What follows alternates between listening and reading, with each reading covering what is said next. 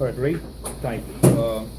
So you missed the complete RAID type. Yeah. Okay, so what is RAID used for? RAID is used for the redundancy.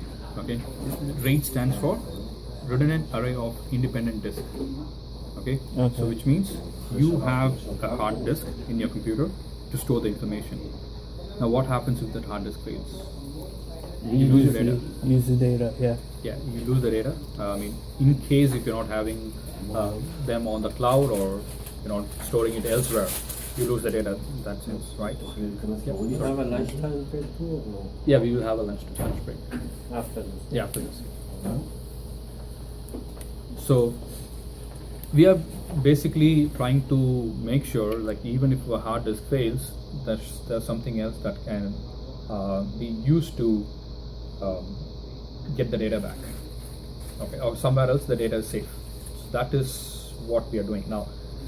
We don't use RAID generally for personal computers, because all our personal computers comes with just one hard disk, which are not considered to be critical devices. Okay. Okay, our PCs are not critical. Servers or devices which you have it in the receptions, which have all these critical information for the company or business, they are considered to be critical.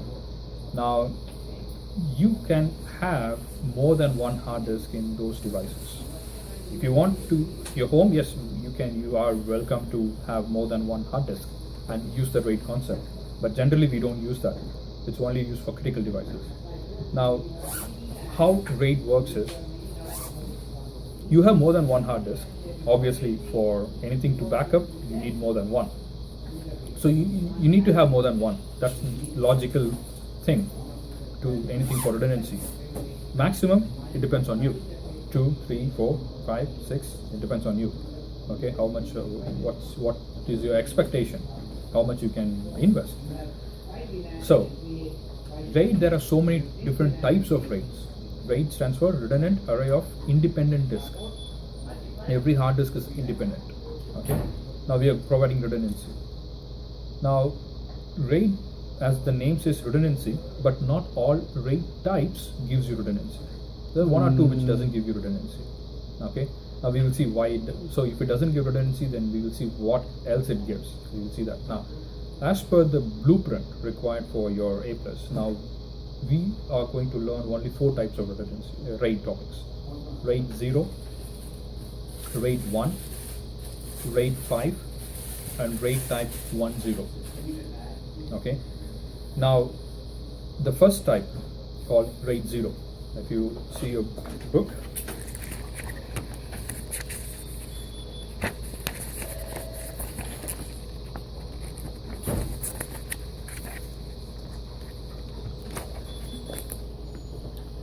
now if you see the RAID type 0, it's called striping. Okay, it's called the striping. Okay. Now, striping means, so for example, you have 2 hard disks in your PC. Now, you have a Word file to save, for example, in your hard disk. You have a Word file to save. Okay. Now, this Word file could have been, it's like a 20 MB file. So it's divided into few blocks. Okay, equal 6 number of blocks or 8 number of blocks, that one whole file. Now you are saving that file.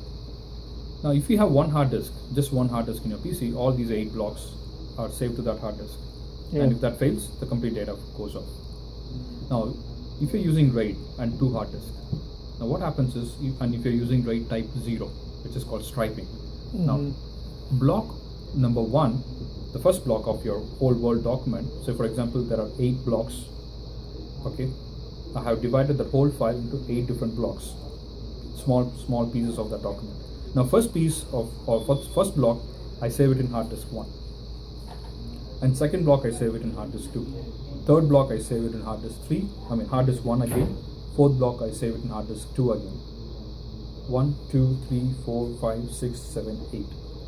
So 4 blocks I have saved in so the odd number of blocks I have saved it in hard disk 1, the even number of blocks I have saved it in hard disk number 2.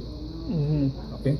Now, what do I get? What is the advantage I get? Here is to write 8 blocks to save 8 blocks or to read 8 blocks from the hard disk, say for example it takes 8 milliseconds if you had just one hard disk. Now you're having 2 hard disks and this is written and read simultaneously. So you cut short your time by half. So you spend just like 4 milliseconds. So what you get is speed. But what happens is if you lose one of the hard disks, if one of the hard disks goes down, now you lose the data, whatever is stored on that hard disk. Usually on both or only one? One, just Okay. one. Okay, you lose one. So this doesn't provide redundancy. So RAID type 0, which is called striping, doesn't provide redundancy of any type. It is only used for efficiency, like the speed. Okay, so that is called striping. Okay, next is called RAID type 1. That is called mirroring. So as the word mirror says, what does mirror says means? Like it's the exact image, replica of that image is being on the other side, right? If you see yourself in the mirror, you see the replica of your image. So mirroring is similar. Now same example, take a Word document and it's being divided into 8 different blocks. Now you have to save that, you have 2 hard disks, okay, and you're using RAID type 1. Now what you're doing here is, in hard disk 1, you save the block 1. Now in hard disk 2, you save the same replica of that block again. I save block number 1 here. This is the first hard disk. This is the second hard disk. I save the same data here again. Now block 2, I save it here. Again, I save the block 2 here. So, but that doesn't. Okay. Okay. Striping means 1, 2, 3, 4, 5, 6, 7, 8. Right? Okay. Here, mirroring means 1, 1, 2, 2, 3, 3, 4, 4, 5, 5, 6, 6. Okay. So what happens is, even if I lose the complete hard disk, I still have another hard disk with the exact data available. Oh. So if I lose one disk, it's still I lost my data In striping. in striping. In striping, you lose that whatever was stored in that hard disk, you lose it once for all. In striping. Okay. Okay, but in mirroring, even if the complete hard disk, one hard disk fails, you don't have to worry because the same replica of data is available on the other hard disk. Oh. But the only thing is, you are utilizing the same amount of space for storing the same data, not something new. So, with respect to cost, yes, you spend more. Got it? So that is RAID 1. Now RAID type 5, that is called striping with parity. Alright, so that is mirroring, RAID type 1.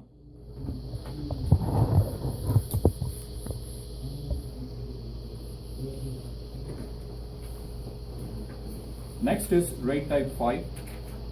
Is it the same? Let's see. Which one? The RAID type 5? Red at 1. It's the same as the word of table is 2115. Yeah, it's the same. Just an example here. Now, RAID type 5. Now, if the key word here is parity. Okay, in the exam, if they ask you, okay, which RAID type comes with the parity? Now, that parity always refers to RAID type 5. Okay, the word parity is always associated with the RAID type 5. So that is called striping with parity. Now, so we already saw what is striping. So what is striping now? Zero. Sorry? Oh, read zero is. Alright. Zero. Okay, the meaning. Okay, the meaning. Split the data in. Yeah, you split the data, the blocks of data in different hard disks. So, alright, so striping with parity, I'm just taking, for example, 3 hard disks, but still 2 hard disks works fine, minimum. Just to explain it better, I'm taking 3 hard disks. All right. Let me take the same Word document. 1, 2, 3, and 4. There are 4 blocks. Now, striping means I save the first block in hard disk number 1. All right. Now, I will save the second block in hard disk number 2. Now, I have a third hard disk. Now, I'm not going to save the third block there. What I'm going to do is I'm going to leave the space for something called as parity. So parity block. Okay. Now, what does that do? So I have saved block number 1 information and block number 2. So kind of 5 KB and 5 KB information I have stored in these 2 hard disks, right? Now there should be a difference between RAID 0 and RAID 5 because both are striping, but this is striping with parity. So the difference is going to be the parity. Now striping RAID 0, what is the disadvantage we have? Lack of redundancy. If one hard disk fails, you lose the data. Whatever is in that hard disk, you lose the data. Now, this is pretty much similar, right? So there should be some difference. So what the difference is, even if you lose one hard disk, with striping, you're not mirroring. Even with striping, if you lose one hard disk, there should be some way to recover your data back. Okay, so that is why they have introduced the concept called parity. Now, what is going to be in the parity is the compressed information from block 1 and 2 is going to be in parity. So, even if disk number 1 fails, okay, actual data you're going to lose, yes, but you can recover disk or the block 1 information from the hard disk number 3 block 1, which has the compressed information of your block 1. Okay, so now this is going to be having 1 and 2. So now I will have the block number 3 here. Okay, so 1, 2, and this is a parity bit for 1 and 2, parity block. So next is block number 3. I can write it here. Now I can write the block number 4 here and keeping this for the parity. Even the parity I do like this. I just don't stick the parity to just one hard disk. Okay. So in case if this disk fails, okay, I may lose block number 2, which I can recover from here, and I will lose the parity, but even if I lose the parity, I still have the actual data, 3 and 4. So this parity is going to have information what was inside 3 and 4.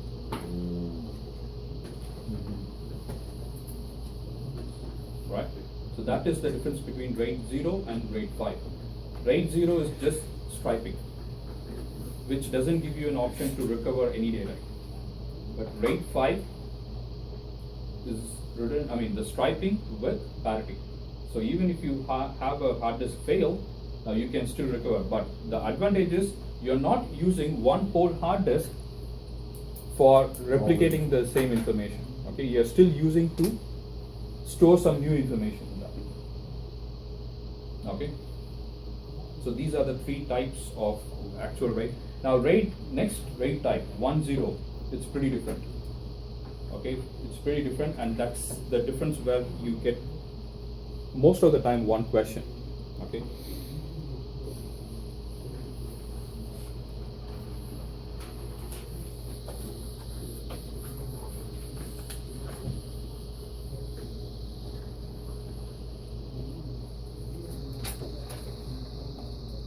RAID 1.0.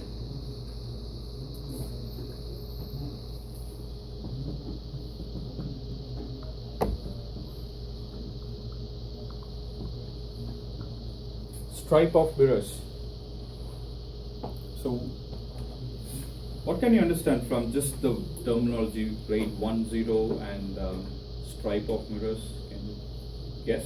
I guess RAID 1 is a combination of RAID 1 and RAID 0. It's this RAID type is a combination of both 0 and 1 or 1 and 0, whatever. Okay, that's why it's called stripe of mirrors. Both striping, we are doing both striping and we are doing mirroring. Now this is expensive when compared to large RAIDs. Now, the major difference between other three RAID types and this is, now in general, A+ doesn't say the minimum requirement of your number of hard disk for RAID 0, 1 and 5. Okay, I said at least 2, but that's logical. Yeah. Okay, that's logical. So A+ doesn't say that there is a minimum requirement for RAID 0 or 1 or 5. A+ says there is a minimum requirement only for RAID type 1.0, and the minimum requirement of number of hard disks is 4. For this? Yeah. Okay. So in the exam, if you see a question, which RAID type requires minimum number of hard disks? That's it. If they don't mention any number, then it automatically refers to RAID type 1.0. Because it's logically we have to understand, okay, for redundancy you need to have 2. Okay, but only RAID type 1.0 says minimum is 4. Can we have like one hard disk, and in that one hard disk we have 2 partitions and use them as What happens if hard disk fails? The concept here is hard disk failure. logically? Yeah. Okay, so minimum requirement is 4 hard disk here.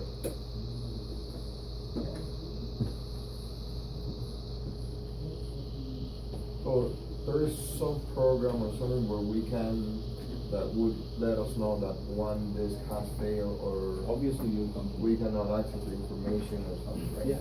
If you are running RAID, you will obviously come to know which hard disk has failed. Oh, Yeah. I've never seen that. Why you have so many raids when 5 is the best?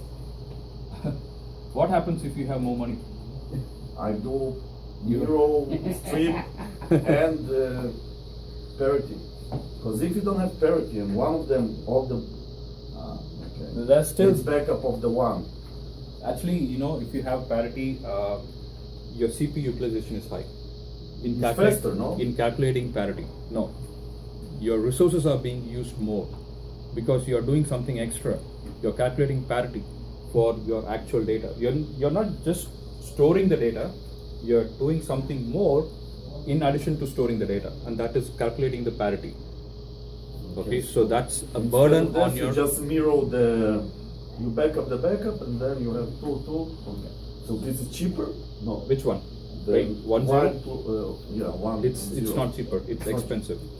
It's little bit But expensive faster than 5. more. It's not about faster. It's one of the best. Like you will not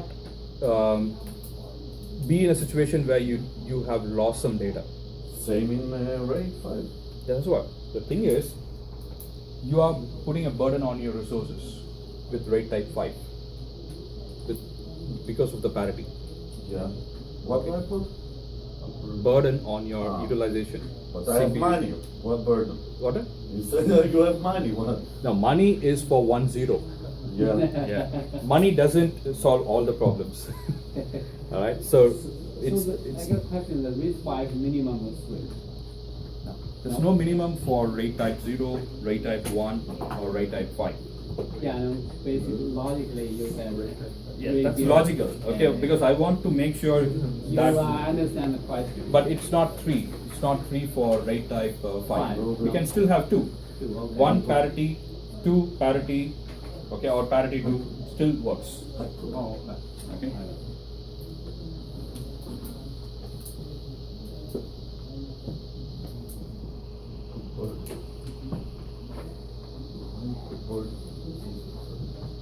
All right.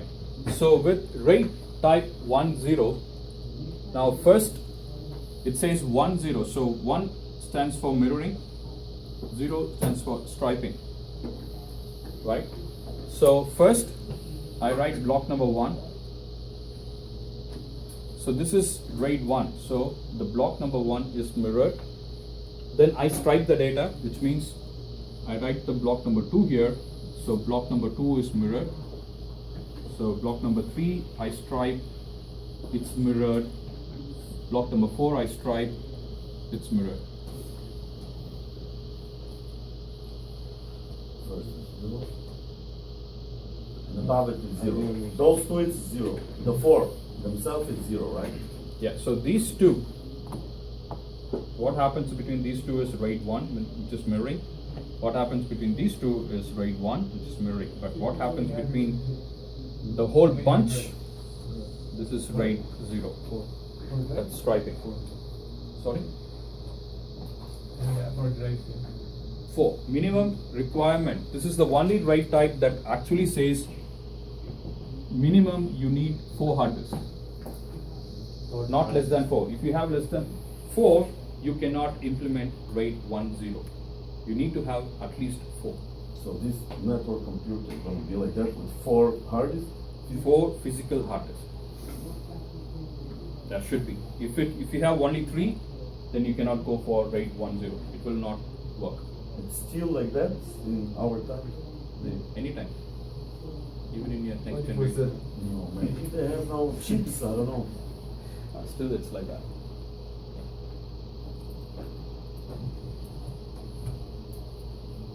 Alright, so that's RAID. So you need to have these terminologies in mind. What is striping, what is mirroring, minimum number of hard disks required for RAID 1.0, what is in which RAID type you use the parity, and striping with mirroring is under which RAID type. So these are the things that you need to remember. Probably you may see 1 or 2 questions maximum.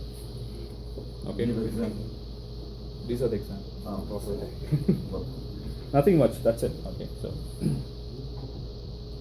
the only thing is RAID, even though it says redundancy, not all. So for example, the striping doesn't give you redundancy at all. And that's one thing you need to understand.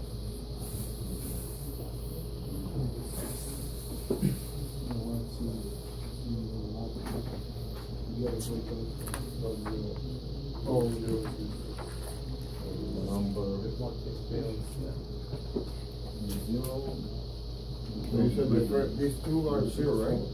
0, and then all of them are 1? Sorry? 0, these two are 0? Yes. So 0, and this 1? What happens is first mirroring 1. Okay, first mirroring happens, Yeah. then striping happens. So that's why they say RAID 1.0 rather than 0.1. Okay, because that 1 stands for mirroring. So what happens in RAID 1.0 is first mirroring happens. The first block is mirrored first, Yeah. then striping of the actual data, which means the second block is written on the third hard disk, then it is mirrored again. Mirrored. So mirroring, striping, mirroring, striping.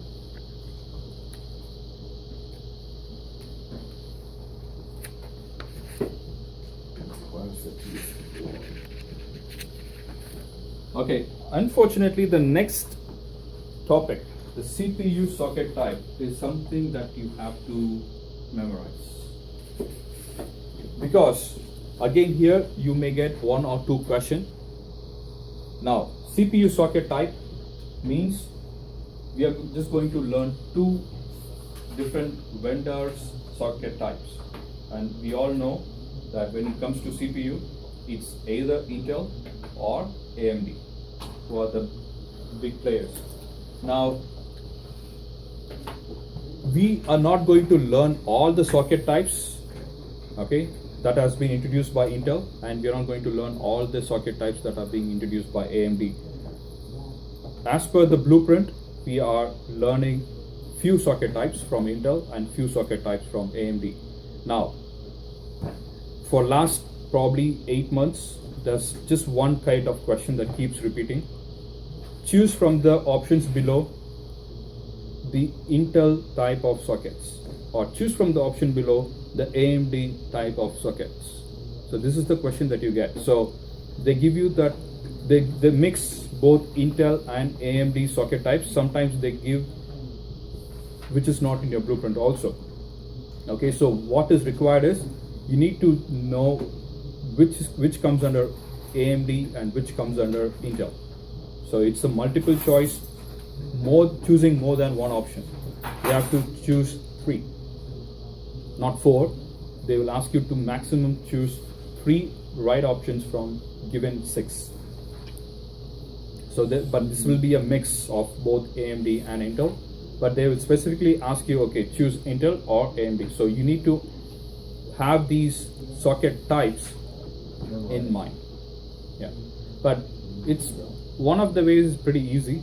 Even though when you look at it for the first time, you will see some random numbers, but there is a clear difference between Intel how they name their sockets and AMD how they name their sockets. So, okay, they're not going to. They never ask you when this socket type was introduced or what it is. That's not the question actually. Okay, so the question is whether you know what are Intel type of sockets and whether do you know what are AMD type of sockets. That's it. Which bridge is that? Okay, so after the rate, just below the rate. 19? Because my book doesn't have page numbers. So old book. Oh yeah. Okay, so first Intel.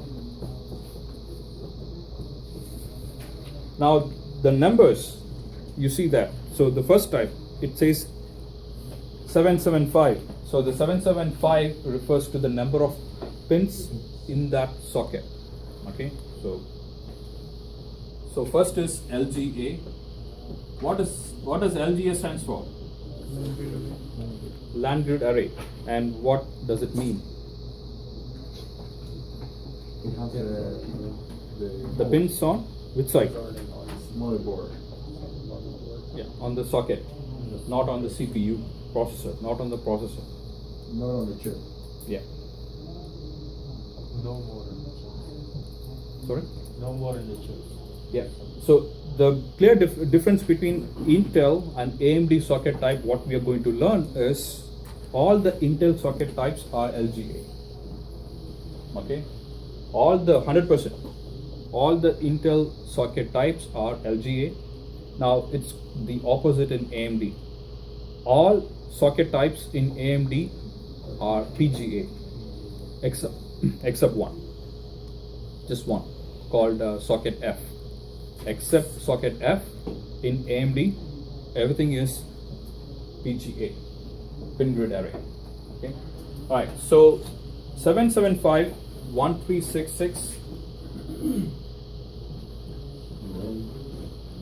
1156, and 1155. Now, just you have to remember these numbers because you have to choose from the options. Okay, you have to remember.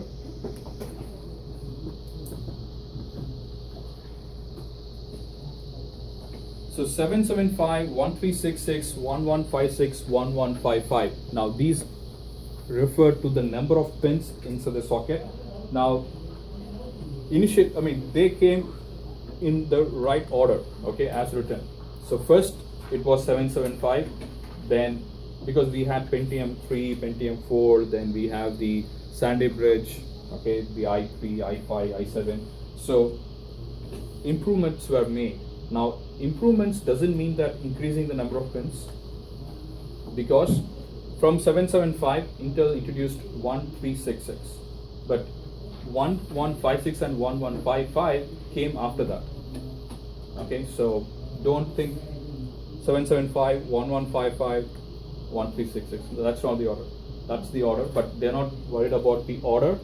They need you to understand what are the types that was introduced by Intel. And all the Intel are LGA. Sorry? Why did you change the number of pins? They changed the number of pins. That's too technical about Intel. How they want it to be better compared to the previous ones. So we are not sure about that. Why?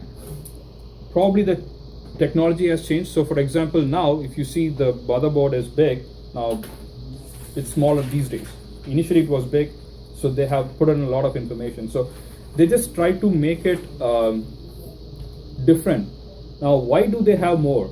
Now for example, if you were using Pentium 4, and if you are currently, if the current availability is like i5, now if you go and buy an i5 processor, you should not be fitting inside your Pentium 4 machine. So Pentium 4 machine may have 1366 number of pins.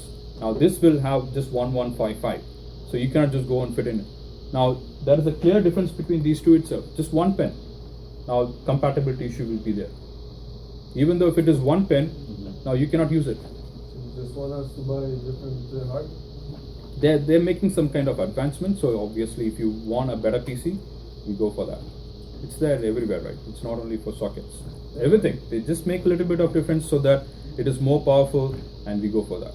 Okay, so iPhones. So they reduce 2 millimeters, and we go and buy that, right? So it's all like that. So all Intel processors, socket types are LAN glue direct, whereas all AMD socket types are twin glue direct. Okay, so AMD 940, that's the only AMD type that has a number associated with it. Okay, but other than that, now AMD is something like I would say the Apple itself. So Apple introduced 4, then 4S, okay, with a little bit of difference. 5, then 5S, then 6, then 6S, right? So all these S types are with a very little bit of difference, not something new innovation. You don't see new innovations going into. Either they may have integrated a better chip or a better pixel, better camera, okay, something like this, but not a completely new type of technology that they have introduced on all these S types. AMD is something like that. Okay, AMD came with something like AM2. Now after that they came with AM2 plus. Now after that they came with AM3, then AM3 plus. Okay, so the plus means just little bit of advancement where it will draw less number of power, less amount of power. Okay, so little bit of tweaking in those plus type of socket. Okay, AM2 plus, AM3 plus, again AM2, AM3. Now why do they have so many types? Because we saw when we talked about RAM, DDR, then DDR2, DDR3. Now they want to make sure the socket, what they are, or the CPU, what it's going to be used, so it is going to be working at a specific rate. Now if you have a less RAM, now that should not bring down the CPU's performance, so it should go hand in hand. So that's the reason they have AM2, which is for DDR2. Now eventually after a few years DDR3 came. Now they want to show the same improvement on the CPUs also, so they introduced AM3. Now AM2 will work with DDR2, AM3 will work with DDR3. Okay, so if one component has been improvised, now we all know that the performance of a CPU or a PC doesn't depend on one product alone or one component alone. Everything has to work together to give the best output. So if your RAM is powerful, obviously your CPU has to be powerful. So that's Intel and AMD, they don't produce RAM, right? Their main thing is processor, CPUs. RAM is produced by another company. yeah, RAM, so many produces a RAM. Yeah, there's so many types of companies. But when it comes to CPU, processor, it's you Intel guys. and AMD are the main. Who usually leads the other one? Like, Intel. no, I mean like CPUs over RAM. Like they come out with better CPUs and then RAM follows, or RAM DDR7 and then some. No, they're not dependent on each other. They don't have competition over, okay, you have a better CPU, now let me go on. Both innovate. Both try to innovate. How can I make the RAM better? I'm not going to look at the CPU and making my RAM better. No, it doesn't work on that way. How I can make my RAM better? That's it, right? My product better. Because if they look at the CPU, it doesn't make any sense, okay? Because CPU is completely different technology. What they have in common is the rate, the data rate or the clock speed. Okay, that's the only thing. Okay, so they are different. They are not looking at each other and working towards it. But if there is something new, which is better than what this CPU can give, obviously they have to come up with a better CPU, because the only thing is one should not bring down the other's performance. That's the only thing. Yeah. Right? So that's the main concept. So AMD 940, AM2, AM3, AM3 Plus, now they are all PGA. Except one, right? Sorry? You said except one. Yeah, that is AMD socket F. So that's the only socket type that is LGA. Do we have to remember that, like socket H, socket, this says here in this bit, socket TB, or just a number? TB, what is that? Page 20. Socket T 775, socket B 1366. Page 20.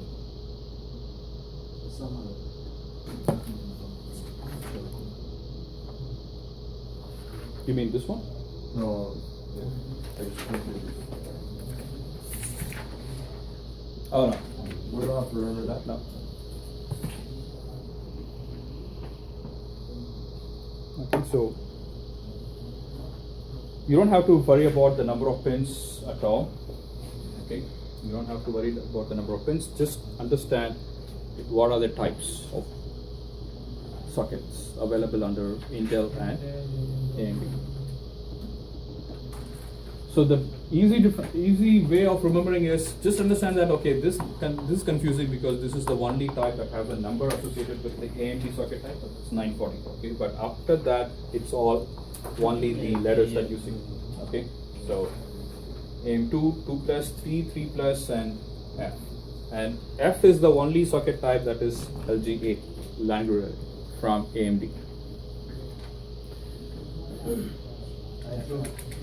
I heard you say that in the exam they give you the pictures, like the pictures of the No. They don't give you No, they don't give any pictures. You just pick from the words. Yes, no pictures are given. I don't think in 8 plus. So just They don't give any. two types of socket. Yeah, Intel Intel and AMD. Yeah, that's it. I don't think any question in A plus comes with a picture. I don't think so. Because my next question would be, how would you differentiate between the different types of Intel processors? Like, how would you know because the pictures are not clear? That would be my next question. If you get the pictures, if you're supposed to choose from the picture. Okay, so your question is if they give pictures. How would you see that this is? The thing is, they never give pictures. Okay, they never give pictures.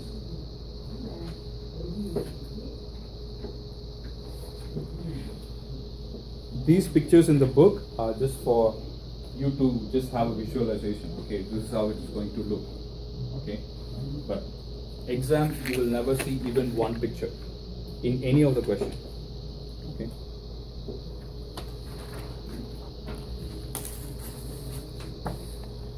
What's the time?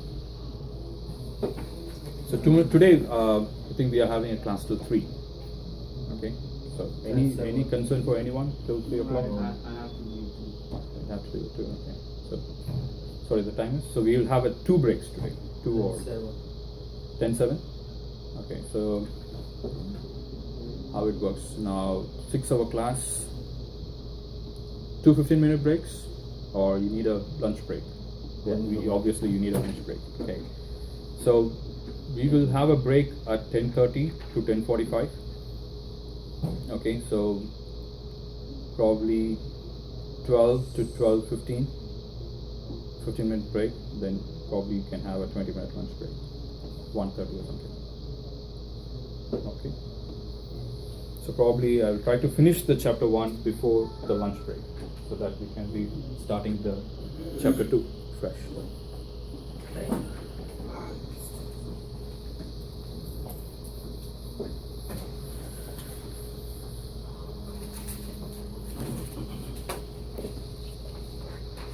Zip. Okay. One is on. Swarm.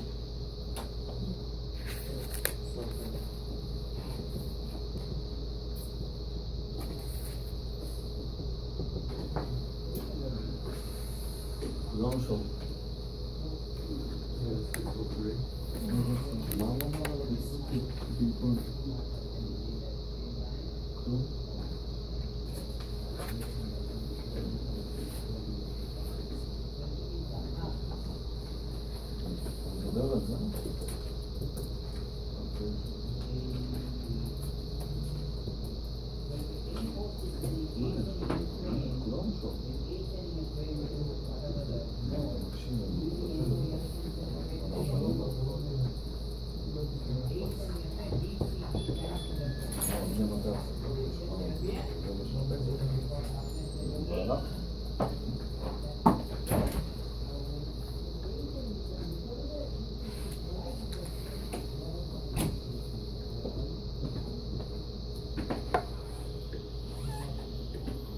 All right, so next is CPU characteristics, which we have already discussed. Okay, so we already know what is a hertz.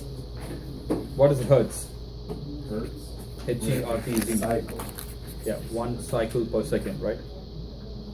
So the specifications of a PC or a CPU is specified in terms of hertz.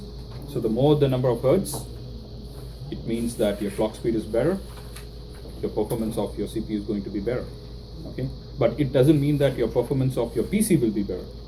Performance of your CPU is going to be better. Okay, so in order to have your performance of your PC, okay, then you need to have a look at your RAM and all those other stuffs as well. Okay. Now we talked about the so the actual speed of the computer relies on a lot of other different factors. For example, the speed of the CPU, the architecture. You remember the architecture?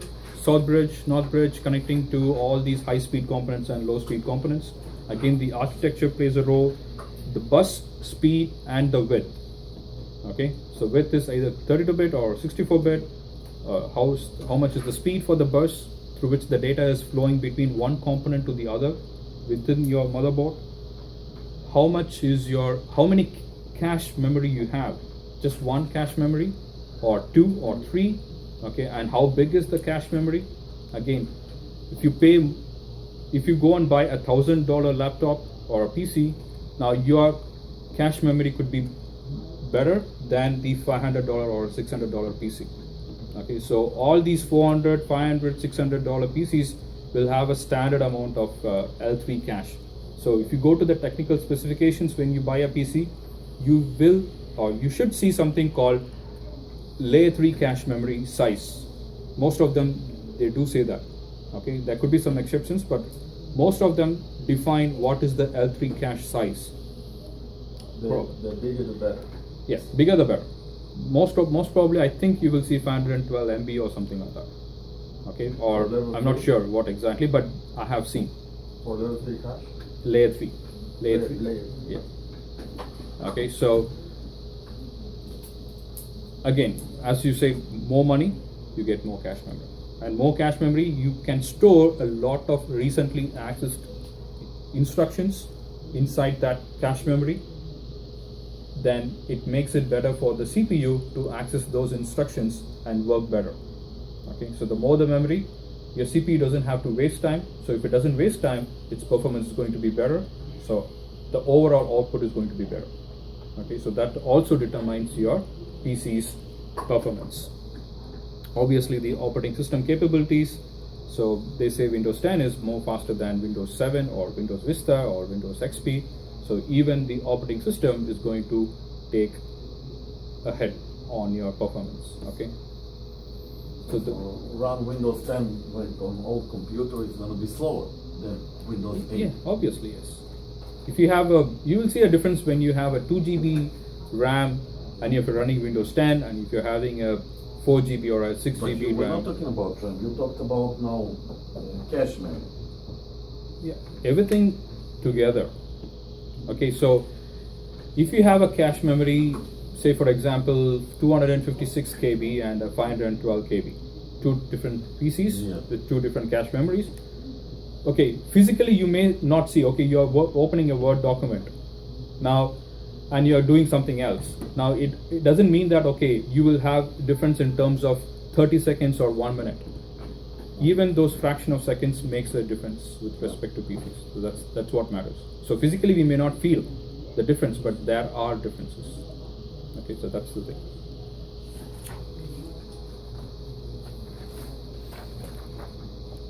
All right.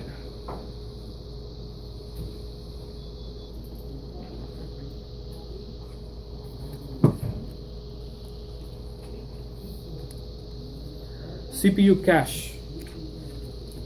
And we know that that's one of the fastest memory type we have. What's the type that's being used for the cache memory? What's the memory type? What's the type? Cache? What's the Dynamic. Level 1, level 2, level 3. no the type of memory, not the level 1 or level 2. Oh, RAM. Yeah, RAM. Yeah.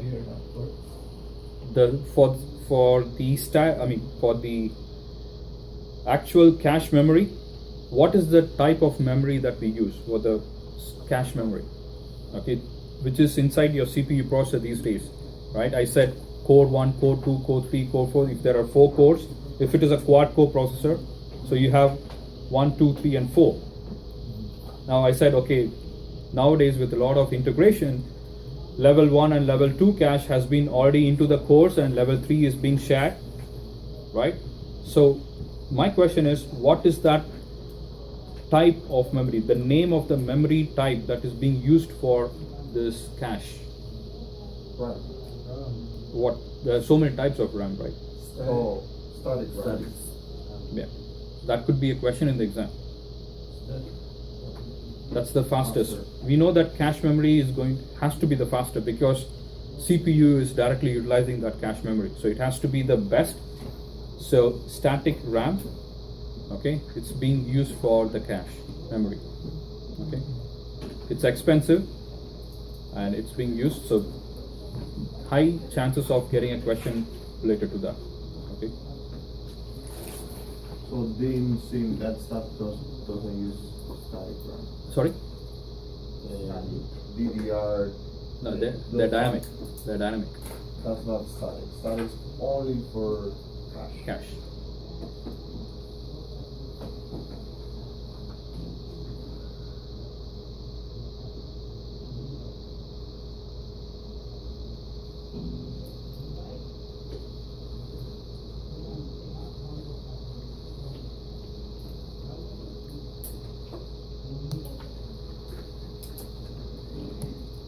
All right. Next is hyperthreading. Now, hyperthreading is a type of a new concept or a technology that was introduced by Intel. Okay, Intel is the one to introduce something called hyperthreading. Now, the whole concept of hyperthreading is to make the processor to process your instructions more better than what it can do. So, for example, we know that if you give whatever you give to a PC is an instruction, right? So for a PC, it's all instruction, and the CPU is the only component inside your PC which can understand your instructions. No other component can understand user's instruction, because that's why the CPU is considered to be the most important part of your component of your PC, because CPU has been programmed in such a way that whatever the user says, it will understand. It's a kind of, you can see there's a person who has the ability to understand any language spoken in the world. Okay, so CPU is like that. Any instruction, CPU will understand. Hard disk may not understand everything. RAM will not understand everything, but CPU is the one that can understand everything, so it can allocate the task accordingly to other components inside your PC. Now, the number of cores determines how many tasks it can do at a given time. If it is a quad core processor, it has 4 different cores inside that same CPU, inside that same one physical CPU, there are 4 different cores. Now, each core is independent. Okay, each core is independent.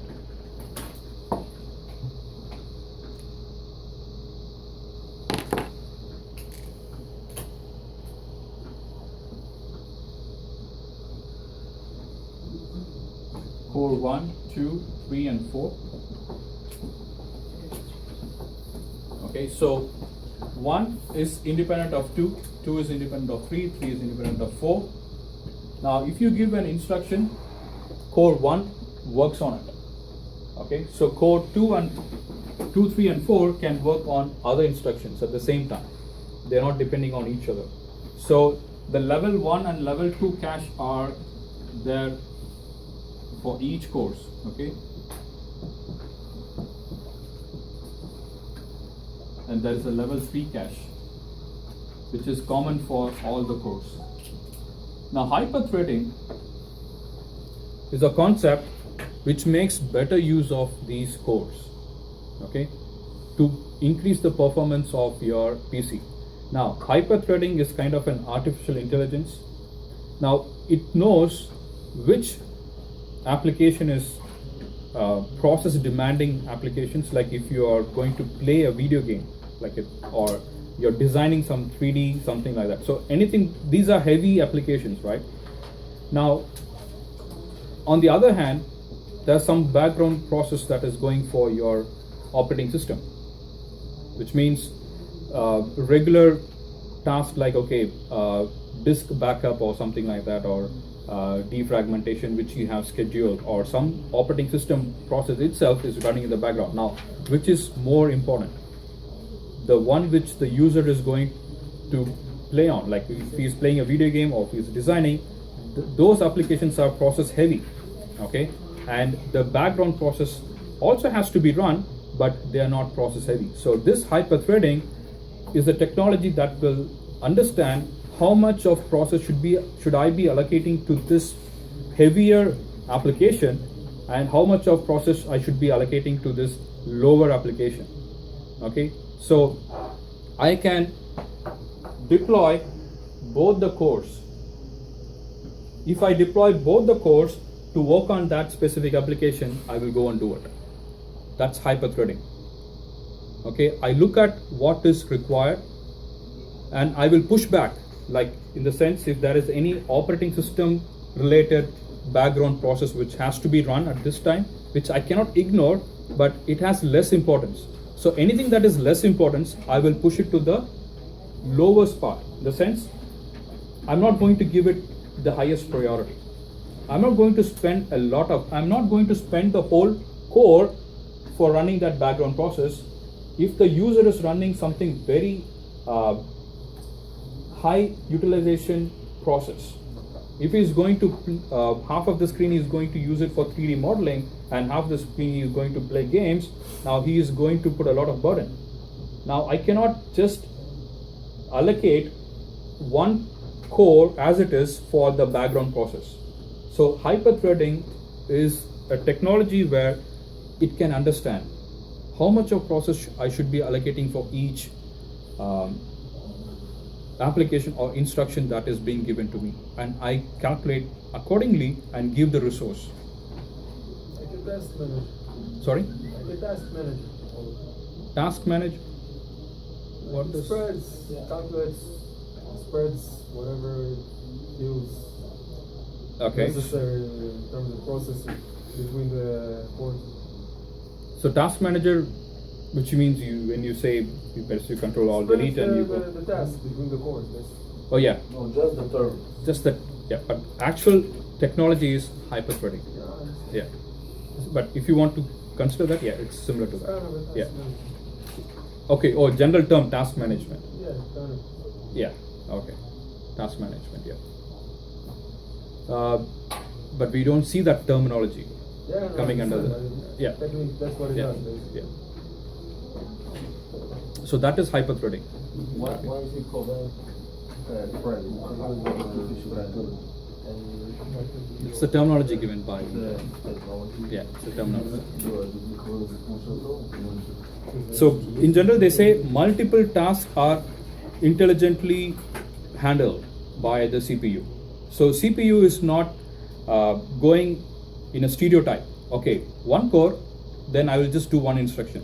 Second core, I'll just do another instruction. Third core, it's not like more like a machine. It's going to have some kind of more intelligent options to think. Okay, I have 4 cores. Now this is my whole capacity. Now, depending on the instructions that are given to me, I will efficiently use these processes or these cores. So that by doing that, you are going to get a better performance again. So that is something introduced by the Intel called hyperthreading. Okay, just to make sure your processes are handled in a more intelligent manner by the cores. Only by Intel? No, nowadays everyone has that. It was introduced by Intel. more, is there any computer with more than 4 processors? Like Obviously, yeah. Oh yeah. Quad core, I mean, octa core, multi core. Yeah. But It all Core depends. i3, Core i7, all those are quad core, right? Yeah. You still have duo core, you still have quad core. It doesn't relate to i3, i5, i7. And again, you will have the differences: quad core, octa core, multi core. But for regular PCs which are priced less than $600 or $700, you will see quad or quad core. Yeah. But quad core also, I think only for Acer you get. But other types, if you go, because Acer is cheaper but better. Okay, it's also one of the best CPU, best laptops that you have. Okay, yeah, Acer is good. Acer is good. But in terms of long lifetime, then you go for IBM. Okay. Lenovo. Yeah, Lenovo. So if you want to go for entertainment, then you go for Sony. HP, I hear only issues, a lot of issues. But HP really has integrated with these Beats, and they have a good audio. Okay, but it cannot. it has a good audio, but not in terms of, because you get a lot of 16 gig HP devices for. It starts from $900 also. Yeah, it starts from 900, 1,200, 1,300. Now you have a lot of issues with HP in general. All the programs I work with, the 3D designers say never take an issue. Never. Okay. It's just not working with that. HP, yeah, it's not for okay, general 4 GB 4 GB process, or I mean the PCs are general. Now for that, okay, HP is okay. But if you go on to go and do some kind of programming, or if you're running the packet tracer software or the GNS software, forget. HP cannot take that load. Even though it says 16 gig, it will work for 6 months, 8 months. Then you will see the process going down, performance going down. So. How about the Asus? Asus, they say it's similar to Acer, but I have not seen. I mean, any of my friends using Asus. I have seen a lot of people using Acer. So no complaints about Acer. For the money, it's one of the best product. Acer. No, Asus. Yeah, Asus. Asus, I'm not sure. Asus, it's Mexican. Oh yeah.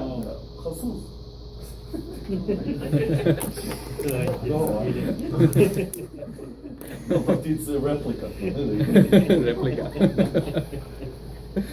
Yeah, I'm not sure about Asus, but you see a lot of them. If you want to buy it, Dell. You see a lot of them, but I'm not sure. I never cared about looking into the reviews also.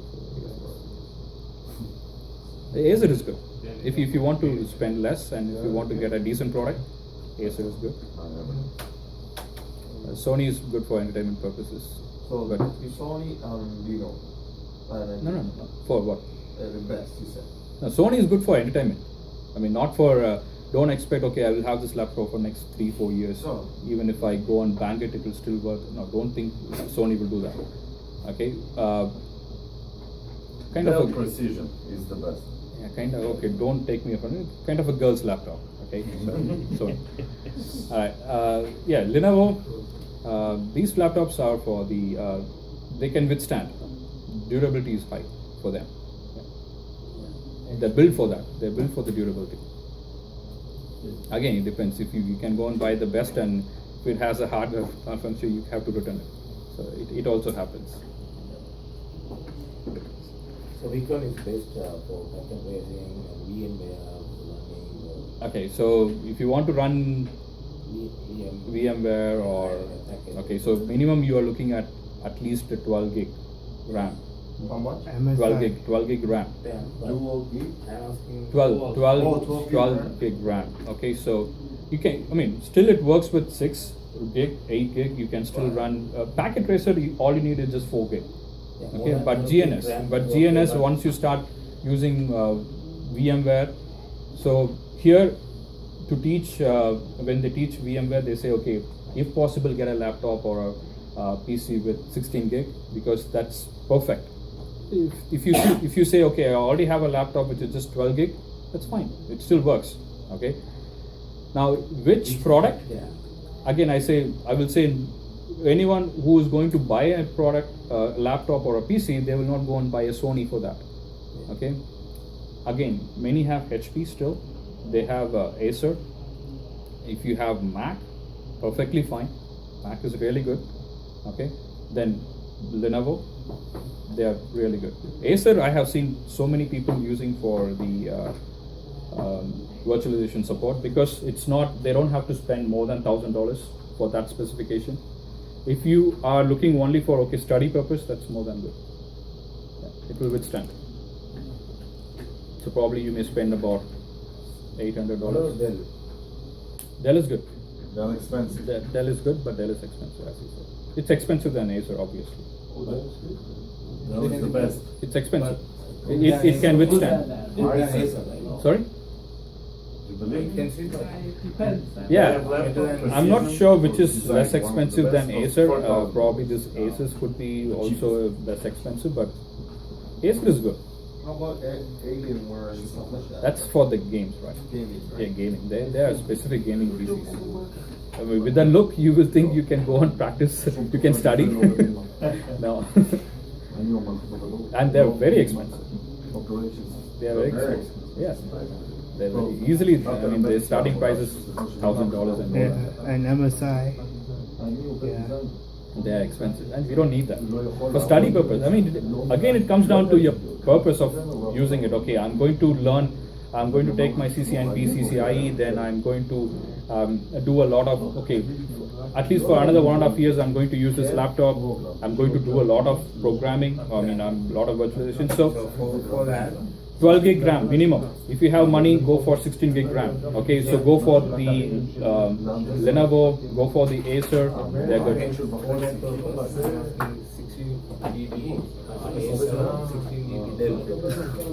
Okay. See, it's not like one. I cannot straight away say, okay, this is bad and this is good. Okay, you have to see other stuffs also.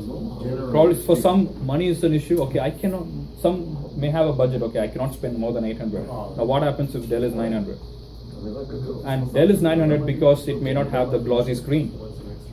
And Acer is less expensive because Acer has glossy screen. So which means when you open the screen in your home and if you sit, you will see a lot of glaring. Okay, and I don't like that. So I will think, okay, even if I spend $100 more, I'm getting an anti-glare screen. So many things. Right? So it depends upon the individual. So it's not like okay, Dell will work only for 1 year and Acer will work for 2 years. It's not like that. A lot of other things also comes into it. But they're not bad, they're still good. Even HPs, some really vote for HP. But I personally don't, because I have received more negative comments than positive comments for the HP. Okay, so that's the reason. Alright, next is virtualization support. So probably this is what we were discussing a little bit. Now, we don't have to worry about the processors that we get today, because every processor that we get in the market today has the virtualization support enabled. So So which means you can go and run your virtualization. You can install the VirtualBox software, you can install your VMware, you can install the Hyper-V, you can do anything, because every processor that comes today has the virtualization support enabled. Okay? That's the thing. And we know about what is the 32-bit and a 64-bit architecture, right? So what is the main difference between a 32-bit and a 64-bit architecture? What is the box? The difference between 32-bit and a 64-bit. Sorry. The size. Size Size of the size of what? and the bus of the width. The bus width. Okay. All right. So this is like yeah, that's everything. Bus is either 32-bit or 64-bit. Operating system is either 32-bit or 64-bit. Now processor is also 32-bit or 64-bit. So there are so many 32-bits and 64-bit. More data. Okay. For each side. Yeah. It's not about faster. It's about more data per clock cycle. Per clock. Per clock cycle. You can put on double the amount when you compare to 32-bit. 64 can take more number of bits per second, or per clock cycle per second. All right. So these days, as we saw in the CPU architecture, so we have something called integrated GPU, graphical processing unit. So that is the inbuilt graphics into your CPU. So that is only for your regular things what you see on your monitor, not for high advanced graphics. Okay. So which is the slot that you use for adding a video card? PC? PCIe. Okay. Now what is the slot that you use for adding a new NIC card? NIC. What is a NIC? Network interface card. PCIe again. Oh, for NIC? NIC. PCIe? The brown one? The brown one selected. The black one. The black one. Yeah, the black one. Usually the black one. Is PCIe for the NIC? Yeah, because NIC card these days you get even for laptops you get generally a 1 gig NIC card. 1 gig. Okay, we don't have any more 10 MB NIC cards. Okay, either fast Ethernet, which is 100 MB and 100 Mbps, or a gig, which is 1 gig. Okay, so 1 gig means it's really faster. Only the browser. PCI. Sorry. The browser is faster. This control the browser. Which one? The NIC card. No, NIC card doesn't relate to the browser alone. It's your speed, the connectivity that you're having to the network. Browser means the Google browser you're talking about. It is a part of it. Now NIC card means the rate at which the data can leave your PC to your network devices and coming back. So that is the thing that NIC card takes care of. It's not about the internet connection. Internet connection comes along with that. It's a part of that, right? Yeah. But it's not the only thing. Okay, it's the, you can say, general network connection. So internet comes under the general network connection. Okay, so you can be chatting with your colleague, okay, through Skype, which doesn't need an internet. Okay, so probably you can just use your Wi-Fi. Now, then you can use your actual internet. Okay, probably you can use your, okay, and internet is a part of it. So 1 gig is heavy, and you need PCIe. PCI is for slow speed, and you cannot handle it. So you said 100 Mbps, it's 1 gig, or is 1000 Mbps 1 gig? Okay. First, it all started with 10 Mbps. Okay. That's called Ethernet. Okay, Ethernet. just Ethernet. Now, after that, we had 100 Mbps for a long period of time. So that is called fast Ethernet. Fast Ethernet. Ethernet. Okay, fast Ethernet. That is 100 Mbps. Now we started seeing 1 gig for the PCs and laptops Ethernet port, the LAN port to which you connect the wire, right? So that is 1 gig. 1024 Mbps.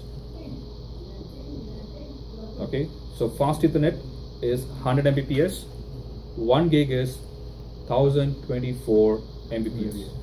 So all the laptops, the new laptops have that? No. Again, you have to go and check the specification. It's not a rule that new laptop should have 1 gig. Nowadays, I see a lot of 1 gig. So after 100 Mbps, then the card is PCIe. So you say, Yeah. okay. You can even use the 100 Mbps for your PCIe, that's fine. But in general, if anyone asks you, okay, in which slot do you use for the NIC card, we generally say go and use the PCIe. Okay. So 100 Mbps and 1 gig are the only two kinds of NIC slots you will see on any PCs and any laptops these days. Either these two. Okay. If you go for enterprise level, high advanced devices, then you may see 10 gig. Okay, that's way expensive, and you will never ever see that on your PCs or laptops. 10 gig. How many is Cat 6? Okay. Cat 6, no. Cat 5 is 100. Cat 5e is again 100. Now Cat 6 is 1 gig. Cat 5e can also give you 1 gig. Okay, they work on the same frequency. Okay, but the technology involved is different from Cat 5 and Cat 5. So it's 1 gig. Cat 6 is 1 gig.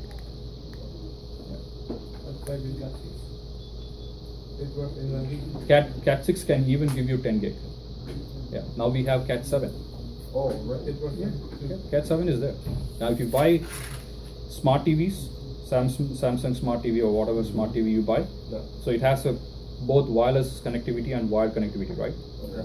So if you look into the specification, they will say, okay, if you're connecting through wired, Yeah. for the maximum performance, use Cat 7. Yeah. So you get so I would always say for smart TVs, if you want, just go and have a wired connection rather than wireless. Wired better? Any given day, you will get less speed than the wired. Any given day. But So- better. Expensive. Cable is expensive. Cat 7, yeah. To fully use it. Yeah. It depends. All right. So what's the time? 10:30? Beyond 10:30. I forgot my mobile. So 10:40. Okay. Let's take a break. 10-minute break. Yeah. So we'll be back in 10 minutes.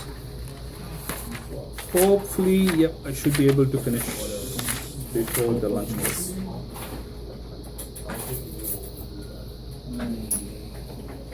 So everyone have signed this one, right? Attendance sheet.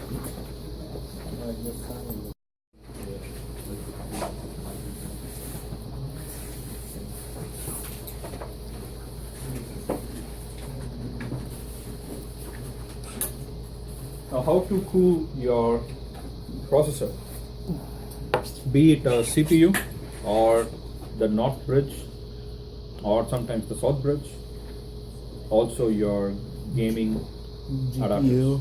Yeah. So any component that needs to be cooled down, now we use the traditional heatsink. Okay, so that's the heatsink. Okay, so this will sit on top of your CPU or North bridge. Okay, I mean this is actually for North bridge. Okay, because for CPU you will see something more bigger. Okay, but same type. Okay, now at the bottom you will see thermal paste or thermal glue, whatever, now which is what we discussed before. Now that makes this heatsink to be sitting firm on top of that chip or the processor.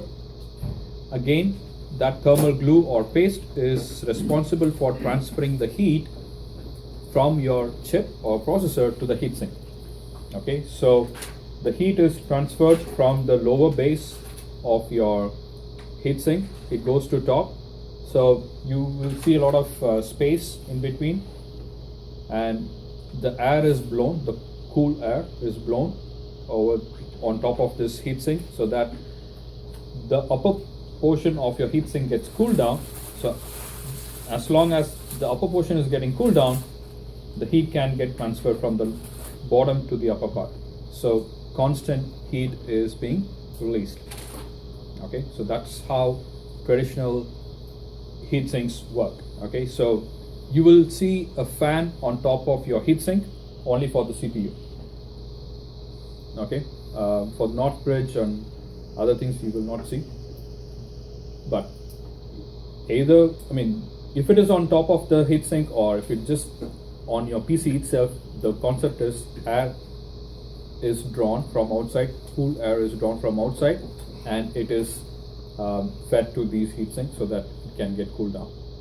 Okay, so that's the traditional heatsink that you will see. Now, for gaming PCs, of course, these traditional heatsinks are not going to be helpful. Now, you will see the liquid cooling. Okay, so you may get a question in the exam with respect to liquid cooling, okay, which is mainly used for gaming PCs. Now, the only main difference is it uses a liquid, a coolant, okay, to cool, because this traditional heatsink cannot draw the heat to a expected level on those PCs or on those processors. Okay, so we use liquid cooling. So that is going to work just like how your cooling system in your car works. Okay, so there's a picture there. Now we use a coolant liquid. Okay, so that liquid is fed on top of the CPU to draw the heat, and there will be two tubes. Okay, there will be two tubes going out of that coolant. Say for example, if this is CPU socket, now on top of it, it's going to be the two tubes. Okay, so the coolant is fed inside so that it can draw the heat from the CPU, and the hot liquid is taken through the other way around, and there will be a fan attached, so that cools the liquid again and sent again. Okay, so that's how liquid cooling works. Okay, so it's happening through a coolant liquid. Okay, it's not just the heatsink, we use the liquid to cool. This is the expected technology for high-end gaming PCs. Okay, for if you go and buy a high-end PC, you will see, if you open it, you will see a liquid coolant inside, liquid cooling technique inside, rather than the traditional heatsink. Okay.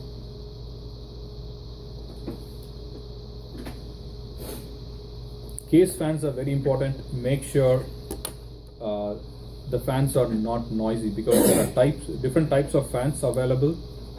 Some are noisy, and some are really quiet. Okay, and there are sizes, with different sizes of fans you get, different types of power requirements for different fans are there. So just make sure, and always make sure that dust is not settled on the fans, because if the airflow gets disrupted, then you will see eventually this process or the temperature inside your PC getting increased. Probably that will decrease your lifetime of your components. Okay, so if your components are exactly built for 4 years, probably you may see them lasting for only 3 years. Okay, if they are not maintained with the right temperature. So all you need to do is make sure there's no disruption to the airflow, mainly with respect to the dust. And we don't recommend to keep any of these devices which has a fan or ventilation in a closed closet. Okay, so you need to have proper ventilation, which again we will see this in chapter number 5, but you may see a question also. Okay, you should not keep your PCs or your routers or switches in a closet where there is no proper air ventilation. Okay, because the temperature inside is very important. Okay, so fans play a very, very big role. Okay, in that.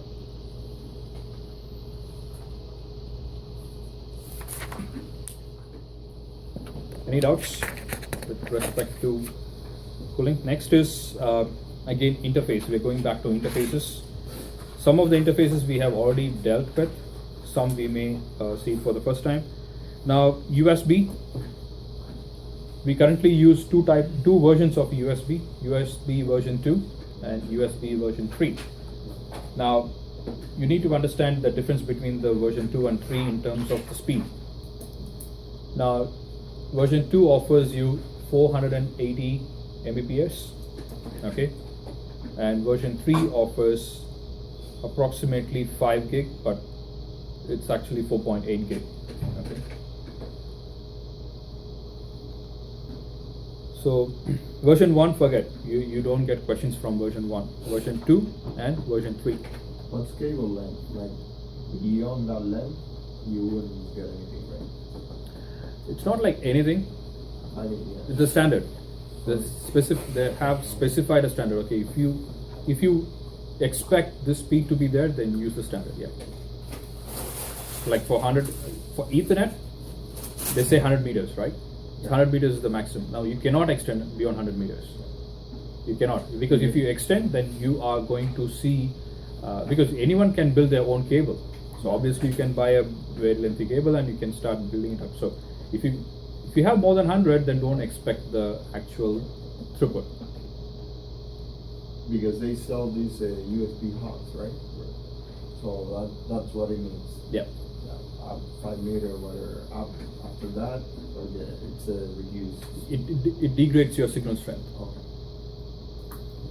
So all you need to understand is USB 2.0 provides 480 Mbps and 3 provides 4.8 gig. Sometimes you may see 5 gig. Now both are same. Okay, so 2.0 is 480 Mbps and 3.0. If it is 4.8, that's fine. Sometimes if you see 5, it's also fine. Okay, but both are there for USB. Now we discussed about FireWire.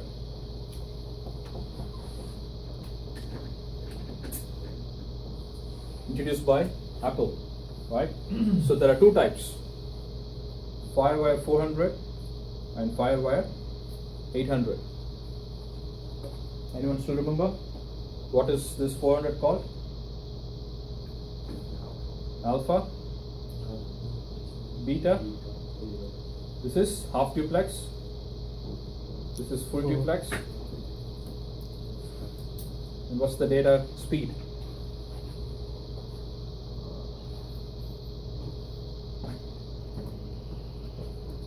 It's given there.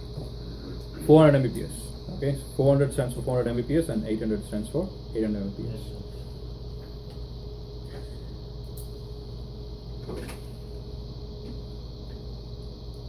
So you need to understand these speeds. Now SATA. There are two types of SATA, right? SATA and eSATA. E stands for external.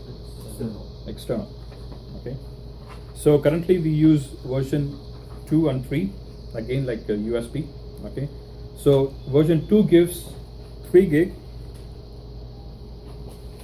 SATA, both SATA and eSATA, version 2.0 gives 3 gig and version 3.0 gives 6 gig. So you need to understand this one and this one. So which is better? SATA. SATA is always better with respect to version 3. They will question you on the latest version. Okay. So always remember, USB version 3 offers a maximum of 4.8 gig. SATA version 3 gives a maximum of 6 gig. So if you're buying an external hard disk or memory, now you hard storage device, you may see both USB 3.0, SATA, or sometimes you may see just the SATA or only USB. But if you see both, and if anyone asks you which is better, it's always the SATA, okay, which gives 6 gig data throughput rate. Okay. So this speed is same for SATA and eSATA. So the only difference is the cable length. Okay.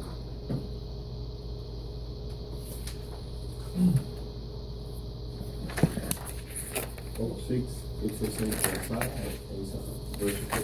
Sorry? Speed you said is the same. It's the same. It's the same for both SATA and eSATA. For version 3 Yes. or version 2 or inversion.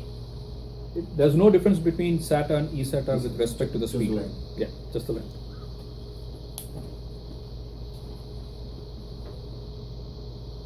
Clear? Now, for some reason, CompTIA, be it A plus or Network Plus, they are more interested in wireless. You see a lot of questions coming from wireless, even though there's nothing much to learn. They try to ask all the possible questions that comes under wireless. Okay, so you got very less to learn at this stage. Now, since we are learning about the speed, okay, so we will be learning about wireless again and networking. Now, with respect to speed, now what are the wireless technologies that comes to your mind for data transfer from the beginning? Bluetooth. No?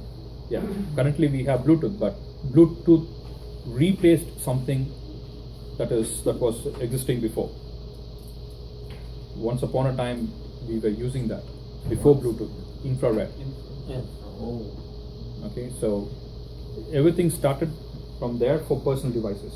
Okay, we didn't use infrared for enterprise or home wireless communication, but between two mobile devices, if you want to send some data, we were using infrared.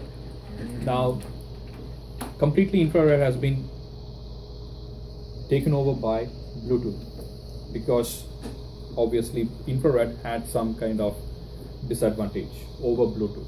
Okay. Now, first let's talk about infrared.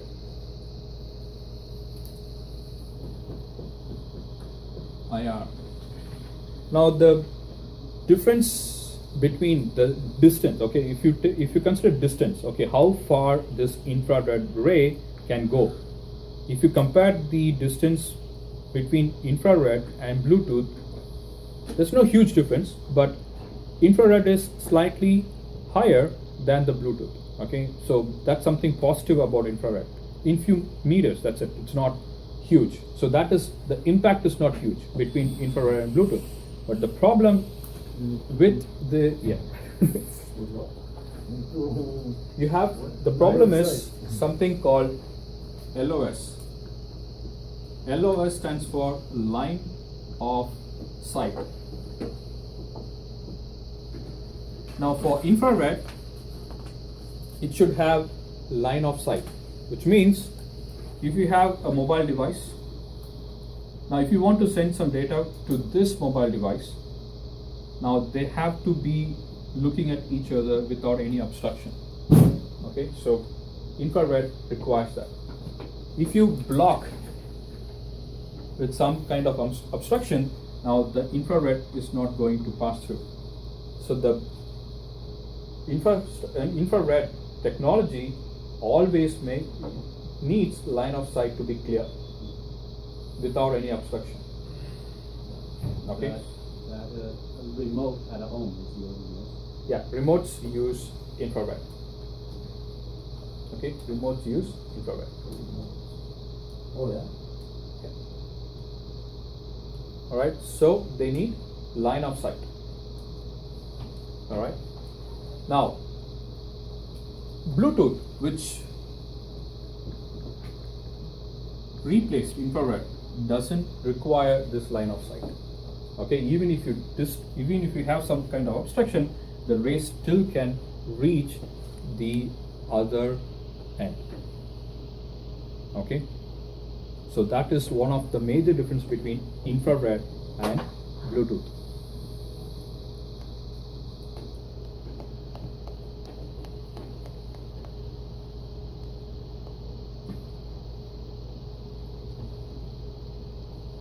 Okay, so there's a lot of irregularities in terms of the distance that the infrared covers and the Bluetooth that it covers with respect to CompTIA. Okay, because if you compare CompTIA's A plus and Network Plus, you will see two different values. CompTIA says in specific, okay, Bluetooth means less than 100 meters, that's it, and infrared means 10 meters. Now, it is in general that the way to answer CompTIA's questions are, you have to understand, okay, infrared with respect to distance is less, okay, is less than the Bluetooth. That's what you need to understand. Now, they will just give a random number, say 10 meters, they're going to give you approximate numbers. 10 meters for infrared and less than 100 meters for Bluetooth, just to make sure that one is better than the other. But in reality, it's not going to be the same, okay, but to make it different, okay. And if they say wireless, Wi-Fi, now that is going to be beyond 100 meters. So that's how they differentiate, okay. So all you need to understand is infrared is 10 meters, Bluetooth is less than 100 meters, okay. So this infrared requires clear line of sight. Bluetooth doesn't require clear line of sight. So these are the major differences between infrared and Bluetooth. And yeah, 10 years or 1 year? which one? The book says 1 year. Yeah, it says 1 meter, but in the exam, CompTIA says 10 meters. Yeah, or sometimes you will see less than 10 meters. And Bluetooth 10 and more? Or how? Less than 100? Less than 100. So it can be 10, it can be 11, it can be 99. So CompTIA just says, plays it safe, less than 100 meters. So Meters, and here less than 100 it will be? yeah. Less than 100. So when the book was prepared, we thought, okay, this is the right figure. But when students took the exam, they said, okay, we don't see these numbers. We just see 10, less than 100, and more than 100. So we are now just going along with the A plus. We're just adapting it to A plus. So when it says less than 100, yeah, it can be 10, it can be 95 also, right? So, but always understand Bluetooth has a more coverage area, okay? And the applications of Bluetooth today, especially your headphones, okay, wireless headphones, and your car entertainment system. So once you take your mobile inside your car, it automatically detects, right? Yeah. So again, it's Bluetooth. You have to pair your device. That's the only thing. Okay, in Bluetooth you have to pair. So these are two things that are used for PAN. Or? What is this PAN? Personal area. Personal area network. Infrared and Bluetooth technologies are used only for personal area network. Now, what is personal area network? If you're transferring information between your mobile device and any other PC or a printer, wireless printer if you have, so it is within a small specific area, and that is only between you and your device. Okay, so that is called personal area network. This is the smallest network size that we have in networking. Personal area network is the smallest network. Okay, now the next level to personal area network is your LAN, local area network. Okay, it can be within your home or within your office, within your building. So that is local area network. Then we have MAN, metropolitan area network. Okay, then the biggest one is called the WAN, wide area network. Okay, so that could be the entire globe. That is called wide, your internet. Okay, that's the wide area network. So it's all starts with your personal area network, and within your personal area network, you will see these technologies with respect to wireless, which are infrared and Bluetooth. Okay, so if you connect your mobile device to your, say, laptop, and if you're transferring data, now that itself becomes a personal area network. Now that is wired. And if you're transferring something through wireless between your PC and your laptop through Bluetooth, now that the communication that happens between these two devices, it's still under a network, right? So you have a IP, both the devices have an IP, so it is a network that is called a personal area network. Okay, so both of them are used only for personal use. Okay. Now we don't use them for anything beyond this. We cannot use them because they have a limitation with respect to the distance. Now what is beyond this? Very common example is your home internet access. Now you cannot expect a Bluetooth to be used for home internet access. Okay, the data rate is not going to be enough. Distance is not going to be enough. Okay, so we go for the third type of your wireless, which is called Wi-Fi in general. What is the abbreviation for Wi-Fi? Is there any abbreviation? I thought it was that. There are many things that, yes, because we generally use that word Wi-Fi. Because it's not a short term for wireless, because wireless doesn't have the word F. Okay, it's called wireless fidelity. Okay, wireless fidelity is compressed to be called as Wi-Fi. Okay, it's just like a all these manufacturers, vendors, wireless vendors, just got together to form a non-profit, like a group. They want to make sure that they market the wireless as big as the wired components are. They want to really bring these wireless components inside the market. So, and they also want to make sure the standard is maintained. So if any vendor starts manufacturing, now they should comply to the standards. Their product should be actually, if you go and buy a product named XYZ and if you bring it home, now it should work with other components. Okay, so for example, if Bell is going to provide you say for example you're buying a wireless booster or a repeater from a new startup company which you never heard of, but they were just giving it like a free for promotional services. Now when you buy that and when you come home, you already have a Bell wireless router. Now you bought that to extend your wireless coverage. Now this device which you bought should work with the Bell, along with the Bell, right? So if it is not made to the standard, obviously it's not going to work. So they make sure when any vendor comes up with a product, now they take it to this wireless fidelity and they just make sure they test it, and if it is made with respect to the standards, they give a stamp, okay, certification. Okay, yes, this is, you will see that Wi-Fi written on the label. Okay, so which means, okay, this is as per the standard, this will work just like any other regular wireless devices. Okay, so completely satisfies all those IEEE standards. It's called a repeater or what? Which one? What you're talking about? The Wi-Fi repeater? Yeah, just an example. Yeah, wireless repeater to extend your wireless signal. So, for example, you have your wireless router basement. Yep. It's like a 3-story house. Now you will not get a proper the same signal strength what you get in basement on your top floor. Yep. Right. So to get this, even if it is not the same, at least a very decent signal strength, you need to boost the signal strength. Right, so you will have a repeater. So it needs to be powered and that's Yeah, it has to be powered. That's it, right? Yeah, it has to be powered, that's it. So it will boost the signal strength. Okay, it is not going to alter any data. It's just going to boost the signal so that the signal can travel a bit more. Okay, so that's a repeater. It's a repeater. There are wired repeaters. Wired repeaters are what? Hubs. Hubs are repeaters.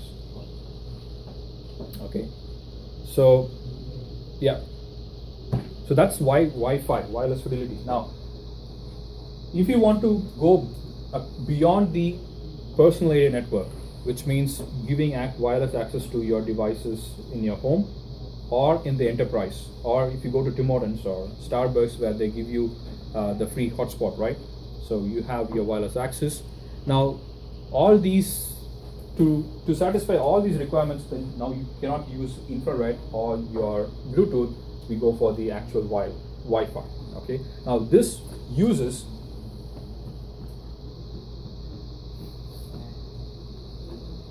radio frequency, RF.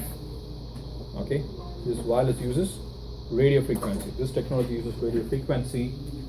Now the frequency is similar to what you would have heard about for these radio stations. Okay, so 91.1, 89.9, 100.1, 101 FM, right?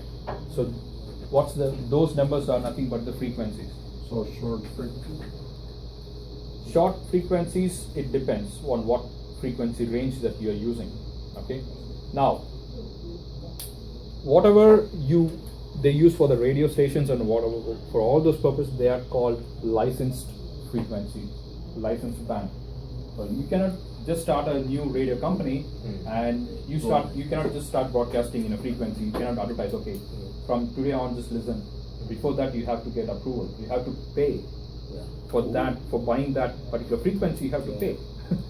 Alright, so it's not I'll just get it in my dreams, okay, let me start a radio company, and I don't start it like that. I have to pay and get that.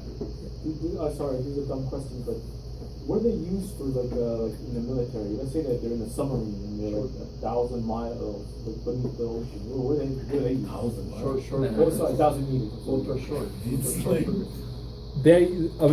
Your question is what are they using? Yeah, what are they using?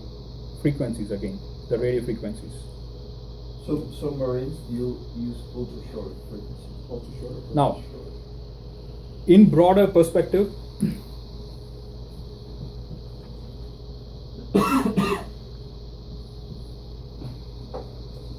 it's called electromagnetic spectrum.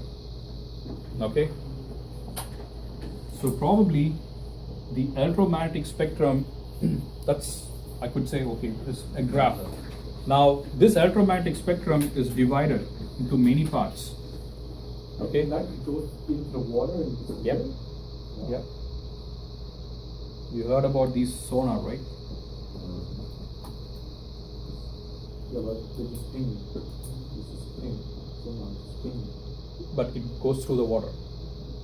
They're not communicating, they're just ping. Yeah. But it's all coming under the electromagnetic spectrum. So it's look like a frequency. Yes, it's all the frequency. How can you, even if you ping, now what do you send? You send an echo. You send a signal. Oh, you send Signal. Signal is nothing but a frequency. It has to use some kind of frequency. So what you send, you have to pick it up. So everything is they frequency. can put like packets of information in and Inside this frequencies, yes. Wow. This frequency is nothing but the carrier signal. When we talked about the clock rate, what did I say? This is a carrier signal, right? And on top of it, you add the data. 1,0,1,0. Now, your radio companies, now they send the data through these frequencies. Frequencies are just the carrier signal. Okay, and on top of this carrier signal, they add the data so that the radio station can be 10 kilometers away and you still get it. Okay, so again depends on the frequency. Now, they cannot travel. You would have heard about the FM and AM, right? So it depends. Now, few frequencies cannot go beyond a particular kilometer range, and some can go beyond a certain distance range. Okay, so that's not what we're going to learn. Now, this is the complete electromagnetic spectrum, and somewhere here you have the radio frequency. All the X-rays, gamma rays, whatever, it's all under the electromagnetic spectrum. Whatever type of frequencies you have in the world,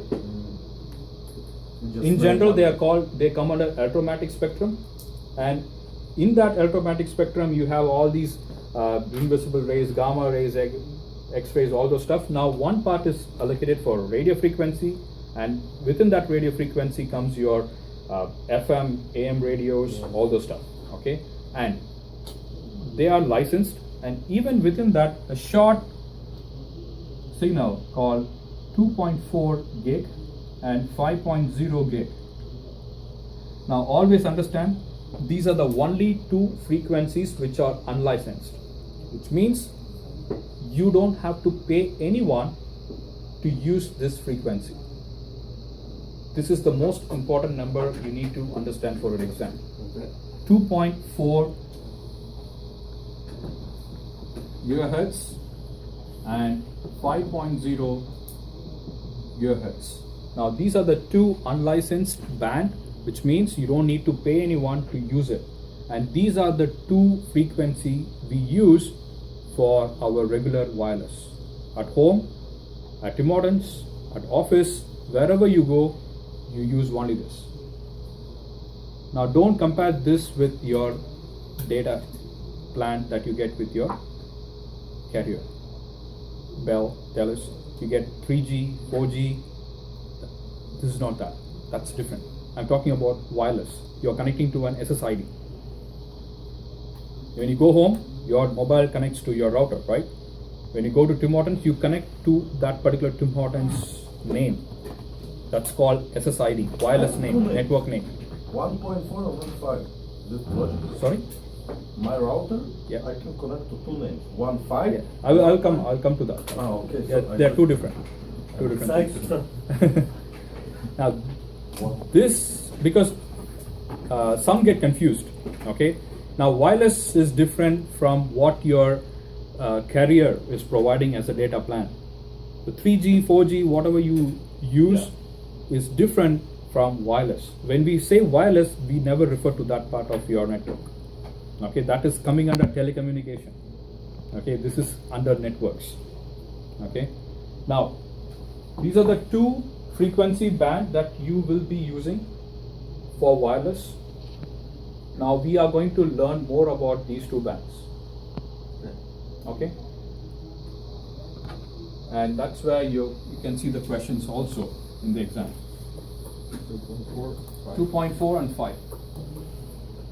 Now, before that, what is the IEEE name given to Ethernet?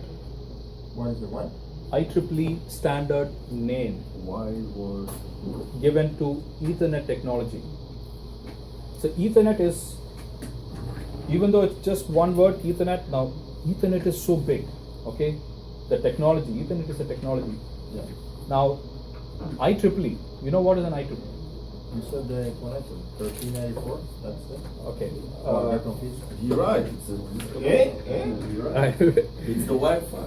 So, okay, IEEE is an organization, okay? Oh, And it has all the world's electrical and electronics engineers. Okay, it's the biggest organization that you have in the world for the electrical and electronics engineers. International. Yeah. So they are the ones who have the complete right to come up with a new product and standardize it. No one else has. Okay? Anything that you use in networking has to be standardized so that it can be used in general by anyone. Now that standardization is given by someone called IEEE. Okay. And when we talked about the FireWire, now you said that IEEE 1394. So that FireWire was introduced by Apple. Okay. When Apple introduced something, it's not called standardized. It's vendor specific. So they certify.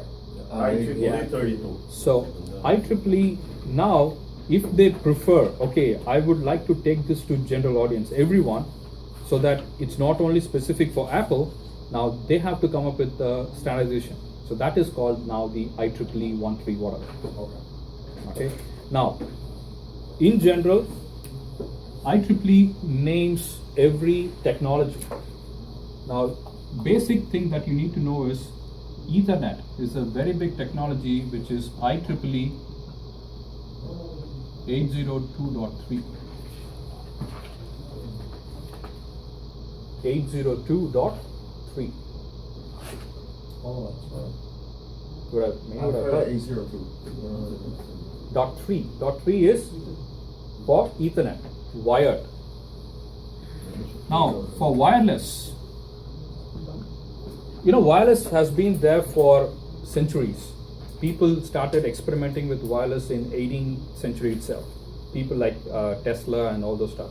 They were using it for communication. But as long as it's not certified, you cannot be using it for your home or enterprise purposes. So in late 1990s, they started standardizing it. So that's when IEEE really took wireless serious. Okay, let's take the wireless to the enterprise or home level. Then they came with the standardization called IEEE 802.11. Now, this is a serious thing because if you talk to any networking guy, now they will not prefer to say, I have a wireless issue most of the times. They would always try to refer to the IEEE standardizations. They will say, I have issue with .11 network. They will not even say 802.11. They will just say .11 network. I have an issue with my .11 network. I have an issue with my .3 network. .3 is not as commonly used as .11. .11 is heavily used in the actual world. If you go to an actual network engineer, you will see him most commonly using .11, the word .11. What he is referring to is wireless. They will not say wireless. For Ethernet, what did they say? .3. Oh, that's great. I have an issue with my Yeah, dot. and even when you go through many articles, many journals, now you will see for the first line they will say, okay, .11 is nothing but the IEEE standard for wireless. Now after that you will see more 802.11 rather than the term wireless. Before you go, what is Ethernet? Okay, chapter number 2 we will discuss that. Because I think I'm the only crazy one. Because This is an Ethernet. You say Ethernet. And Okay, Ethernet. If you ask many, they will say, okay, this is an Ethernet. Okay, It's a cable? that's an Ethernet cable. Ethernet is a technology. Not internet. What? Internet? Yeah. Okay, there's lot to be discussed. Then we will take it to the next chapter. Okay, now we will focus on the wireless. Now wireless means IEEE 802.11. Okay, just understand that. Now this is a standard which was bought in 1996, I believe, 1995 or 1996. That's when IEEE really standardized wireless. Okay, so in approximately 1995, I would say they bought 802.11 as the first wireless standard. Now that standard used 2.4 gig for data communication. Okay, and the data rate that you get was 1 and 2 Mbps. 1 or 2? 1 and 2, or you can say 1 or 2. It depends on the device. So it's the device. Okay, so that's what happened as the first step in wireless. Now they wanted to improve that, so in 1997, you forget about the years, you don't need the years. Now after that they started introducing substandards. Okay, 802.11 is the parent standard. Now after that they started introducing something called substandards. Now they introduced 802.11b. There's no abbreviation for B, just B, the letter B. Okay. So the first one is A? No, No. just .11. Okay.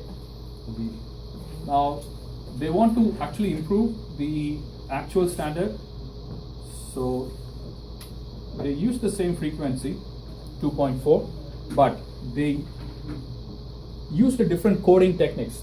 We say called coding technique, but you don't need to know that. Now with that coding technique, now we had 11 Mbps data speed, throughput speed with the 802.11b. Okay, you will see a lot of questions coming from here. What you in the book is something else.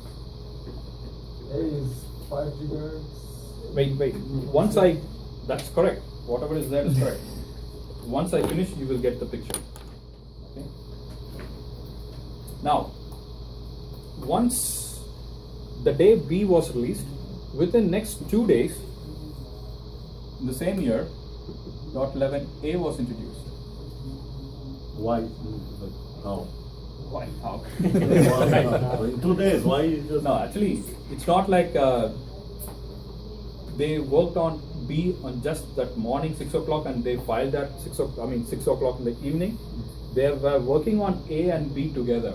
But different- but the standardization, there was a difference in 2 days. It's not like you start developing a product in the morning and you file it in the evening. Okay, it has been going for years. Okay. So A and B were going for years, but this date when they filed that standardization or brought in that we call it as RFC, request for comment. So that date is different. Okay. All right. So dot 11, B came first initially, then A. Now A uses a completely different frequency range.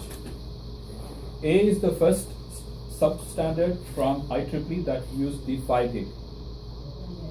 Okay. Now it used a different coding technique, and by which we got 54 Mbps. Okay. So the points to remember are: you need to know this, you need to know this, you need to know this. 54. So people where they get confused is between this A and B. Always understand B is 2.4, A is 5. They always try to come up the other way. Okay, A came first, so A is 2.4 and B is 5. No, B is 2.4, B is 2.4, A is 5. Okay. Okay, so get that. That is very, very important. If you get that wrong, everything goes wrong in wireless. Okay. So people were using A and B for quite some time in early 2000s. So they felt, okay, A is perfectly fine, 54 Mbps, but B gave very less when compared to A. So what they did, they actually want to make it better, make B better. Okay, so they introduced 802.11g. Why is 54 Mbps like G small. bandwidth and stuff like that? Like, Yeah, the data rate. Data rate. Data rate. Now, the most important point to remember here is G is not a new technology. Okay, G was introduced to make B better. That's it. So to make B better, they cannot jump to a different thing. They start with the same frequency, 2.4 gig, because they're going to advance the B. Okay, so advancement means in data rate. So they used a coding technique, and that gave 54 Mbps. Now, once G was introduced, now we have the wireless, both 2.4 and 5 at the same data rate, 54 Mbps. Okay. Now B became legacy. B is called, once G was introduced, B is considered to be legacy. If you would have bought a mobile phone or any wireless device in 2000, 1999, now it will say 802.11b. Yeah. So what IEEE decided was, okay, you may have a very old product, so we don't want you to recycle it immediately. What they said was, okay, this G is going to be backward compatible. Now this is a very important point for your exam. Okay, B, this is 802.11g is backward compatible with B. Yeah, compatible with 802.11b. So any legacy device will work with .11g, but they don't expect that they will give 54 Mbps. They will still give you 11 Mbps, but still they can be used. That's what it means. Okay. Okay. So you will not get any question with respect to this 802.11. People, because that was long back, 20 years back, so people just forgot that something called 802.11 standard itself existed. Even B, we don't use it anymore, but for exam you will see questions related to B. So B and G work in 2.4, only 2.4. A works only at 5. Okay, so the difference is B gave 11 Mbps, whereas A and G gave 54 Mbps, but different frequencies. Okay, so late 2010, Wired was into the gig. area. Okay, so already there was 1 gig because Cat 5e, Cat 6 was introduced. Now wireless was still struggling in 54 Mbps. So they want to again give a booster shot for the wireless. Now they introduced 802.11n. Which year is that? N was in, I think, 2011. I'm not sure. 2011 or 2009. We say ratified. Okay, the term we say ratified. They ratified this technology in what year? That's not important, but they introduced something called .11n. Now there's a name given to it. This is called HT, which means high throughput.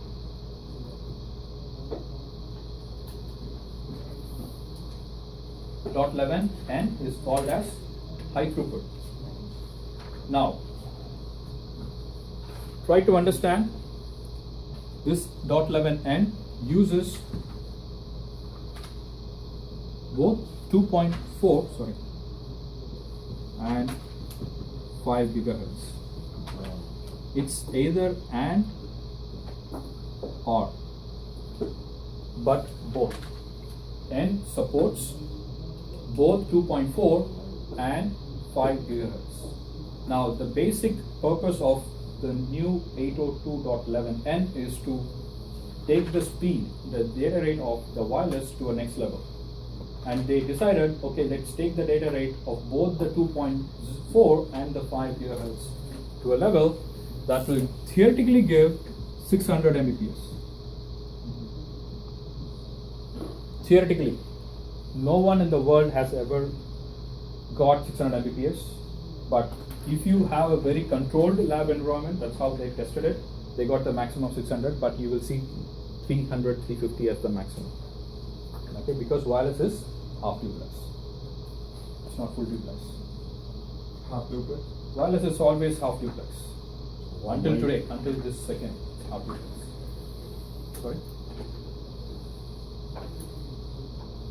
So, .11n, make sure you get this. It uses both 2.4 and 5 gig.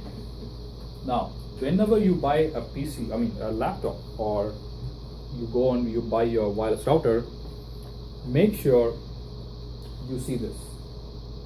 And most of the devices will say something like this. The wireless adapter will say, this is wireless. When you go to the technical specification of devices, you will see 802.11n BGN. Yeah. Sometimes you will see 802.11 A/N. Sometimes you will see A, B, G, N. Now it makes a lot of difference because this is the most common wireless adapters you get in the world. BGN. Most common. Less expensive. Okay? Because it operates in 2.4 and gives a maximum of, since there is an N, it gives maximum of 600 Mbps. Now, this is considered to be the best. Okay, until 2014 at least. Because it operates both in 2.4 and 5.0 and gives maximum of 600 Mbps. All your Bell routers, Rogers will be this. Okay. Now why? Okay, what's the difference between these two? 5. 5 is the difference. Now what does that make? Now all you need to understand is this 2.4 frequency band is overcrowded. Yes. 2.4 is overcrowded. How?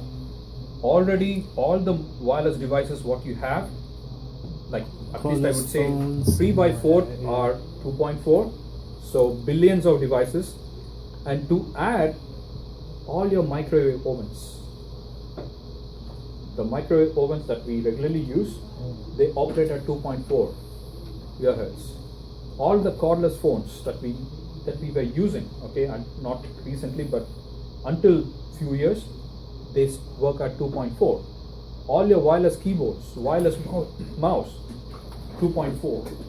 So lot of 2.4 gig devices. Now what happens because of that? You get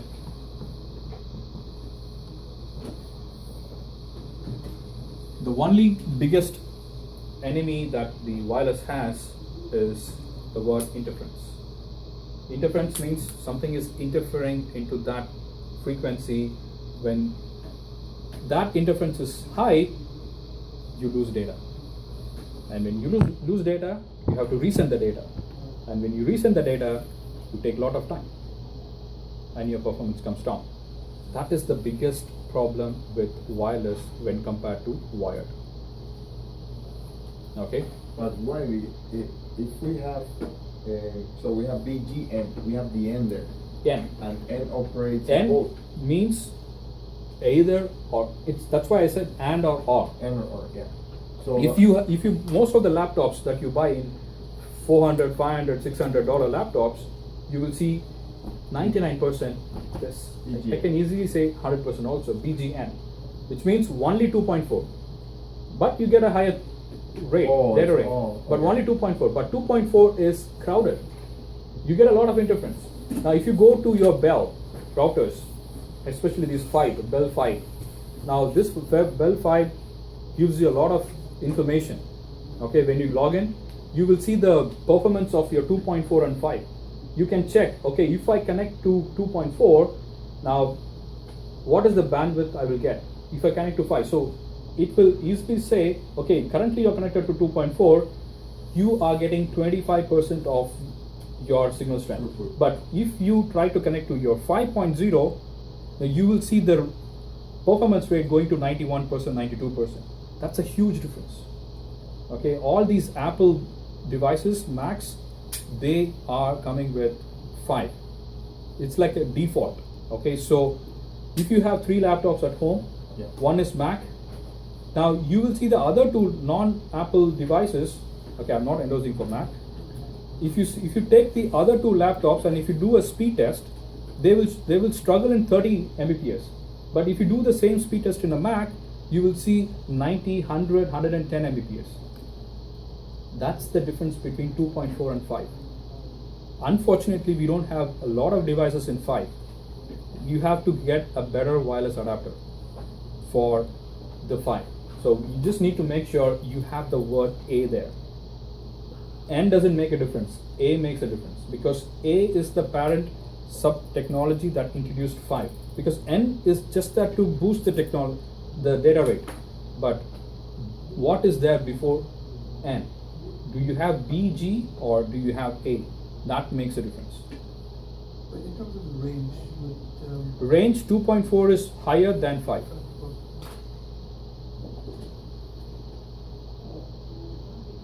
Okay.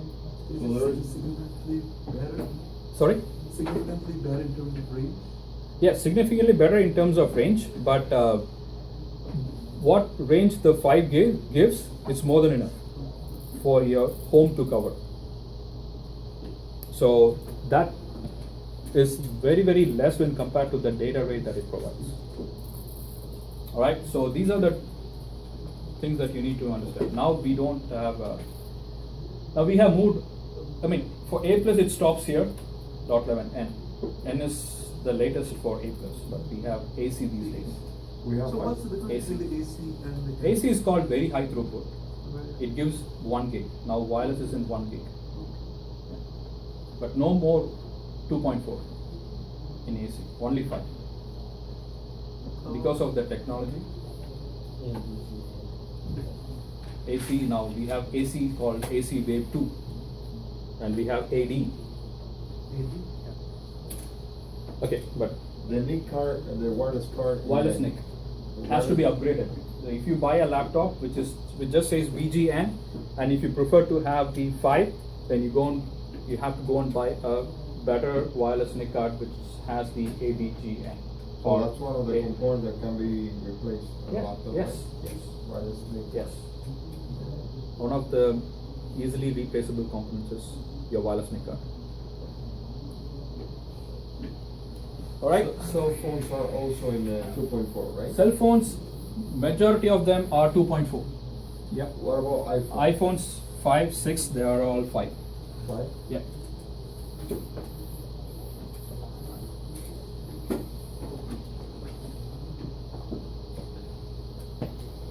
All right, so that's it. Okay, so one thing to note. So now your doubts are clarified with respect to A, B, G, what is given in the book. You said in book it is different. Yeah. Except one thing, which I'm going to explain now, because for .11n it says 150 Mbps. Okay, but I wrote 600 Mbps. The reason is, if you see the maximum allowable streams, there are 4 streams. So 4 into 150 is 600 Mbps. Oh, okay. Just forget about that. Today it's also 3.7. Okay, 3.7. I just gave this for knowledge purpose. Most of them, 90% of them doesn't know whether there's something called 3.7 existing. There is something called 3.7 existing, but that is, you need to get government approval to use that. So it is not for general use.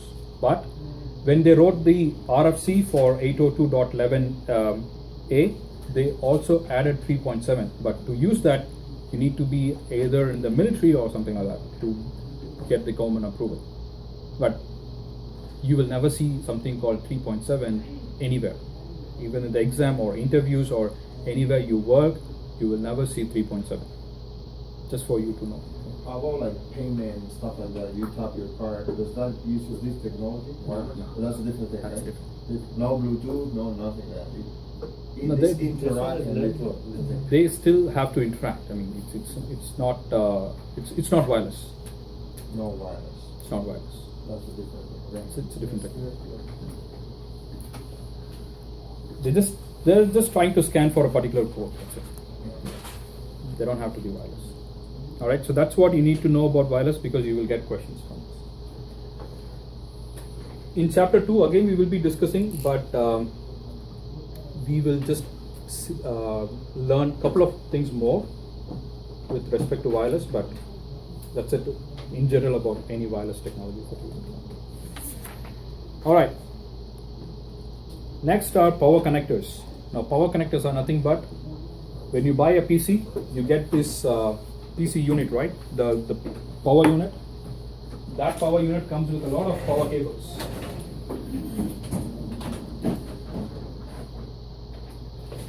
So it comes with a lot of power cables. So these are the power connectors. Do we need to know the range on the wireless too? No, right? Because there's no standard for the range in wireless. Wired, you can say 100 meters, but in wireless there is no standard. It's all approximate. Biggest power connector that you can see in your motherboard, and this is to power your motherboard. Okay, it was 20 pin. Now it can be 24. Okay, it is 24 now, or 20 or 24, whatever. It depends on your motherboard type, how much of power it requires. Okay, so that's the 20 and 24 pin connector. Now we learned about Molex connector. Now what is Molex? Where did we see the Molex connector? Old hard drives. We saw that, right? 4 pin. It's a 4 pin Molex connector, and that is a Molex. It's a 4 pin.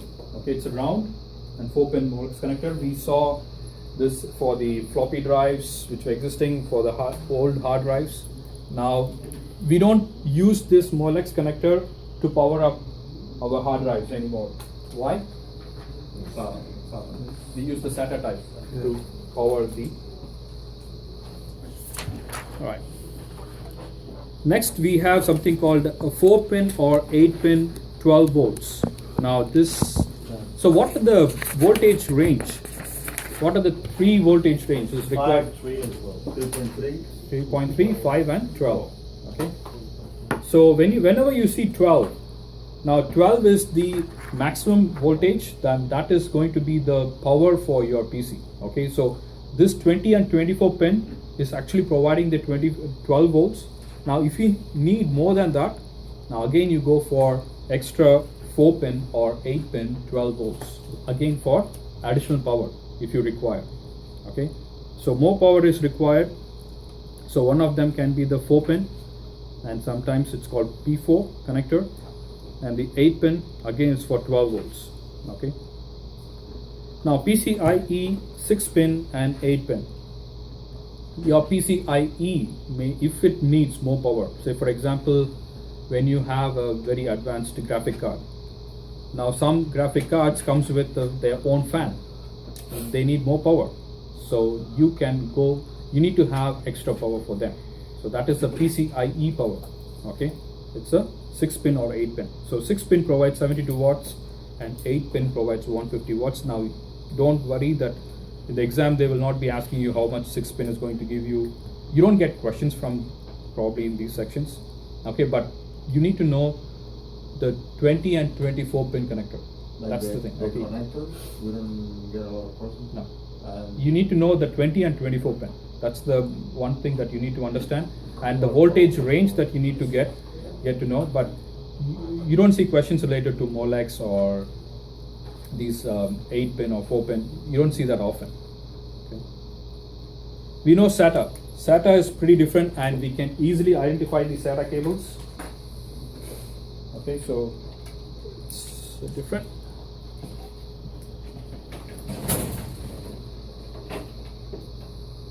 So that's a setup, but this is for data. Okay, so how can you differentiate between, if they give you two cables, okay, SATA cables, one for data transfer and one for the power.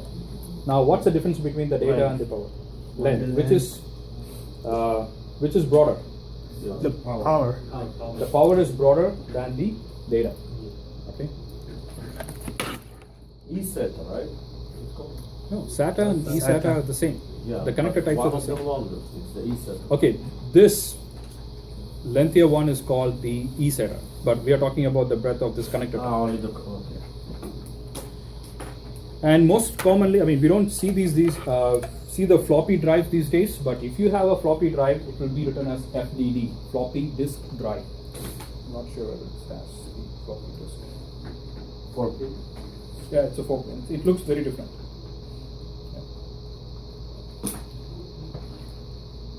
Yeah, it is not written though. It's not written, but that goes to the floppy drive, floppy disk. Okay, we leave it unused because we don't have any more floppy drives these days. That's for the floppy. All right.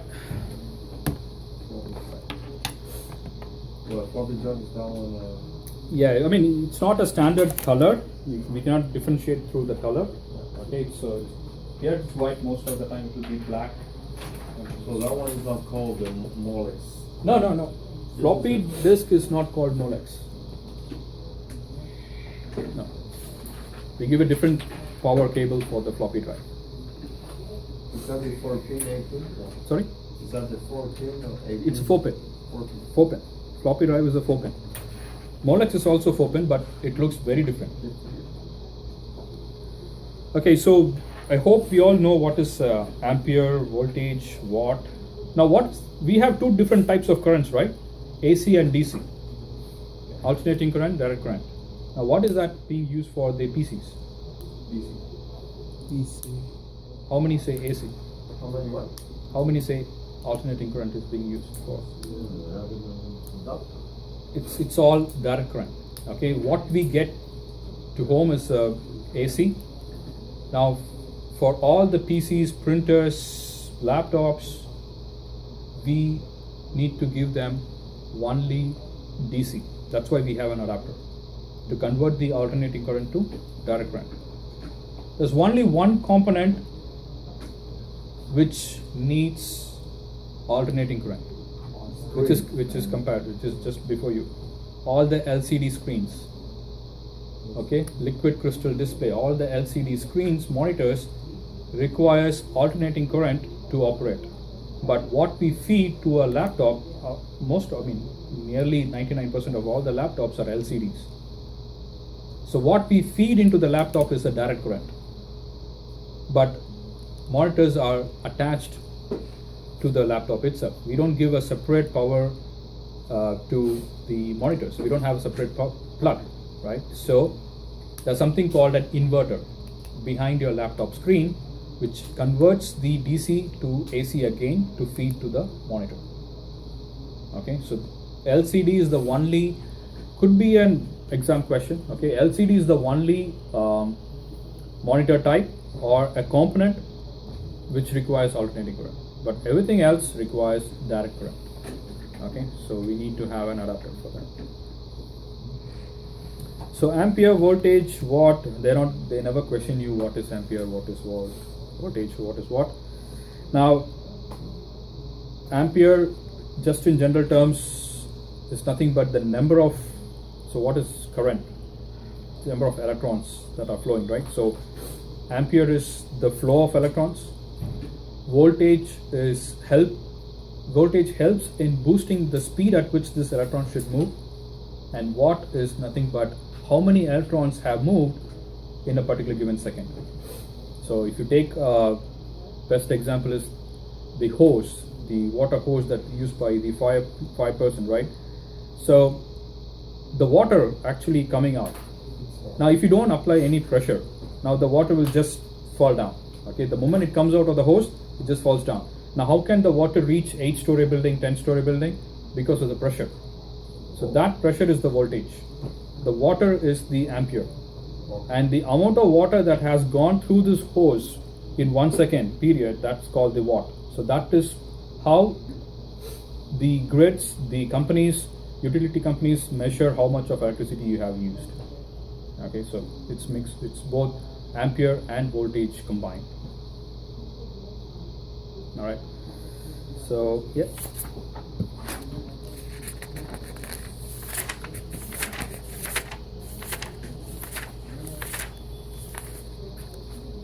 What's the time? 12? 12, okay. Okay, 10 minutes, all right. Take a 10-minute break.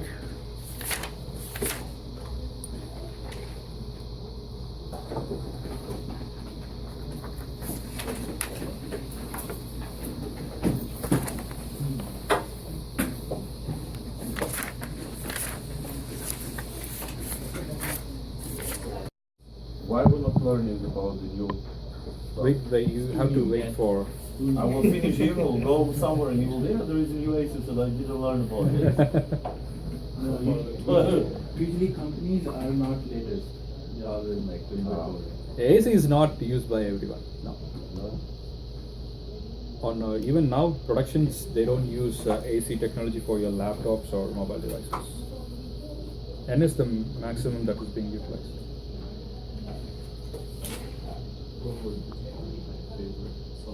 Right, next is designing customer computer systems. So with whatever we have learned, we are just going to understand, like if you want to design a specific PC, now what is that you need to have, make sure is there, okay, in specific. Now if you want to build a PC that is for graphics, mainly used for graphics environment, now what are the components that you need to make sure has to be there? Okay, if you are designing or if you are building a PC that is for mainly for graphics. Now obviously graphics means a lot of process, right? So you need to have a better CPU. That's the first and foremost thing. You cannot have just like a dual core and expect a huge efficiency from that. So you need to have a very powerful processor. Now for graphics, seeing is what is believing. So you need to see that visually, the better graphics. So you need to have a better video card. Okay, so probably a high definition. And speed. Probably you're playing games which involves graphics, a lot of graphics, RAM. So processor and RAM. If processor has to be better, obviously the RAM has to be better as well. So they both work together. So for a graphics oriented environment, you need to have at least a minimum is better CPU, better RAM, and a better video. And if you want to have others to the highest, it's fine, but minimum requirements are these three. Okay, that's for graphics. RAM, CPU, and graphic card. Graphic Yeah, graphic card, processor, and the now audio video. What? So if your business involves with audio video editing, so now obviously video means a lot of data that needs to be saved. Okay, so you need large volume of storage. So that is one thing that needs to be taken care of. And since it's a kind of a work related, it has to be fast. So if you have the resource, go for the SSD rather than the regular hard disk. Go for the SSD, but It's not large as the HDD, it's yeah. So 256 GB. It all depends. Like if you are okay with 256 GB, and if you don't have issues with the money, there are still 512 GB SSD, but very rare, but so costly. So that's what. If you don't worry about that, go and buy it. Okay. So obviously for audio video, go for a specialized audio video card, adapter card, and you may try to edit and you may try to see the results. So rather than one, you can use dual monitors. Okay, so you can do your test on one and you can see the output on the other screen. Even in the exam, even though it's not a conditional one that you should have a dual monitor, but for CompTIA they say okay, dual monitor suits better for the audio video because it's like editing and viewing your output. So when you see the dual monitor, always think about the audio video editing. Now if you are learning any certifications, if you want, or you're working as a network admin or network engineer somewhere, and or if you're learning for your CC certification or Microsoft certification in VMware, you're going to do a lot of labs. So virtualization kicks in. So I said all the processors today available in the market support virtualization. So you don't have to worry about that virtualization stuff. Now, in order to have virtualization, 4 GB is enough, but don't expect that it will give you the desired output. Okay, you need to have more and more RAM for better virtualization. 8, 12, 16 is awesome. Okay, 16 gig is really awesome. 12 is a very decent figure amount of RAM. 4 is less. Okay, 8 is in mid range. So it all depends on how much one is trying to spend. Okay, so virtualization means first thing that should come to your mind is RAM. And since you are doing a lot of stuff apart from the actual device, virtualization means what? On the regular device. So for example, you have a Windows 8 or Windows 7, Windows 10 PC. Now that is the actual operating system running. But on top of that operating system, you are running virtually many other operating systems. For example, Linux, you're running Mac or you're running Windows 7. So they are different from the actual operating system. So many instructions are provided, but you have just one CPU. Okay, CPU is not virtualized, CPU is one. So it's better to have more cores.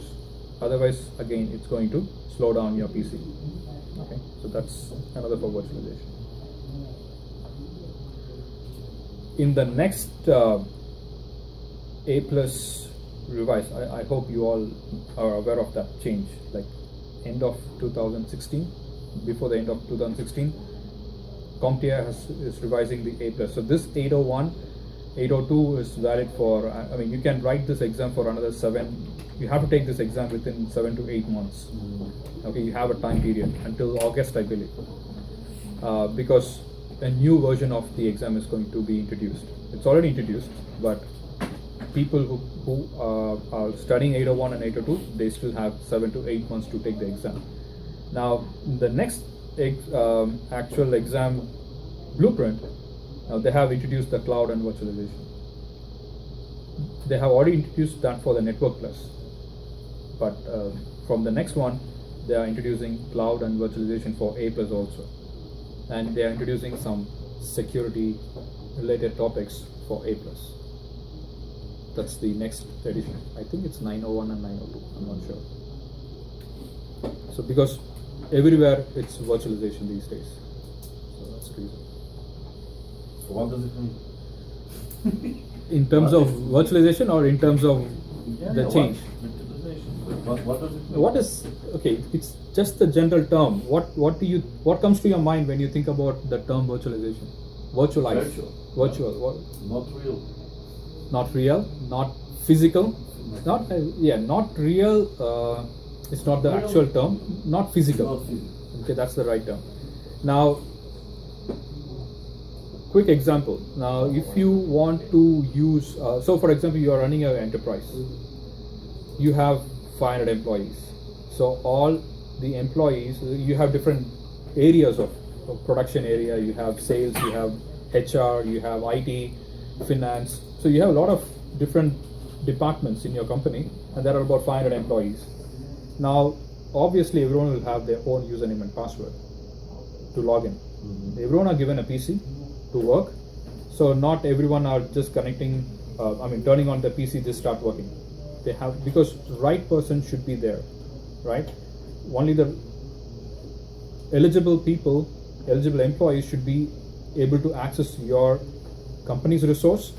And apart from that, they need to make sure salesperson has access only to sales related information. He doesn't have any business to do with the IT. So apart from making sure he is the right employee, you have to make sure he has access to the right information. So we say that as authentication, authorization, and accounting. AAA, we say that. So to make sure all these things are happening, you need servers, Windows servers. 2003 servers were there, 2008, 2013. Okay, so Windows servers.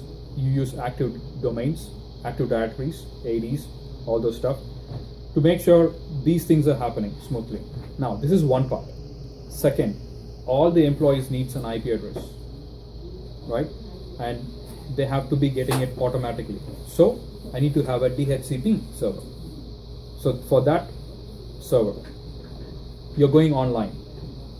You type google.com, and that name has to be resolved to an IP address. Again, DNS server, that's a different. So what happened previously was I had physical servers. I buy PCs like this, I load the Windows server, Windows operating system, and other Linux operating system. I buy PCs, physical PCs. Now what I do, I go and buy a Cisco Nexus data center. It's one device. And within that one device, I can virtualize all these servers. I can go and add the operating system alone. All I need is Windows 2013 operating system, because operating system is what it does, all the operations. So I have one device, I go and virtualize everything inside that. One device, I have everything. I don't have to go and buy PCs and PCs and PCs. Okay, so that's the basic understanding of that. I'm more confused now. Thank you. No, I realize. So that's the best thing about these days with the virtualization. Things are, the downtime is less. Okay, the time for which the device or the process is down is very, very less once the virtualization kicks in. Okay, so that's when you hear these terms like VMware. VMware is a company that provides, that specializes in virtualization a lot. Everyone else gives virtualization. Microsoft has virtualization. HP has virtualization. So everyone has virtualization. Okay, so it depends on what product you use. But VMware is highly, like Intel, VMware is huge in virtualization. Okay. So you will be learning a lot of things probably. If you once you get certified, you can just go through those topics. You learn about. I think they will be concentrating on VMware related products, because Network Plus, they concentrate on VMware products, Hyper-V and bare metal. Forget it, but that's virtualization. Okay. Now, gaming PC. All right. So, apart from graphics, audio, virtualization, home theater standard, now A+ is more interested with this gaming PC. Okay. You will see a question for sure that is related to gaming PC. The reason is, the one and only main reason that they concentrate on more more on gaming PC is because of the fact gaming PC requires everything to a maximum level. Other requirements like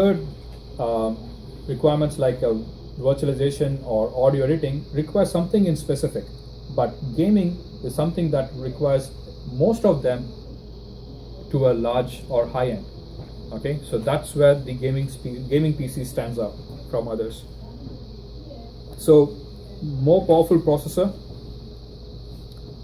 obviously high-end video and audio output, okay, and graphic processing. You need to have a better sound quality, and you need to have a high-end cooling also. The only thing what gaming PC doesn't require is the storage. Just like your audio editing PC, it doesn't require a storage, nor it requires a SSD. Okay, but apart from that, you need to have a high-end component for other things, okay, other features. Okay, so RAM, processor, high-end video, audio editing, and the GPU, sound card, high-end cooling. So maximum components you need to have a high-end for gaming PC alone. Okay, so if the question is which PC requires most number of high-end components, it's going to be the gaming PC. Okay, you can just close your eye and choose that option, and A+ guys will be really happy. And next, home theater PC. Now, home theater PC means immediately what should come to your mind is, okay, I don't care about the PC, the device that's called as the motherboard and all the stuff, the PC. I'm more concerned about the visual, the monitor. And I don't want this PC to be sitting ugly in front of the monitor. Okay, so it should not be disturbing. So I go for a small sized PC. I don't go for the standard ATX. Okay, I go for small size so that it can fit inside a rack or something. And most important thing, it should not make any noise. It should be silent. So the fan that you choose has to be very silent. Okay, so obviously home theater means high definition. You need to have a better sound, you need to have a better video. These are the two main things that are primary for your home PC. So surround sound, HDMI, compact form factor, which means the motherboard size and the overall PC size is smaller so that it can fit into a shelf or cupboard, and a TV tuner card if you want to have access to your or other channels. So these are the primary requirements for home theater PC. Okay, now have you heard about the term thick and thin clients? It's a general term. So thick and thin. Now this term is widely used in networking, especially when you come to wireless. They call thick APs and thin APs, fat APs they call fat APs and thin APs, but in general they refer to one common thing, thick and thin. Thick means it has everything inside for it to operate on its own. That is thick. Thick means it has all the necessary requirements for it to operate on its own. That is thick. Now thin means it doesn't have majority of things for it to operate on its own, so which means it is depending on some other thick client, thick server, whatever, thick device, so that it can take resource from there. Now example for thick PCs, thick clients are very simple. Your laptops, your PCs, everything is thick. Okay, it is never depending on any other device for it to operate. Okay, so majority are thick. Now thin you will see only probably in enterprises. Okay, where it's very inexpensive thin client, because they don't have anything inside that. They don't have an operating system. They have a monitor, they have a mouse, keyboard, and few stuffs inside. That's it. So it is given to the employees to work. Employees work on that particular device, but that device doesn't have anything. So how it works is, you turn on, when it connects to the server by default. Okay, that could be a server in a room, this PC directly connects to that server and downloads everything from that server as long as you are logged in, you're turned on. Now, operating system or any files, anything, you take it from the server and you make use of it on this PC. Once you're done, everything is released back to the server. So, like if I want to put a certain application, someone comes in, let's say, for a period of time to just data entry in X application, I can have this thing, right? Yeah, say for example, you have a regular PC. Now someone is coming to specifically work on an application. Now you don't want that application to be on that PC. So you tell them, okay, you can access these applications from the server. Right. So at that point, when that user is using that application, which is downloaded from that server, now that at that point, it is considered to be a thin client. At that point, because whatever he's doing, it's not on that PC. It's once he's done, everything goes back to the server. Like Citrix, right? Yes. Okay, so that is standard thick and thin clients. What is the meaning OS? Operating system.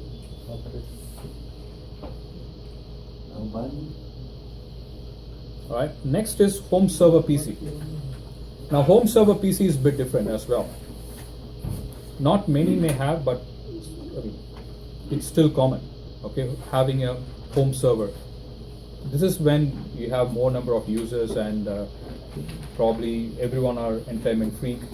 They just want to watch at least 2 movies every day or something like that. So what you can do is you can have a home server and you can dump all those files to that server, so that probably you may have information for 2 TB and not all the laptops are 2 TB. So it doesn't matter now, because you can have a standard laptop and you have to be a part of the network. That is the most important thing in home server. It's now becoming networking. It's not about a single device. Okay, it's not about just about that PC, okay, server alone. You dump all those information in that server, but why? For what purpose? So that others within the home can make use of that information. They can connect to that server and access the information. So you have to be a part of the network. But more than that, since many are trying to connect to that server, could be every time at the same time, everyone at the same time. So the one thing that you need to make sure is the NIC card. It's better if it is a gig port, okay, 1 gig, not necessarily a 10 gig. No one expects a 10 gig, but a 1 gig is pretty much mandatory if you're having a home server PC. Obviously more volume. Now you learned about RAID, now you may use the RAID concept here, because it's mainly for storage, and that's the information that you expect to be there always. So it's something critical for you, even if it's entertainment, it's critical, right? So you may use RAID concept, but the most important thing is the NIC card. It cannot be a general fast Ethernet NIC card. How it gonna appear as a RAID term? Sorry? When you say we have to use the RAID terms, right? It can be either done through software or it can be done through a hardware also. I need an example. Okay, I'll show you to the next class. Okay. Because I didn't bring my laptop. So that's for the home server PC. Okay, provide central media streaming, file sharing, printer sharing, requires gigabit Ethernet. Okay, and RAID array of redundant storage, since a lot of information are being stored on the device. So 2 things. One is gigabit Ethernet, and the second thing is RAID for the home server PC, because you're going to share the information with all the other users at home. Okay, so this part is typically logic. So we know we have some part of the time we would have played games. We know what is a little bit of what is a virtualization. So it's all about logical thinking. Okay, which one needs. So if in the exam, if they ask you to compare between a gaming PC and a home theater PC, now we have to just because there is no standard that says okay, a virtual PC will always have 16 gig RAM. There's nothing like that. A virtual PC will still work with 8 gig RAM. Now if they give you an option of virtualization PC, design a virtualization PC and design a home theater PC, and they give you two options of RAM, 12 gig and 8 gig. Now there's no standard that says okay, 8 gig will go here, 12 gig go. It's logical thinking. Okay, which needs better? That's how we have to think. Between these two, which needs a better CPU, which needs a better hard disk, which needs a better RAM. Accordingly, we choose. So that's how the designing part has to be approached. Okay, because there's never ever one can define this is what will go there. Okay, it's always comparison. Okay, and if there is nothing to compare, then you have to just think on how much you can spend on those resources.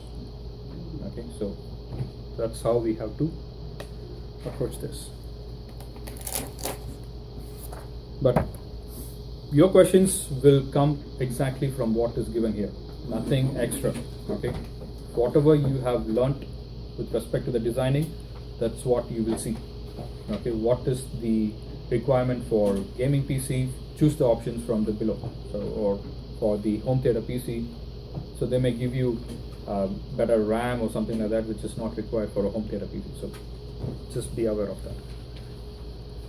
Okay, next section we're going to discuss about the display device types. Again, chances of getting 1 or 2 questions for sure. There's no exam without a question from display. At least one you will get. And there are some standard questions that keeps appearing in the exams, mainly with the CRT. Even though it's completely out of market these days, CRT, still you see one or two there, but we have moved from CRT, cathode ray tube type of display devices, which we were using 10 years back, huge bulky monitors. Okay, so they used cathode ray tubes. Now don't worry, you don't have to understand the technology, how cathode ray tube works, how liquid crystal display works, how plasma works. Okay, we're not getting into a television company. Okay, so it's not about how the technology works, it's more about what we can take with respect to a technician. Okay, general terms. Now all we need to know is CRT means cathode ray tube, so it uses some tube technology with respect to cathode ray. So that's what the key term that you will see in the exam.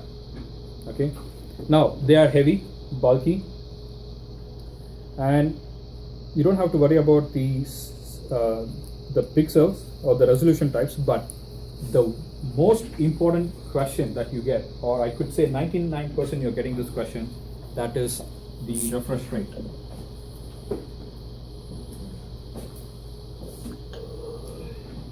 Okay, refresh rate. Now what is refresh rate? Times the refresh. So yeah, for example, your cathode ray tube, how is the image that is being displayed? There is a paint gun. I mean, actually your screen is painted with the image. Okay, so if you see with your normal eye, you cannot pick it up. But if you have ever tried to record through a camcorder or your mobile phone, a television, a CRT, now you will see those lines. Okay, some kind of distortion which you cannot see through the naked eye. The reason why? Frequency. No, Yeah. one Frequency, yeah, that could be an op. Yeah, it's an average. One of them 10 seconds. Because the CRT's refresh rate, the rate at which the screen is refreshed for the next image is different from what your mobile or your camcorder is using. So when they differ, you can pick that difference. So when CRT was developed, now they made sure, okay, that is not that should not be picked up by the naked eye. So when you see, you should not be able to see that difference. But when the refresh rate drops, your eye will pick it up, and you will put more strain on the eye to stay focused. Okay, so that's the disadvantage with CRT. Only when the refresh rate goes down. Okay, so that is what you're being tested in the exam with respect to this refresh rate. So refresh rate, how fast the electron gun in the monitor can paint the entire screen. Okay, so it doesn't focus the complete screen as it is. It paints section by section, but it's so fast that our eye cannot pick it up. But it paints section by section. Okay, now if that speed drops, then our eye picks that. Okay, there is some issue. Okay, so that is the refresh rate. Now, ideal refresh rate is always between 65 to 75 hertz. Okay,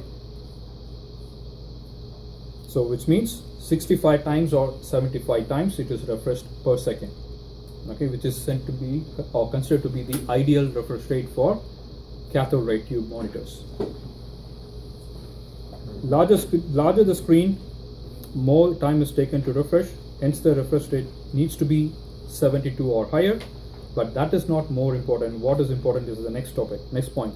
If the refresh rate drops below 65 hertz, now your eye can pick it up. So the value which is 65 is important for an exam. It should not drop below 65. And what else is important is what happens if it drops below 65, and if you are sitting pretty close to your monitor and keep viewing it for a longer period of time, now you get a lot of eye related issues or migraines or headaches. Okay, now that is another thing that you get. Symptoms, something related to your eye or headaches, fatigue, you get that. So in the exam you will see this. Okay, which monitor type or which display device type will cause headaches or eye fatigue? So which device type? So the new devices are good? Yes. You can stare at it all day? Yes. The thing is, they have special screen, right? For all computers? Not every. What is that special screen? I got this special screen. Yeah. The anti-glare. There are so many types of screen. Anti-glare screen and on the screen? Yeah. It will be bit dark, little bit dark. Yeah. It's for radiation prevention also they use. Another radiation as well. Yeah, the radiation prevention also they use. But if your actual monitor's refresh rate goes down, whatever you put it on top is not going to help you. Okay. Whatever you see, follow the. Yeah, that's true. So the value 65 and less than that will cause 5 minutes. Yes, sure, sir. How are you? Wish you all a happy new year, everybody. How are you all? Okay, my name is Sam. Did I talk to the class before? Oh, okay, so that's what I want to mention. Probably I didn't come into the class. Holiday month, Christmas time, and I was busy. I couldn't talk to you all. Anyway, my name is Sam. Those who are not spoken to me, I'm the guy who runs around and try to make sure the business runs properly. I take care of the operation in short, and also I'm a CCIE, and I've been in the industry over 20 years doing what I'm doing. I started my hardware course probably 25 years ago. I was in my 20s. I'm older than most of you. Anyway, so I started there. I'm here now. I have gone through a lot, and I have created the most Cisco certified professional in Canada. If you can see it in my website, probably over 15,000 people I have certified in Cisco. Why Cisco? Why not A+? I'm not talking because we are unique. We are called one of the best Cisco training center in Canada. And CCNA, I think last week, the first week of January, still we are in this week. I think probably about 4 people passed the CCNA. One got 1,000 out of 1,000 also. So Cisco has a different age. I used to be a hardware. I learned it, and then I became a programmer. Then I went back and got my MCSE and MCT, TTT, one of the 4 TTTs in Canada. I used to be in the 90s. And then one day I happened to take my CCNA. I dropped everything and got into Cisco. I fell in love with Cisco. I wanted to name my son as Cisco. My wife didn't allow me. Anyway, I'm so much in love with Cisco. So I'm almost since 1998 I'm in Cisco. I don't teach anything. I kind of gone through every technology in Cisco. I'm a CCIE. I've gone through a little bit of data center, voice security. Kind of I understand a little bit of everything. So I kind of take care of the operation here, and we create a CCI on a regular basis. November we had about 2 CCIs created, and probably 10, 20, 25 CCNAs. We don't count the CCNAs. We create a lot of CCNAs at a given time. At a given time, we have in A plus probably about here one batch in Mississauga. We have about 30 A plus students, but CCNA at a given time will have over 100 students enrolled. Microsoft probably about 15 students enrolled. That's kind of our strength in Microsoft and A plus. But the thing is, why I'm here, just to let you all know, most of you are getting into a kind of a first certification in IT. Probably for you second certification mark. He's already done the CCNA. He's kind of getting into that. So anybody else? You have done your CCNA with me. I did it, but I haven't done the. Okay, we'll do the certification. Anybody else? Mrs. Ah, you are done, Miss Saga. Okay, that's what I was thinking. Family, when did you do? Last year, December. Okay, great. So have you got your cert? Yeah, I got it. Very good. So definitely A plus is good certification to get entry level job. So A plus means PC technician. You don't want to be stuck with a PC. You want to get into network, and that's where the CCNA comes. You become a network technician. I mean, which company doesn't have a network today? You want to target only a PC, you can work only PC shop. You know, you want to work on a gig squad in Best Buy or, Canada Computers or whatever, That's limiting yourself to one specific. So always after this course, this is the first step, am I right? 1,000 step ahead for you in IT. There are so much you can learn. Still I'm learning. I'm trying to go for exam for data center. My time didn't match, and business issues with expansion into this year. We've got 4 different ventures we are doing. So all those are in place. So we are hoping to move into US and all those lot of ventures we are doing. So I thought I should be focused on the business now. Let me hold the data center for some time. I just got into the course and then I stepped halfway because of the business issue. So I'm studying still now. 25 years I have been studying and teaching and running the business. So if you want to be successful, it's a long term. Especially IT, you cannot achieve something soon. Yes, getting a first step is getting A plus, and then think about the other options you have. Everybody have different options. So always you can talk to Sanjay or set up an appointment with me. We can get you the next step probably. When is the last day? Just third class, sir. Third class. So you have a lot more time. If anybody have, I'm always available during the break time. You can come and talk to me, because each individual has a different requirement, different interest. Am I right? So when I'm interested in Cisco, don't put me into another Linux. I won't touch Linux. Don't ask me that. More like that, If somebody is interested in something, you have to work with your interest. You know why? Then only you will be successful. You know why? I work 7 days a week. I love what I do. So when I get up in the morning, I don't think I work. I'm going for golfing. When I come to work, that's the feeling I have. I go and I'm going to do something good. I'm happy. So I don't feel it's a work. When I come, I teach and I take care of the business. I enjoy what I do. So I don't work. I enjoy what I do. So like that, you have to do what you like the most. And also when you like something, like you can play a game and if you like it, but it's not going to give you a future. It's not going to be a career for you. Am I right? So you have to find a career which will interest you. Very, very important. I mean, I have counseled thousands of people. I have made them successful. Thousands of people. If Sanjay alone, he started with me about 8 months now. Yes, sir. He came to my CCNA class, so he started with me senior CCNA. I found him, he's interested and all that. So he worked for us for last 8 months and he got an excellent job now. You told them you are working in place yet? So he's just leaving us and he's working in a full-time job on a networking, So that's how, he has a lot of experience back home. When you come to Canada, everything is, they want Canadian certification, Canadian experience, Canadian norm, am I right? You got a very good, excellent job. And like that, I can talk about thousands of people from nowhere, they've been successful. My receptionist 10 years ago, or about 12 years ago, she's Christine Rajaratnam. Anybody from Dallas? From? Dallas. tell us. Yes. Nobody? Yeah. So she is a CCIE, my receptionist before that, 10, 12, 13 years before now. She's a CCIE. Okay. And she's so successful. And even our current CCIE, is the lady whom you saw, she's already completed a CCNP and she's going for CCIE soon, next batch. Okay. So, I mean, success is there, whatever you do, whatever you like, do it and keep doing it. And IT, there's not something called, oh, I become a lawyer, I'm done. No.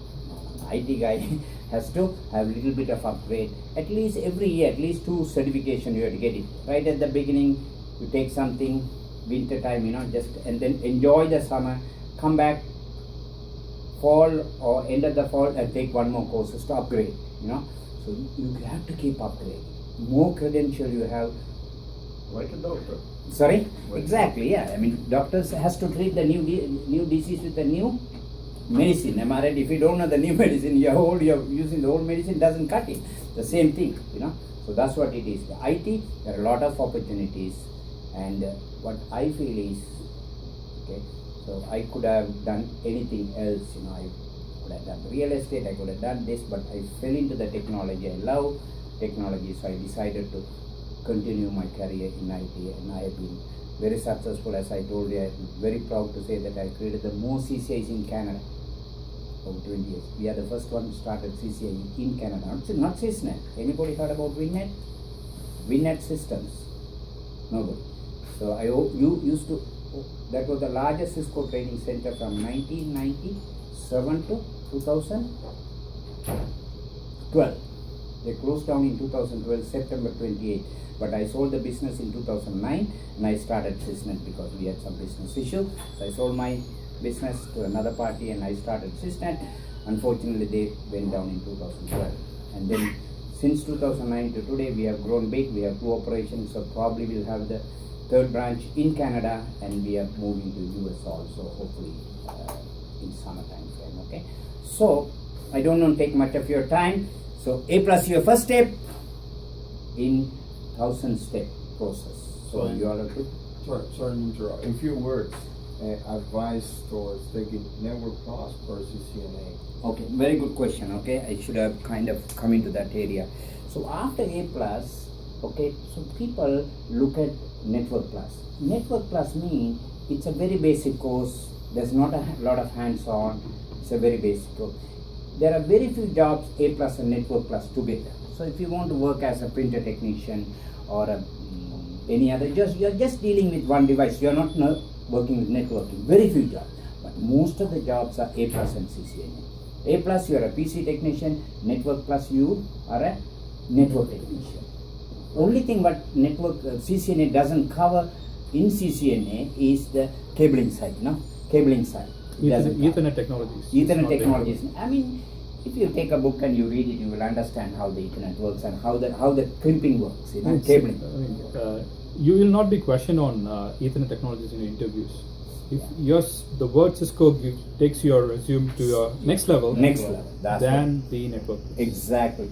Network Plus is still CompTIA. You are not got into Cisco. It's more like still you are a truck driver. You are not a plane pilot. That's the difference between a LAN guy to a Cisco guy. Sorry. Yeah. Okay. So you're okay with that? Your CCNA courses run the whole year, not in the. Yeah, it's every month. Every month. Every month. Sorry, you had a question? I said I expect you have to start with step by step. Definitely, but the thing is, Network Plus you don't know the Network Plus, but how you go to the C? No. Network Plus and CCNA, most of the Network Plus is covered in CCNA. So if you're doing a Network Plus and CCNA, there's a lot of overlapping, redundancy. So what's the difference? Less The cabling type. That's the only difference. But in CCNA, you cover a lot more technology. Whole 9 yards is covered in CCNA. But in Network Plus, just the cabling plug, very basic. Even subnetting, how deep they go?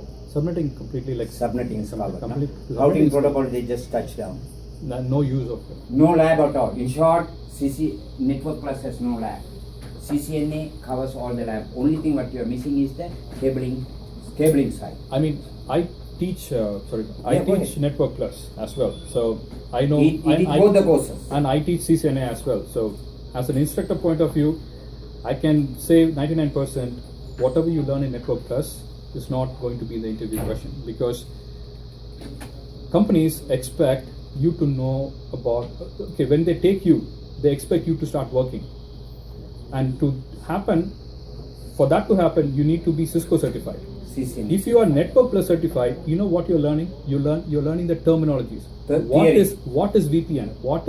They don't know. They don't need what the definitions. They need you to work. Well, you need to start You don't implementing. you don't have any hands-on in Network Plus, but you do the labs in Cisco. So when you go to a company, if they give you a router, you need to know, okay, how to get into a router, how Or to see the switch. basic configuration, or a switch. You know how to configure. Network Plus shows you, okay, this is router, this is switch, this is what it is used for. Next topic. That's it. Oh, that's it. You can. That's the difference. If you have to do Network Plus and CCNA, you don't have to do both. You can do only CCNA. But somebody says, I don't want to get into Cisco, I want to be in CompTIA, then you do the Network Plus. You don't have to do both courses. That's what I mean. CCNA is way better than Network Plus. But same money, you are spending $499. Yeah. Okay. Any other question, gentlemen? So, Sanjay had a job, right? Got a job? Yeah. But he's gonna finish with us the whole course? Yeah. I'm already started working, so Started working. I've already No, started. he has been It's with Monday us to for Friday. full time for last 8 months, I think. So he got a very good job. But he is here mainly as an instructor, you know. So he was So on the teaching. Saturdays you work? You keep working here? Monday to Friday is my other job. So Job is Saturdays, Saturday I'm here. is So every course will have Saturdays with you. Yeah, he'll be here with Saturday. What about all the rest of the certification, security, or I mean, Plus. comparable to Cisco? in short, I will say not because don't take me wrong, I'm a Cisco guy. You say that there's no comparison Cisco to CompTIA. See, Except the PC level. PC level, Cisco doesn't talk PC. I myself don't know how PC works because I studied PC work, how the PC worked 25 years ago. And I never troubleshoot. If my PC has a problem, Sanjay or Raj only fix my PC. I have no time for that. I never crimped a cable. If the cable, all the wiring and all, Sanjay or Raj does it. If they have a problem, okay, give me the test. I'll figure it out and I'll tell them this is the problem, fix it. I have no time to crimp or do that. I do the next level. I like to design a car, not to fix a car. Fixing a car, I design the engine and the architect, everything. I do it and I give it, you all implement it. That's what I do. Cisco is that, more of a implementation level, architect level. Eventually, not right away. CCNA you are not going to get that far, but eventually you will be you are the one to go to. Man will be you. That's the Cisco. But being in CompTIA is a good thing to enter the mark. Even gentleman here, Mark, we had a discussion.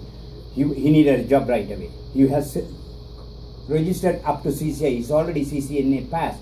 I told him, if you want to get entry level job, support level job, you need the A+. But to grow, you need? Thank you. That's all I can tell. It's a closed circle. Of course, yeah. Having A+ is great. Okay? But you don't want to be working for PC level for $15 an hour for another 20 years. Make sense? You have to grow. The growth is very high. In Cisco, it's like way more than engineering. Engineering has electrical, civil, mechanical, aeronautic engineer, but Cisco has way more options in network engineering. So there is a lot more options. Nobody can complete everything in Cisco. Such a complex technology. But specialize in one thing, you have a good job. And if anybody wants to know anything about Cisco, during the break time, Google it and say CCI salary. That will tell you how CompTIA people make, how Cisco people make. CCIE salary. We create every month 2 CCIs. if you want more, check in US. Check it in US. US is even better. Definitely, they make about another 30% more than Canada, All the best, gentlemen. I will see you all before the end of the class. Enjoy and wish you a happy new year again. Thank you. Okay, actually to add up that, A+ is huge for CompTIA. It's because A+ is unique. Because no other certification is providing hardware-related information as A+. No other certification. Cisco never cares about that. But when it comes to Network Plus, okay, there are so many people, there's so many certifications which are way beyond, way better. If you ask me to do Network Plus or CCNA, Network Plus is a course which instructors will love. When Sam asked me to, I never heard about a certification called Network Plus 8 months back. He asked me to take Network Plus. I asked him, what is the certification? He just said, go and check the blueprint of the course and let me know. When I saw the blueprint, as a network person, I fell in love. But when I started taking the course, people were sleeping, and because my first batch was for RICO, if you would have heard about RICO. RICO is for from RICO. Now, the only question they kept on asking me was, okay, why the hell should I learn this? Why the hell should I learn this? For every chapter, every topic, why the hell should I learn this? Because they were learning about protocols. Okay, I'm going to retire in the next 10 years, and I'm pretty sure that I'll be in RICO working on printers. Now, printers doesn't do anything with protocols. Printers doesn't do anything with the cloud and virtualization. Now, why am I learning this? So that's kind of a course. Now, to put in more short, if I leave you, okay, if you are a Network Plus certified guy, and I ask you to get inside a network administrator's room, and there are 5 people discussing about their network. If you go and sit there along with them, if you keep listening, you will feel so happy. You know why? Whatever the terms they tell, you are aware of those terms. Yes, I know what is VPN concentrator. I know the terminology, what they're talking about. It's not like I'm looking at their face like an alien. Okay, I'm happy because I'm at the same level. They are talking on some topic. I understand all those terminologies. Fine. Now, one of the guys is asking you, okay, just can you go on, whatever we have said, can you just go and configure that? He's like, okay, I'm just Network Plus certified. I never touched a router or a switch. Whatever you spoke, I was able to understand. That's the Network Plus. Now, CCNA, a network administrator is not going to scratch his head for crimping or those stuff. Okay, he will be focusing on configuring.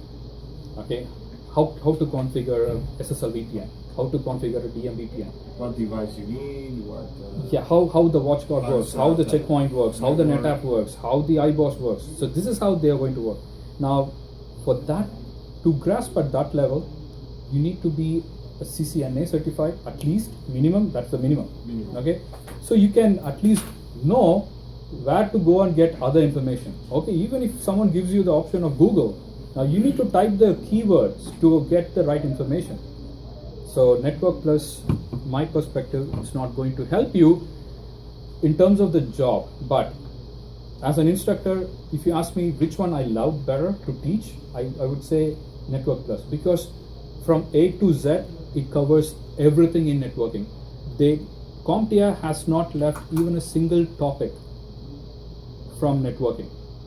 And it is only course that is available in current market that is unique, so unique, Network Plus. It covers everything. That's what CompTIA is known for.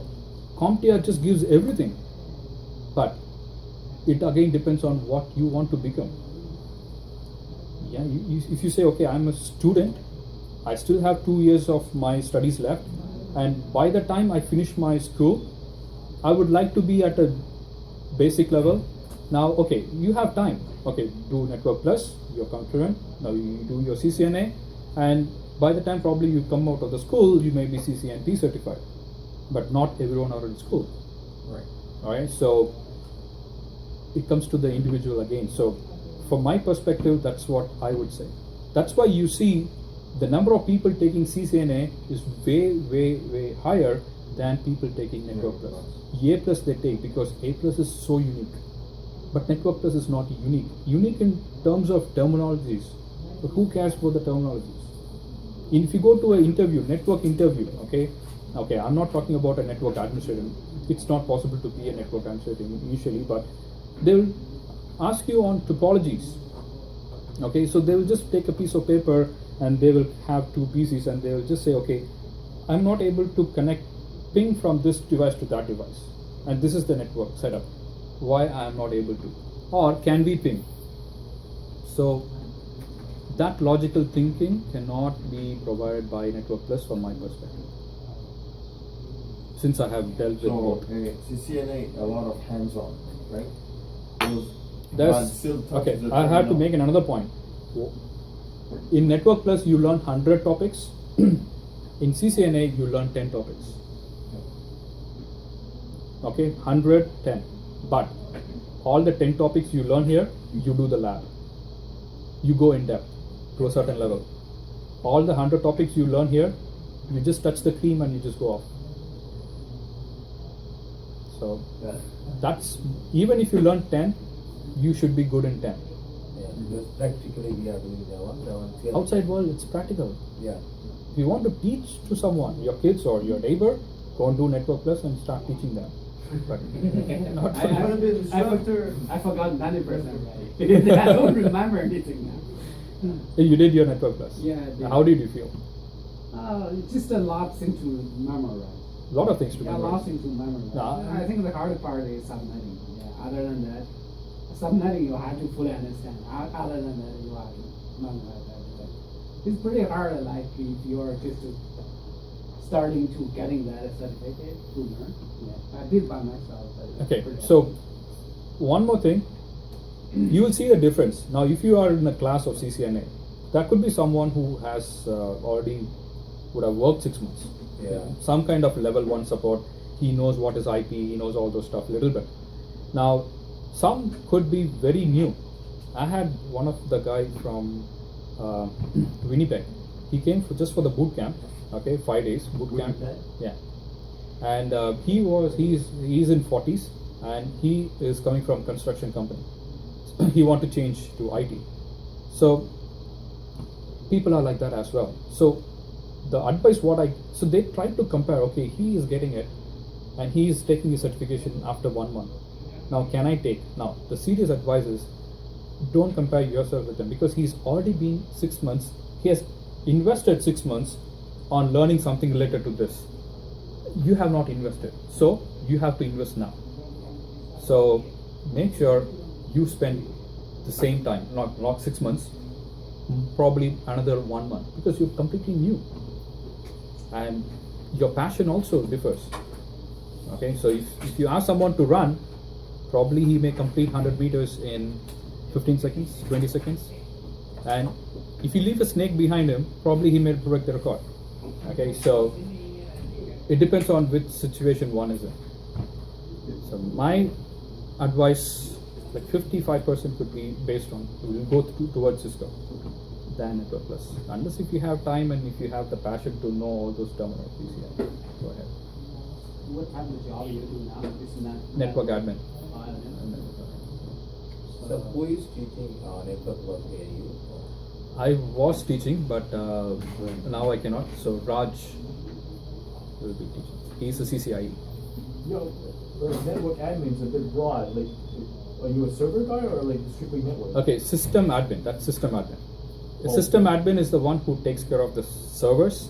Oh, Now okay. I take care of routing and switching. I take care of the network security. I take care of the data center, and I take care of the voice. Of that voice? Voice, VoIP. VoIP. Cisco voice. Yeah. So for that, CCNA is recommended? Or Okay, everything has CCNA. CCNA routing and switching, CCNA voice, CCNA security, CCNA wireless. We have a lot of CCNAs. so it has become standard. Sorry? CCNA has become standard, like Yeah, CompTIA. CCNA is standard. CCNA is global standard. And even, say for example, even if a company doesn't have a Cisco product and they have just Juniper products, if you are CCNA certified, they will still take you in because you know the technology. Learning the product, it takes 2 weeks. Learning the technology takes 2 months. They don't want to teach you technology. Once you know Cisco, all you need to know is what are the commands which are different in Juniper. You just need to understand the differences, which you can do it by yourself because you are already CCNA certified. Cisco certifications are globally standardized. Now other vendors are picking up, but routing and switching, no one else is in the league like Cisco. Security, yeah, there are some people, Checkpoint, you have Juniper, but routing and switching is the base. Without routing and switching, you cannot learn anything in networking. Nothing you will learn. You cannot learn. You cannot write any certifications. Cisco has a condition that you have to be CCNA routing and switching certified before you take other certifications. You can sit in the class, you're not eligible to write any certification exams until you complete the routing and switching. Yeah. It's the basic. That's the basic. Even if you want to work on the voice, your phone is connecting to the switch. Yeah. Without understanding how switch works, you cannot go and work on the voice. So it's like that. I apologize for being off topic, but you guys teach VMware too. Yes. Do you need CCNA to learn No. VMware? No, that's different. You know one thing? Cisco says, or Cisco defines all certifications, I mean, to do any certification, you need to have CCNA routing and switching, except for Cisco data center. Cisco data center, CCNA, you don't need any prerequisite. You don't need to be even CCNA routing and switching. That is the only exception. So VMware is completely different. VMware, it's a separate vendor product. So they are competitors of Cisco. But what's the prerequisite for VMware? Nothing. Absolutely nothing. No. That's strange. Yeah. But you need knowledge. Right? You need knowledge. Yeah. You don't. I mean, when you say prerequisite, no Let's say prerequisite with that, let's say respect a to company needs to certification. Let's say a company Yeah. needs to install Windows Server 8, SQL, Yeah, and then what else? Whatever, a server on VMware on their Hyper-V.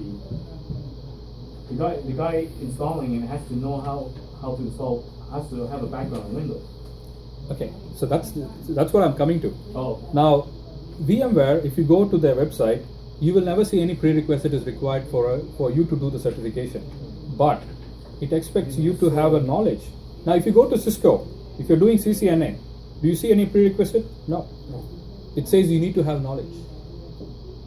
Yeah. There should be some starting point, right? Right. So before that starting point, they cannot ask, okay, make this as a starting point. There should be a starting point, but for that you need a knowledge. That's it. To do VMware, you need the knowledge, but you need more than what you need to have for the CCNA.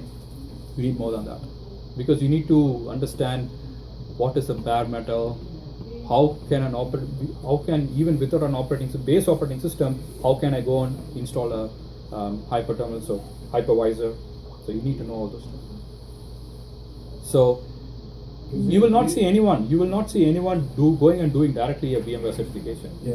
Worked on something for about a year, then they can go and do a VMware certification. Not for something who is entirely new for IT. No one will give job also. If they don't have anything else, just VMware first certification, he cannot do it. He will go out by himself with the pressure. This is off topic again, but the Citrix, do you need to, I don't know how to phrase this. Do you need Windows to run Citrix, or can you just run Citrix alone? Citrix doesn't have a platform, doesn't need a platform like Windows, only Windows to work on. No. Okay. It just needs a platform, some support base to work on. Okay. It can be Windows or it can be something else, but not like only Windows. It can be anything. Okay. It seems easier. Yes. Alright.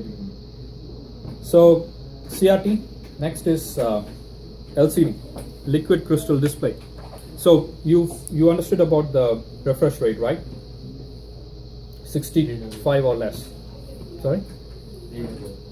65 or less. It should not be less than 65 or less. Okay. So that is that applies only to CRT. Now next is the most common display type that we have today. It's LCD, and all the LCDs have a standard refresh rate, which is 60 Hertz. You go to any LCD monitor, you will see the refresh rate as 60, which is perfectly fine. Okay. Now you can ask me, okay, it's less than the CRT. Yeah. But for LCD, that's perfect. 60. So it wouldn't cause No. any fatigue or anything like that. No. Because it depends again on the way they paint the image on the screen. CRT paints it in a different way than compared to the LCD. Okay.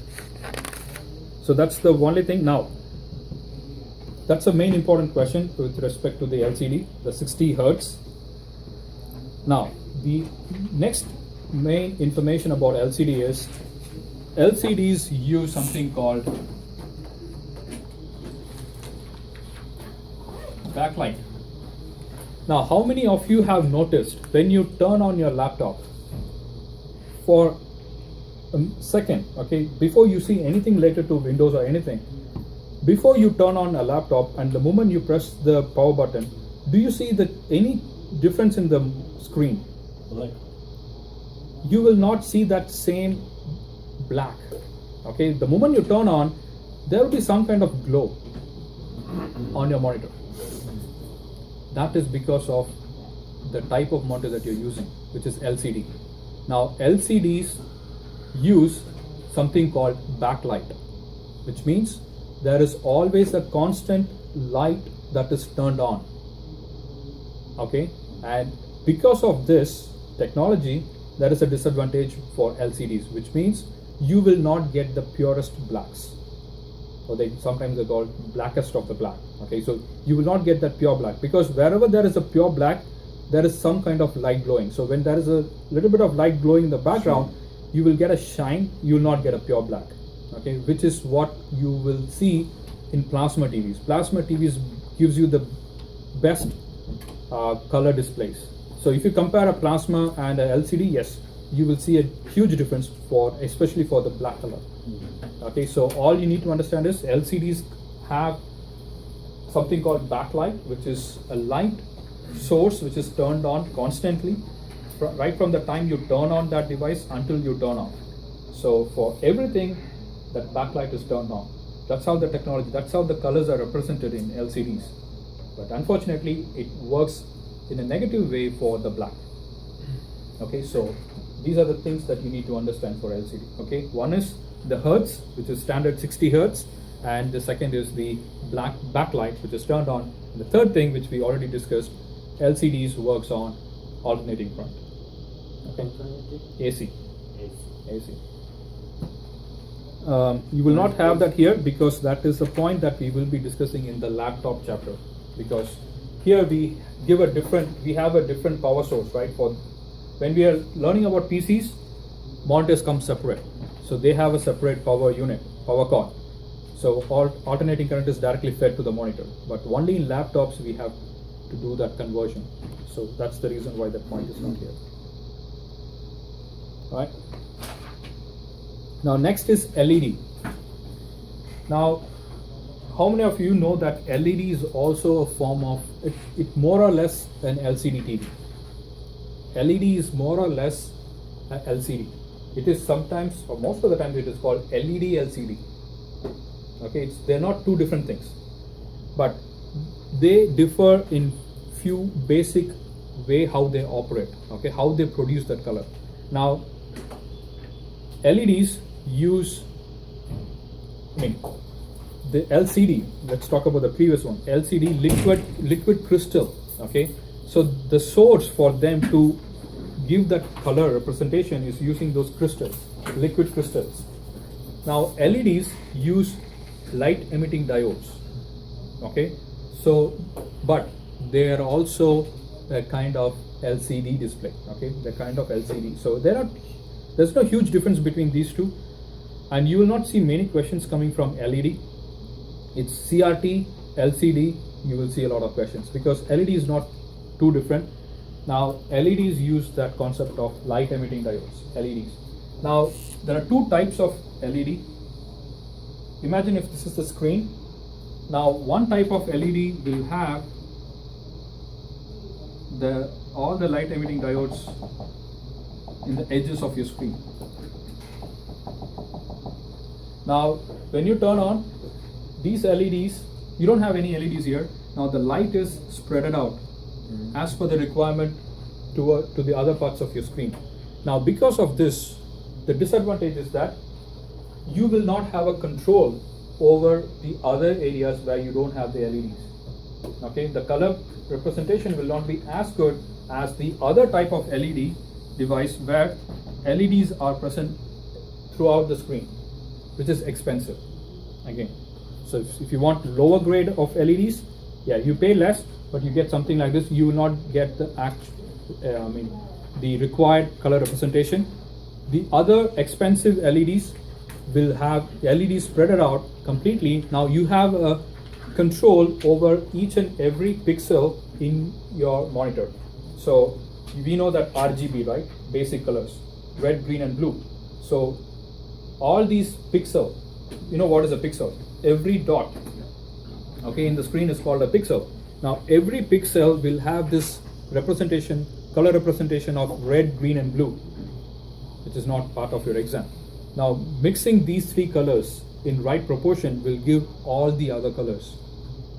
Okay, so every pixel will have RGB, color representation. So as per the color that is required to be painted on the screen, color will be choose with the respect ratio between this RGB.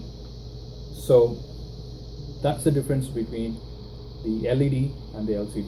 Okay, that underlying technology is what is different. Okay, they use liquid crystal, here they use the light emitting diodes.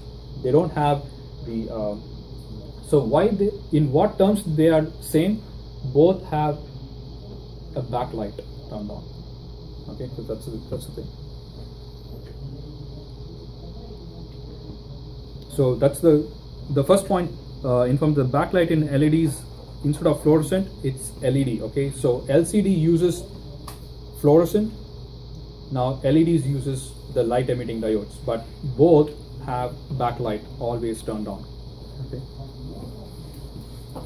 Now new technology is organic LED. All your mobile phones, iPhones, they use organic LEDs. Okay, and I think Sony Xperia also uses organic LEDs. All right, next is plasma. Now plasma, few points are pretty straightforward. Expensive. Plasma are expensive. They consume a lot of power. Best part is they are the best in terms of color representation. Okay, when you compare to CRT, LED, LCD, plasma are the best in terms of color representation, but they are expensive. They draw more power. The biggest problem is they produce interference. Interference, what we discussed when we talked about wireless. Okay, so they create interference. So wireless may have some impact when you use plasma TVs, and you cannot use plasma TVs in higher altitudes. In the book, is it saying latitudes? Yeah. Please change that. It's not latitude. Then you cannot use it in any parts of the country. It's actually altitudes. Okay. Yeah, altitudes. It says latitudes. Altitude changed. Okay. Minus 4. So you will not get many questions. Probably one question from plasma display type that cannot be used in higher altitudes. Okay, so that's the only thing, or the display type that gives the best color representation, which is again plasma. So these are the only, that's the only positive about plasma. It's expensive, draws more power, interference, and it cannot work at high altitudes. These are the drawbacks with plasma. So that's the reason we still have a lot of LCDs. Okay, so you will get question about CRT, you will get question about LCD. Why is it a problem to use it in high altitude? Sorry? Why is it a problem to use it in high altitude? Because of the Yes. okay, so if you look into this picture, you will see this dielectric and there's some other component. It's because of the chemical, actually the chemical or the dielectric feature. If you go above a certain height or from the sea level, now you will not have, because of the pressure, you will not get the actual required performance from that. It doesn't work at higher altitudes because of the pressure. So like in a plane or in a 28 store? No, not a 28 store. I'm talking about, like hill stations, more in high altitudes. Not in a story. That's Square one, Mississauga, don't buy plasma. Next is digital projectors, like that. That is that could be analog or digital. It depends on how you feed the input. Okay, so there again, they're not always LCDs, but many tell them, okay, it's a LCD projector, but not always it's an LCD projector. You don't get any questions about those projectors, but all you need to know is how they operate. The main component inside these projectors are something called a bulb. Okay, so that's the main thing. If bulb goes off, projector is not going to work. So, and that's the only major component that you will be replacing once in few months or years. They come with a number of hours. Okay, so it can work for 1,000 hours or 2,000 hours, whatever. And they get heated up a lot, so that's the reason they may go down. Even when you turn off a projector, the fan inside, which is there to cool the projector, will still be running for some time to cool that bulb. Okay, so nothing much. Digital and analog, there are two types of projectors. That's it. All right. Next is display resolution. Now, what is resolution? Now, you may have gone to the display settings inside your PC. You would have seen an option called display resolution. Okay, display settings, and in that you would have seen resolution. So you can probably adjust in few monitor types. When you connect your laptop or PC to an external monitor like projectors, you may not get a chance to change that resolution type because they will work on only one standard resolution type. So basically you just try to check which is better resolution.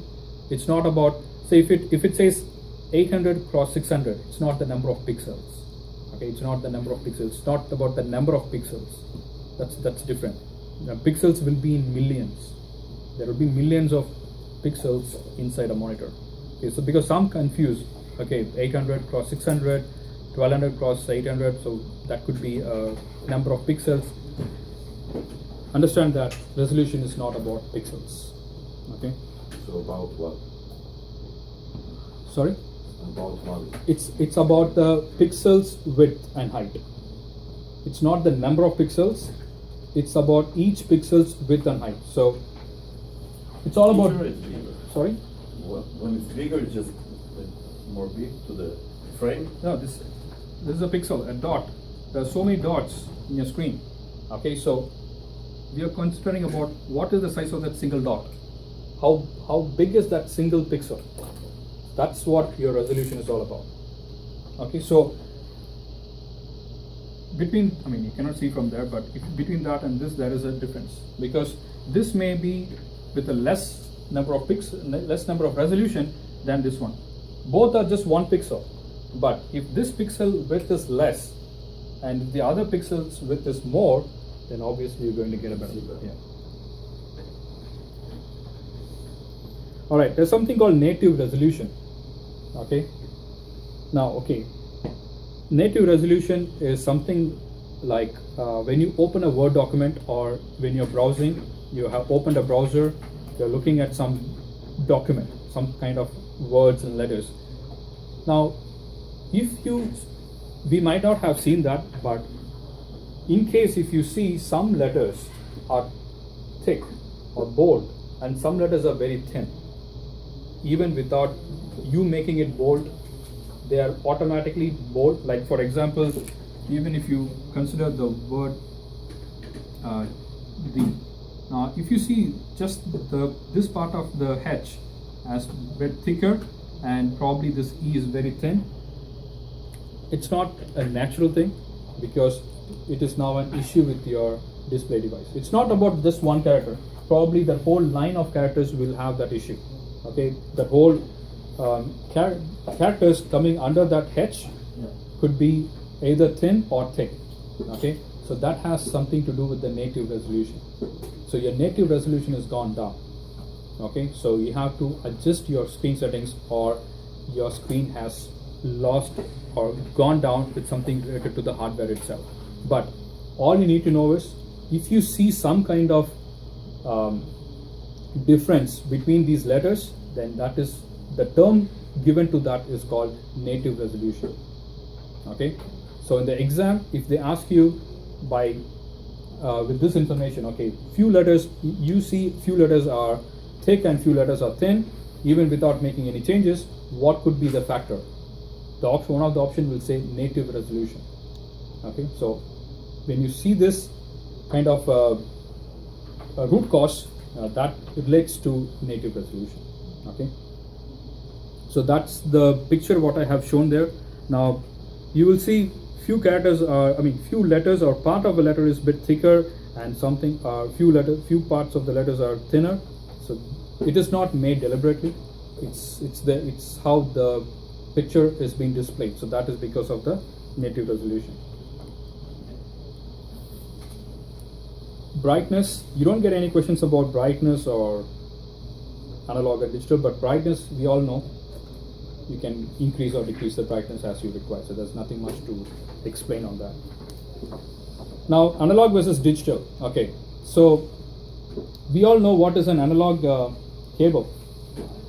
How many pins do analog cable have? How many pins in standard VGA? This is an analog, and all, I think your monitors, you have the other port, right? So that is also analog. It's 15 15 pins. Okay, 15 pins is analog. Now that's called VGA. Okay, VGA is analog. Now currently for the digital we have HDMI. Also you will see a lot of DVI. Okay, you will see both DVI and HDMI. I think all these monitors, even though they are currently connected to VGA, they still have DVI. Okay, so for digital you can use either DVI or HDMI. It depends on what comes with that product. Okay, now you will get a question on display filters. Most probably you will get a question on display filters. Now, if you are traveling, probably flight or train, any public transit, now whatever you are typing, viewing, or whatever you're doing, now if you don't want your neighbor, the people who are sitting just next to you to see, if you don't want them to see or know what you're doing, then you can make sure that if you have a display filter, or sometimes it's called as a privacy filter, now you can make sure people who are sitting next to you cannot view what you're looking at, because the normal screen people can look from even at a different angle. Okay, but if you use a display filter on top of your or over your actual display device, now what happens is only when you are viewing that monitor exactly in the opposite direction, you will be able to see exactly. The moment you start moving a little bit, the complete screen gets blacked out. You will see only black. Nothing you will see. It looks as if the person is working on a PC which is not turned on. That's how it looks. Like even a light movement. Yeah, in the bank they do it already. In the Bank. bank, yeah, obviously. She's like telling Yeah. me, here, look at this, and I. So even a little bit of movement. Then you can use it a glass. Which glass? Sunglass. No. Just I because. filter, Okay, so that's the one thing you may get a question on display filters. There are a lot of people who have. Is it come built in, or you need to put it? It's physical. You have to put on. You have to put on. It's not. Like a question With what what do you use to make sure people who are? I'm just putting in relative terms. I'm not. Yeah. So what do you use? Privacy, Yeah. What do you use to make sure that people who are sitting next to you cannot view what you're seeing? So option will be display filter. So I give you What are the different options, and then That seems pretty obvious. Sorry, yeah, it's pretty easy that only display filter will be the right option, but I'm not sure about what are the other options. But other options you can easily say. It's a very simple logic answer. and you said this exam is computer based, right? Yes. So it's a drop, you said sometimes, or it's a check? Drop. A checkbox. Okay. All the multiple choice questions are checkbox. Okay. Most of them, whenever you have only one answer to pick, it's checkbox. Okay. Sorry, radio button. Only when you have one answer to pick, it's a radio button. Right. When you have more than, if they say oh, choose 2, choose 3, then it's checkbox. But most of the questions are with one right answer. Only few are choose 2 and very few are choose 3. 1 or 2 questions will be choose 3. But apart from that, 10 questions could be choose 2, 10 to 15 questions, but apart from that, everything else is choose 1. Where do we take the exam? Exam center or? Yep. Right here? Not in the room, classroom, but there's an exam center. Yeah, I guess. Alright, next is multiple devices. Sorry? How do you choose the 2, 3, and 1 answer? How do you The choose? questions. How do you said- choose? Yeah, you just said the answer is just take up 2, 3, 4. No, I didn't get. So, if it is one answer, We check mark is what? radio button. Okay. If it is multiple answers, Where? Checkbox. checkbox. Oh. Okay, the next is multiple displays. Now, we all would have worked on multiple displays, to at least 2 monitors, or even a laptop and a projector is a multiple display. So, when you go to your display settings, you would have seen extend, an option called extend or duplicate. Now, what extend means? Most often, if you're working in an office environment, you will see 2 monitors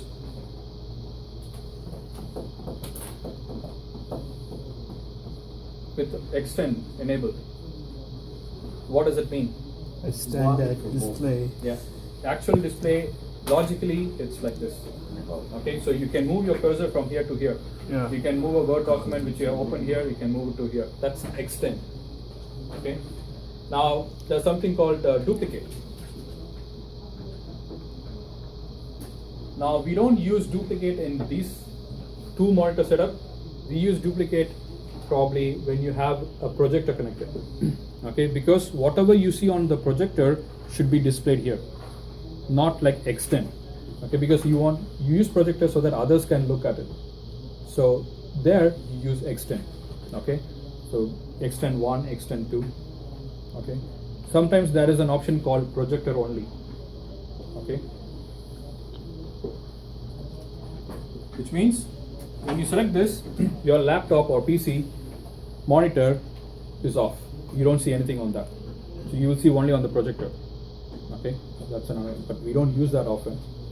The extend and the duplicate are most widely used options. Okay, so it's available. It is based on the operating systems. Okay. All right. So, what's the time? You want us to? Okay, there's just few more pages. Probably 10 minutes. We'll finish up and we'll take a break. Any issues? What time we play? Like 3? What time we finish? 3. We finish at 3. We take a quick break now. Then we go to the sleep. Okay, because I want to start fresh after the break.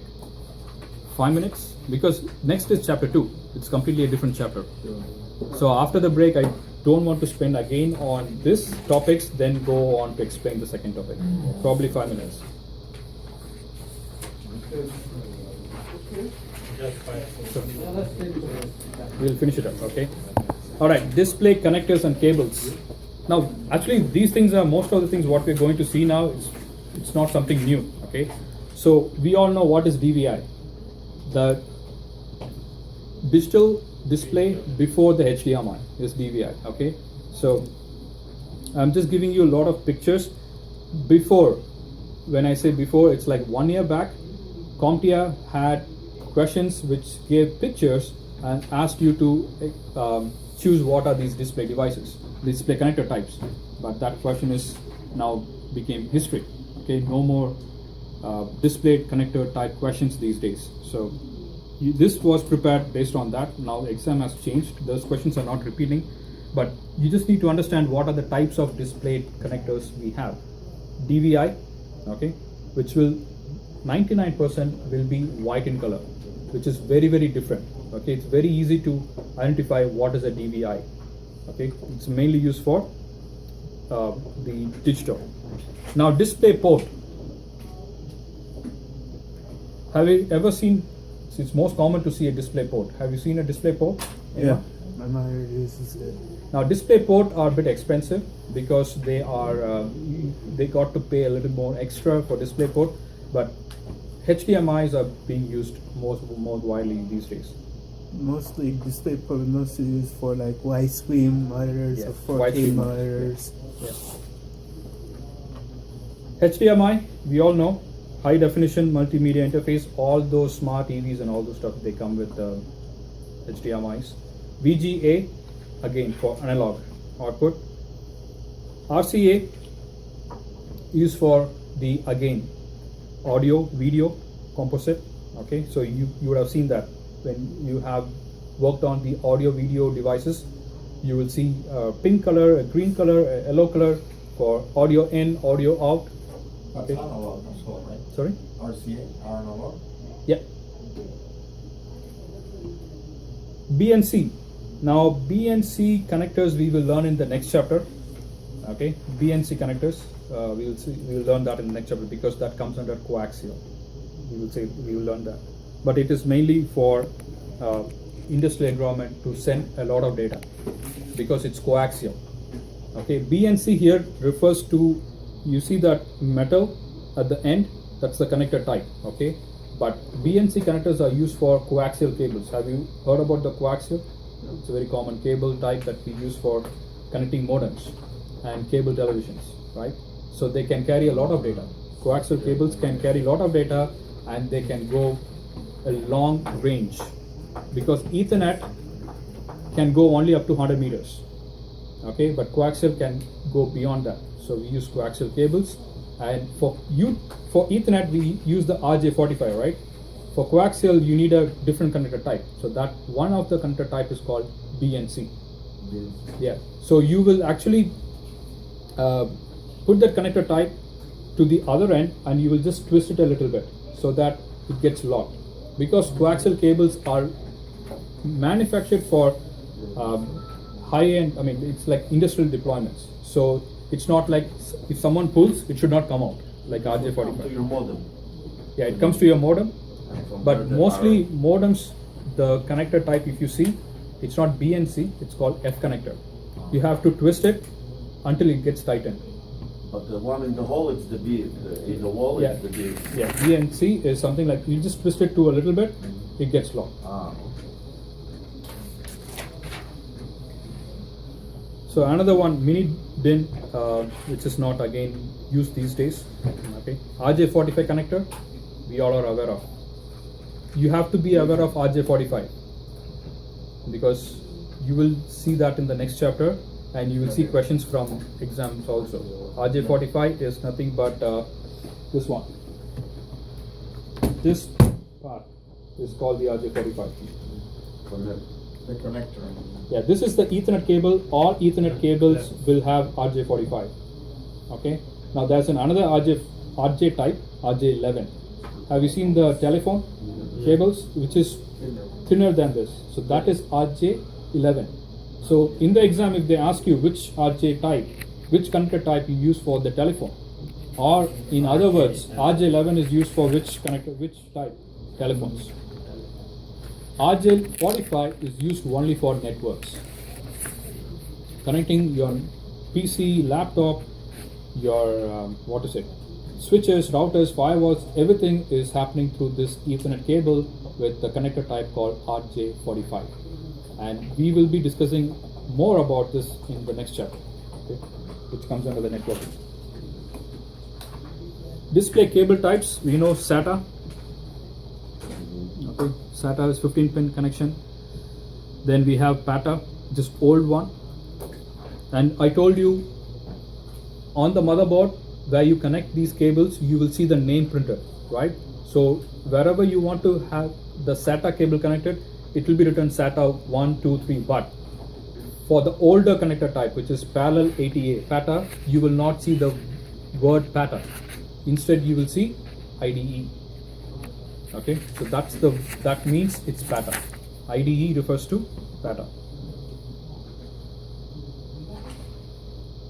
Alright, next is floppy drive. What is the oldest one? SATA, right? No, SATA is the oldest one. Or sorry, SATA is the one that is Molex is the powerful. SCSI is Molex is for power, only for power. Sorry? SCSI, right? SCSI? Even older than. Yes, SCSIs are older, but SCSIs have come big now. Something called there is iSCSI, which is used in data centers. But that's different from what we have learned. That is some. SATA is IDE. Okay. So floppy drive, it's again no more questions you get on from floppy drive. Okay, it's completely gone. So the thing is, you don't need to know how many pins they have. They're not going to test you on how many pins they have. Never. Okay. All you need to know is what are the types that are available. SCSI drive is again. You need to know the 8 or 16. PS2, gone technology, gone connector type. Before, okay, until USB came, we were using most of the thing. USB came and replaced everything, especially the PS2.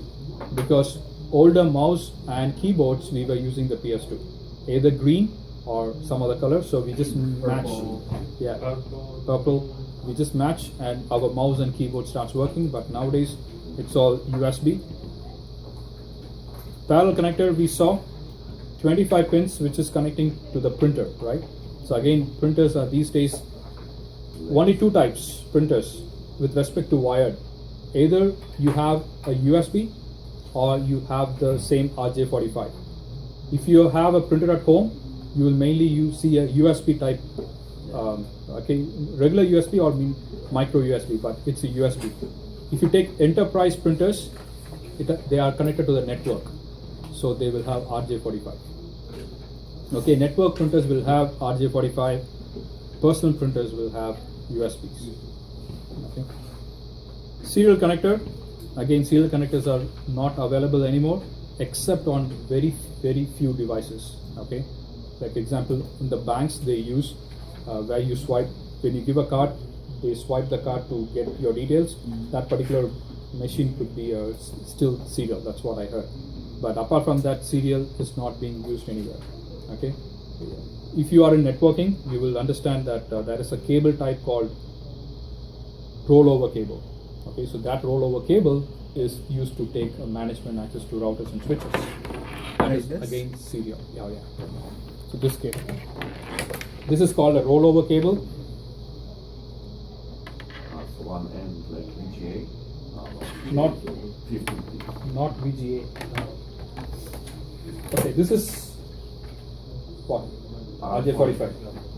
This is serial, 9 pins. Okay, it looks like VGA, but VGA is 15 pins. Okay, this is 9 pins. Now, none of our laptops or PCs comes with any connector type that has 9 pins, right? So we cannot use this. But without this, we cannot access our routers or switches. So we need to have something like this. USB to serial conversion again. So one end again it's serial. So you connect to this. Obviously you get the USB so that you can connect it to your PC or laptop. So this end goes to the router or a switch, and this end goes to your PC. You take direct access. Why we need this?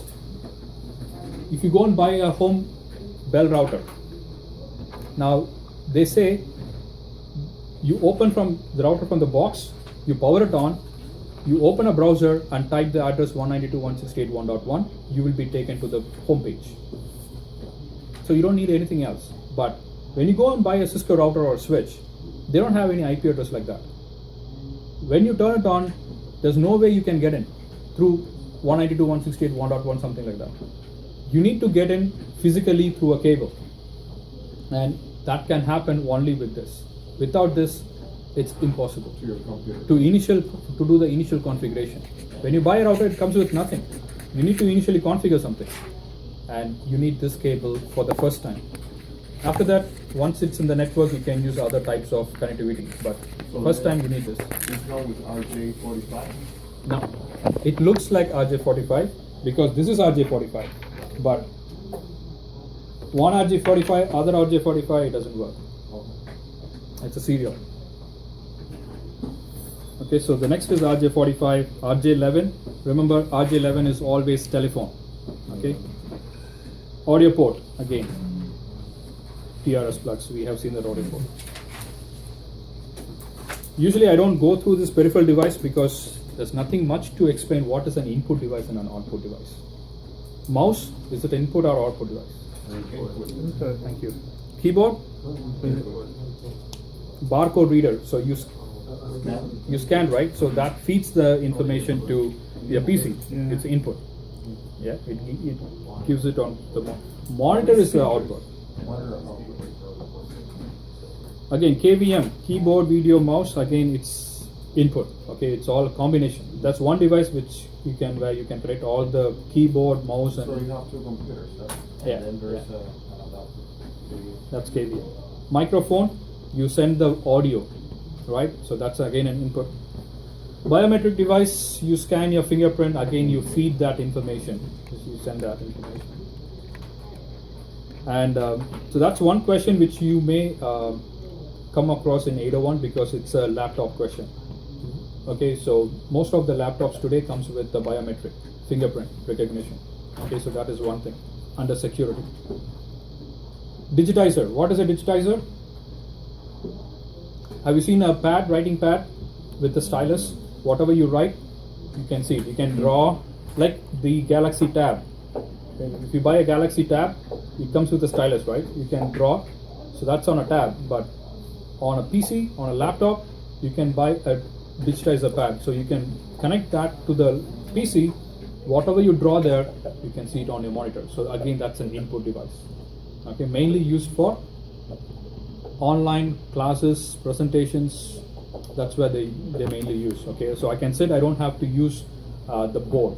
Okay, instead of using the board, I can just draw it on the digitizer, so that will be projected. So whatever I'm writing here, I can do it there.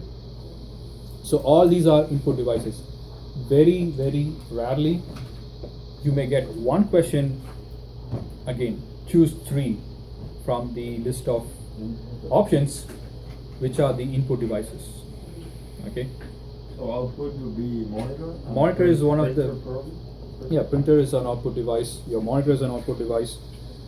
What else? Speakers. Speaker. The speaker is an output device. All display, printers, speakers are output devices. Multimedia. All digital cameras, microphone, webcam, camcorder.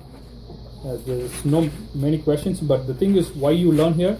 Because they all have to be connected to your PC for the data transfer. So you capture videos, you take pictures, you send audio signals. So they have to be fed to the PC, right? So they need to be sent through either wireless or through wire. So you will be using some kind of connector, mostly USB. So all they explain are it's mostly USBs. Mini USB, micro USB, or a standard regular USB, but it's all USB. Okay, so that's the end of chapter number 1, the biggest chapter. Okay, so we'll take a break. I'm sorry, I don't know what is the time.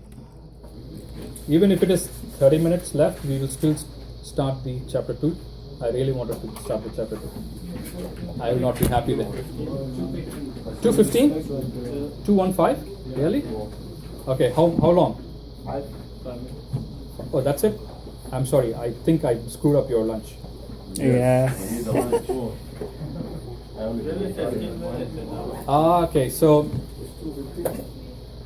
15. Yes. 2:30. When you just okay, sorry. 10 minutes is enough. Yeah. Networking jobs are more headache. The Yeah, more I- senior your role gets. Yeah, it's going to be tough because the person who was working he was working there for last 1 year. He said when he came he didn't have any white hairs, and even now his beard is all white. So a lot of pressure. Yeah. So something goes down, you have to bring it up immediately.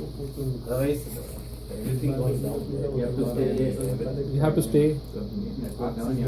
Yeah. You have to stay. No timing. Yeah, but what happens if it's not your fault? It's not on your end. If it is not your end, it's fine. But you have to still sit and make sure it comes up. It's because it's your duty. It's okay. It's not your problem. It's a problem between the ISP. Sit with them and make sure it's up. Just because you cannot say it's his problem, I'm going. They'll say don't come back. Stuff. But no issues. Life is good. Like this. Somebody is just working and somebody said in a 2 minutes said fire. Yeah. The reason you said, gave me some reason, said nothing, just fire. Yeah, so let's start networking. Okay. We finished half the book already. All right, I'm just going to give you an overview of what we are going to learn initially. So now we are going to start with the connector types. Few things first, networking. Now, without one thing, network cannot happen. What is that? Cables. Cables are so important. Devices are important, but for two devices to talk, you need cables. And we have few different types of cables. So first you are going to learn about cables. Two major types. One is called the copper. The second one is called fiber. Okay, two types of cables, copper cables and fiber cables. Just means nothing but the cable which is inside the Ethernet, right? Within this, it's copper. Okay, if you cut it into two, you will see copper wires inside. So that is copper. Nowadays, for longer distance communication and higher data throughput, we use something called fiber optics, right? Now, fiber uses either glass or plastic as a material to send the data. Okay. Now, copper wires are good conductors of electricity. Okay. So, whatever data you send through copper wire is sent in terms of voltage. I said the data is always represented in ones and zeros, right? So 1 is plus 5 volts and 0 is no voltage, 0 volts. That is how data is sent through copper in terms of voltage. Now fiber uses glass or plastic, which is not a conductor of electricity. Okay, so the data has to be represented in some other form. Now that form is called light. Light. Turning on and turning off the light represents the 0 and 1. On means 1, off means 0. Okay, so fiber optics uses light. Copper uses current, the voltage. Okay, always that's the basic thing. Copper uses the voltage, fiber optics uses light to transmit the data. Now who produces the light, or what kind of light we use as a source? Now there are two types. I think one is through laser. Okay, laser is one form of light that we use for fiber optics, and the second is the LED, light emitting diodes. These are the two light sources we use for fiber optics to generate the data, light information. Okay. All right, so these are the two types. Now what else we are going to learn about the cables? Now connector types we will be learning about. So copper is general. Now if you learn about copper, which are the two cables that use copper? One is called coaxial and second one is called twisted pair. We all know what is coaxial, right? The one we use to connect to a modem is called a coaxial, and the one which we use the television now, that's a coaxial cable, pretty thick. Okay, and coaxial, yeah, and that's a connector type. Okay, so this is something that you will see commonly connecting to a modem, and you see in the center there's a copper. Okay, so coaxial comes under copper. Okay, it uses copper to send the data. Okay, it can take a lot of data to be sent, and it can go beyond 100 meters. Okay, so that is coaxial. Now, what is twisted pair? What is? Twisted pair, the other type of cable that uses copper. This is twisted pair. What we were calling it as Ethernet cable, it's a twisted pair. Now, why we say twisted pair? If you cut this cable into two, okay, if you cut this cable into two, you will see 8 separate small cables inside that. 8 small cables. Okay, if you cut Ethernet cable into two, so this is the Ethernet cable. Okay, you will see small. Inside that, you will see 8 different cables. But you cannot see in the top. In the top of the cord. coaxial? No, coaxial has only one copper cable. That's it. Only one. Yeah. Coaxial has only one copper cable, but No, you can't see here. You see, same as here. how many cables? No, that's only one copper, but they secure with a lot of outer jackets. Coaxial has one copper cable. Twisted pair has 8 wires, and inside each wire you have copper cables. Okay, so the basic thing you need to understand is inside every Ethernet cable there are 8 wires. Okay, I can bring a Ethernet cable.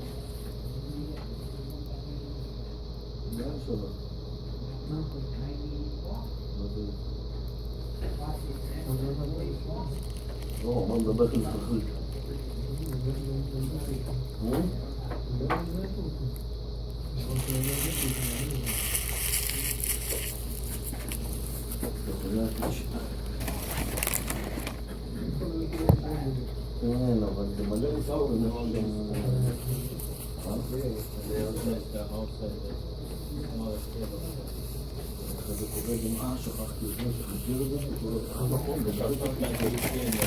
TV cable. Yeah.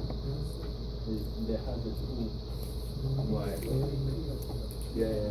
You take this one, no, right? So, the cover up. Technology is the same as no, there's only one.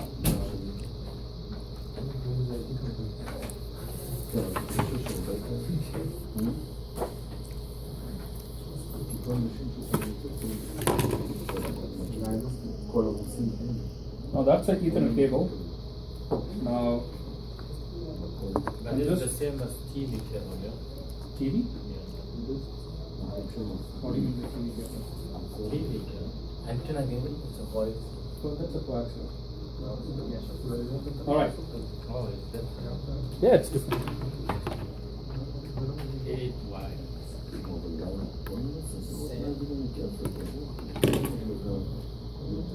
Now, if I open this Ethernet cable, you see 1,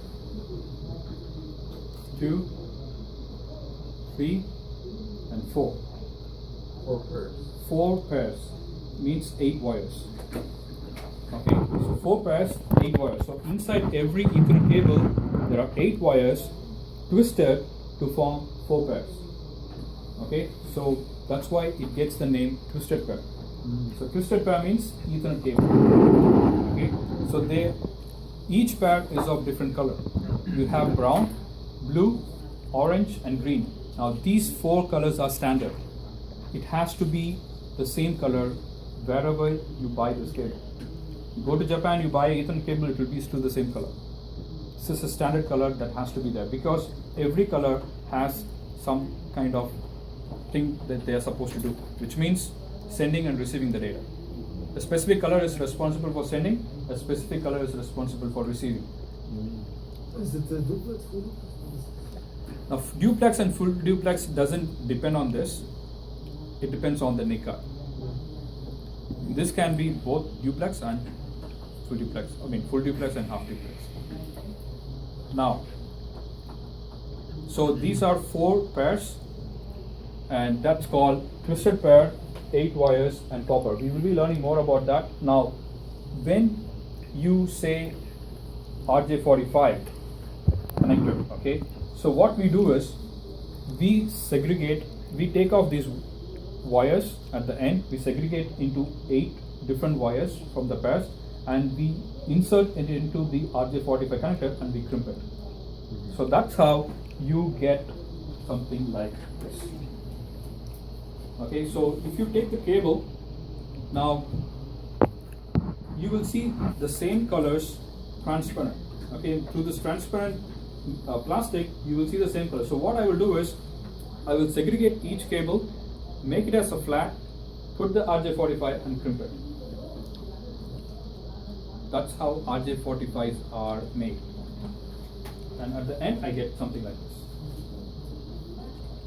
Okay, so many go and buy it in the store, but actual technicians, few technicians, they buy a big roll of Ethan cable, and as per the requirement, they cut the cable like this and they crimp it, so they get the required length. Okay, so they don't want to waste the cable. If the cable needs 70 meters, they have to go and buy a 100-meter cable if they're going to a shop, because shops don't sell 60, 70, 80. They sell either 50 or 100. So these people, what they do, they cut exactly like, if they need 70, they go for 75 meters, they cut it, they crimp it, and they connect it. Okay. If you don't want, you can always go and buy it in the store. But you need to understand that's how an Ethan cable looks inside, with 8 cables, 4 pairs, and with the standard color. We have to remember these colors. There will be a lab on these colors. Green, blue. Sorry? What you said, there will be a lab? Lab. It could be a lab, or there could be a multiple choice question also. Now, when I say remember the colors, it's not brown, blue, orange, green. It's not as simple as that. When I say remember the colors, you need to understand what pin number 1 color is, what pin number 2 color is, what pin number 3, 4, 5, 6, 7, 8, what their colors are, which we'll be learning eventually. Okay, that is one of the most important thing for a PC technician.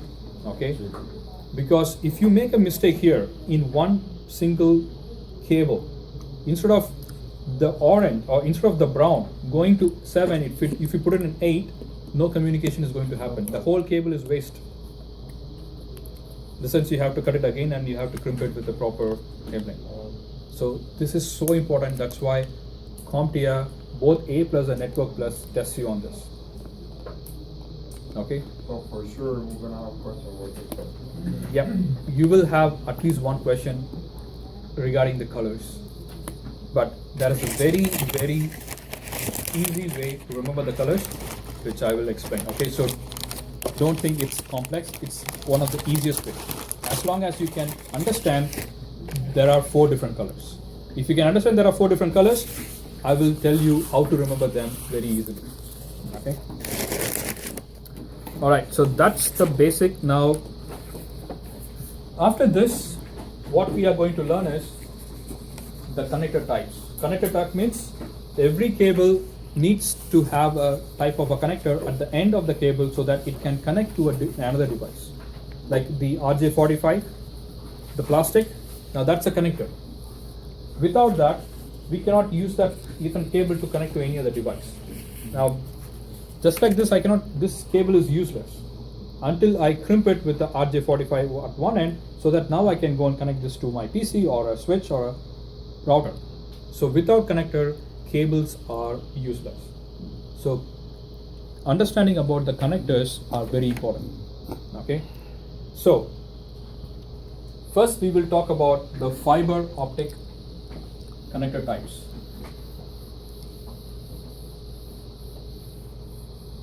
Now for the exam, again it's a multiple choice question.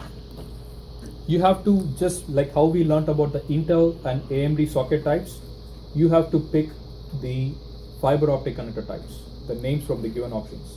Okay, so straight tip, square connector, LC. So these are the 3 types that we are going to talk about. Okay, there are actually 4 pictures, but only 3 types of connectors are there in your blueprint. Now, first is called ST. It stands for straight tip.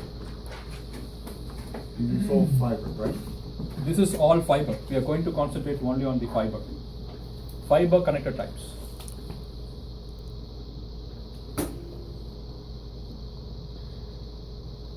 Now, there are so many types of connectors in fiber. You know why? Fibers always doesn't mean that they can go kilometers and kilometers. There are so many different types of fiber optic cables. Now, there are few types which we will be learning called multimode, which cannot go beyond a kilometer. They can be used in terms of 350 meters or 500 meters or 750 meters. That's the maximum that they can go. That is one type of a fiber. Second type of a fiber can go beyond 1 kilometer, 4 kilometers, 10 kilometers, 20 kilometers. There is a fiber optic cable that can go one single cable 160 kilometers without any repeater. So there are so many varieties of fiber optics. So when you have so many varieties of fiber optics, obviously there will be few types of connectors. Even there's one standard Ethernet cable, you have RJ45 and RJ11, right? But fiber optics there are so many varieties, so you have a lot, but we are just going to learn about 3 different types of connector types. Very easy. One is called as straight tip.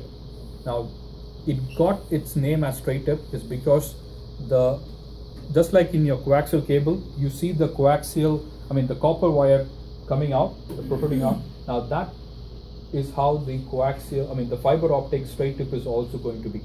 Okay, say for example, the picture which is just next to the ST, you see that white kind of plastic metal that is coming out. Now it got its name because of that. The tip of that fiber optic is going to be pretty much straight. Okay, so that's why it's called as a straight tip. It got its name because of that straight tip. Okay. Now, you saw the connector type below the straight tip. You see something like this. You don't have any cable like that here, right? No, fiber optic I don't have. Probably I'll try to bring it from my office next week. We have a lot of fiber optics there. Yeah, I can bring it out. Okay, so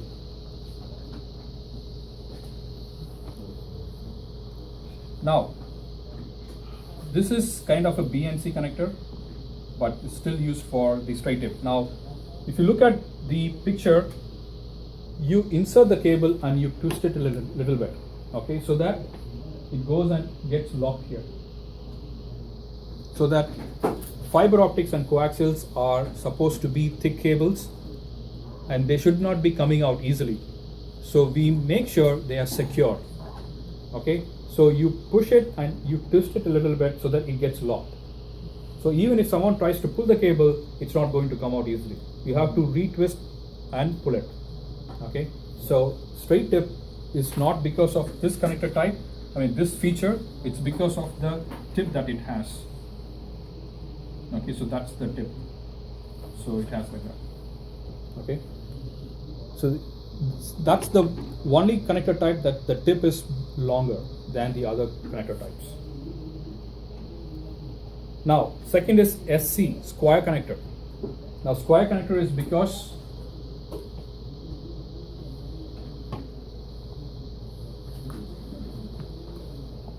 the outer jack is square. They all got their name because of their physical identity. Okay, if you take a square connector, it will be square. So the second picture, not the second picture, sorry, that's for the LC.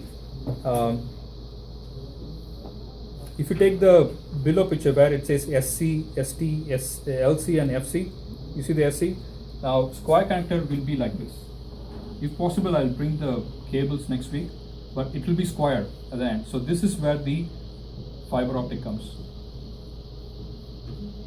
But the outer portion is square. So that's why it's called a square connector. Okay. And the next type is called, this is SC. Now next type is called LC. Now it's very easy to understand. LC fiber optic connector is very similar to your RJ45, which means it has this flap. You know why there is a small plastic flap?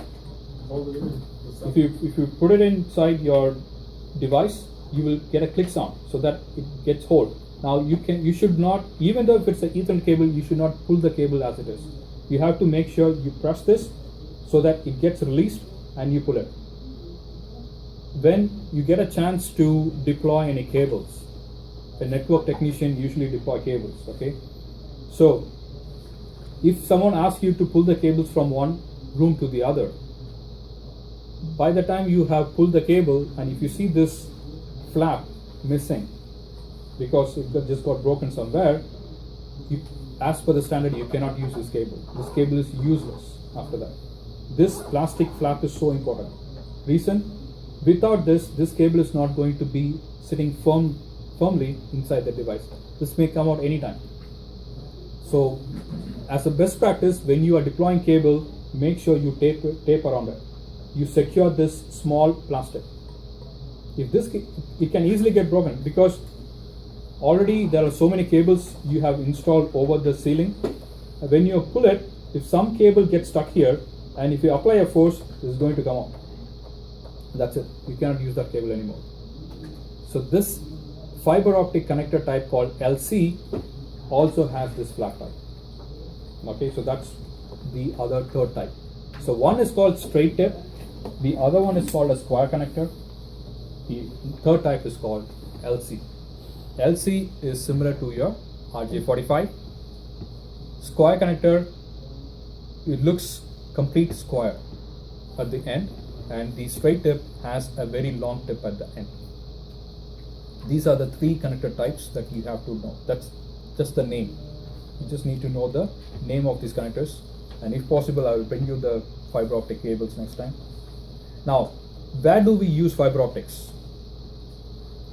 Any idea? We know about RJ11 because we generally use that in the networks. Now, where do you see the fiber optic? Long distance. Back in the different networks, cable network. Yeah. In general, we say, okay, fiber optics is used for long distance communication, which is absolutely true. Communication between North America and Europe happens through the help of fiber optics, okay, which is under the sea. Okay, they have such a huge fiber optic cable installed under the seabed. Now it's going like that. So obviously for longer distance communication and more than that, higher data throughput. You can send huge amount of data through fiber optic.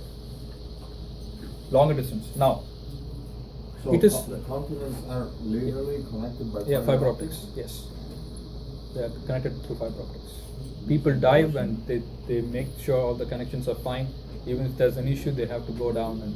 But as you said, every so often they have to have this repeater, right? Yes, that's why there are so many different types of fiber optics. It starts from 350 meters, which means for every 350 meters it needs a repeater, and probably what I know is up to 160. I don't know whether that's anything beyond that. So that fiber optic which can span about 160, so for every 160 kilometer you need a repeater. That's a lot of repeaters from Europe. Really? It's a tough task. But that's the best thing, technology what we have. Because if you take off wired, you cannot depend on wireless for huge data transfer. A wireless is not going to be any way better than wired in any given day. Okay, so fiber optic is the one which is used for intra-continental communication. Now, intercontinental communication. Now, the second is, this is for long distance communication. Now, fiber optics is also used within the office. Simple. 2 switches will just use fiber optics. Okay, so if you have a Bell internet connection, first it comes to your office, right? So there is a Bell equipment in your office. That is called a demarcation point. So up to there, it's Dell's. From there, it's all yours. So we call it as a demarcation point. So he gives you his product. Okay, keep this product. Like how you have your Bell router at your home. So up to there, it's his job. Whatever goes wrong, he takes care of it. From there, it's all yours. If you connect a Ethernet cable from your router to your laptop, and if it doesn't work, Bell is going to check, is everything fine up to my router, his router. That's how he checks, because that is the demarcation point. From your router, if the cable is bad, he's not going to help you. So likewise in office, if you have a Bell connection, he keeps his device. So from that device, you are going to take the connection to all parts of your company. So probably you will have a router first, firewall or router, then you have a switch. Now, in case if you have something like a data center, which most of the offices do have, now you will see a fiber optic going from these initial switches. Now, this is something not part of your A+, but when you learn about networking, you need to know this is an access layer, distribution layer, core layer. There are always 3 layers. Access layer is where we end users connect. All employees, we have our own laptops, PCs, right? Yeah. We are the end users. So we connect to the access layer. Now, core is what does core mean? That's the central part, right? It's the most important thing. So core means that's the most important part of your company's network. Okay, so this is where you get the internet connection. All the major connects ends at the core. So you will see fiber optic here in core. The devices, routers, they will be connected to the fiber optic. You don't need fiber optic here. Probably you don't need fiber optic here also. You can have it, but you don't need it. That's what it is. Sorry? You can have it, but you don't need it. Yeah, It's nice to have, but not a need. Yeah, if you don't have fiber optic, you can still go for 10 gig Ethernet cable. Okay, people go for more bandwidth. So the advantage of fiber optic is, one is reliability, and 2 is speed. You said data transfer.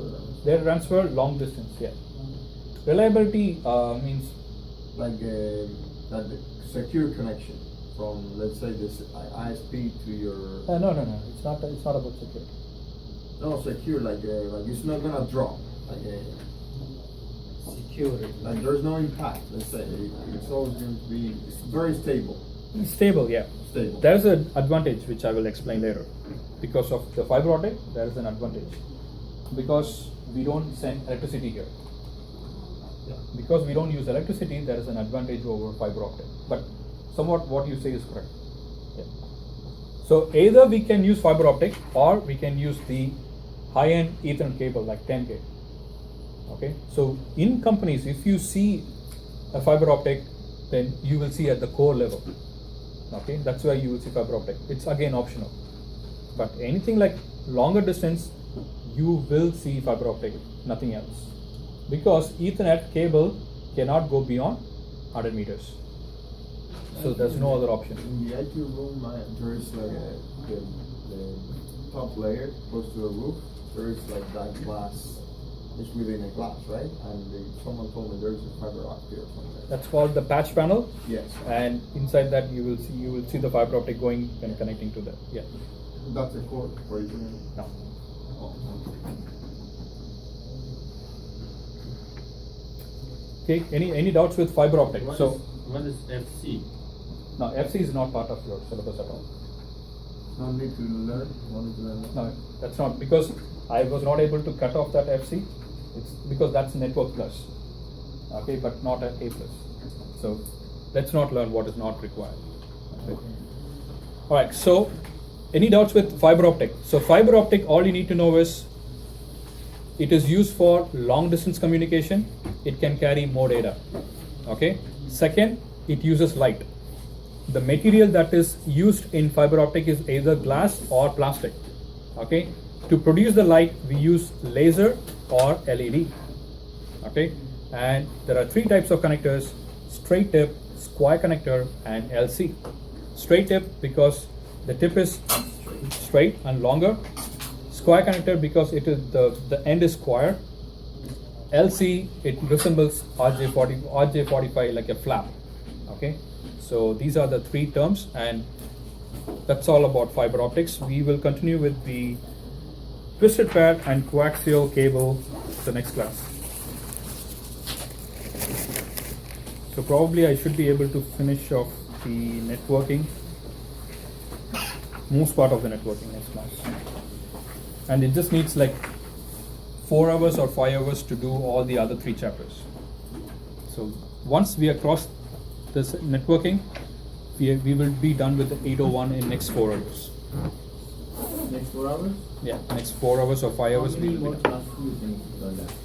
For 801, we will take 2 more classes. And then 802? 802 is not as big as 801. 802 maximum about 3 to 3.5 classes. That's it. Yeah, you got 6 classes. 5 6 classes. Yeah. Have a good weekend, everyone. Thank you.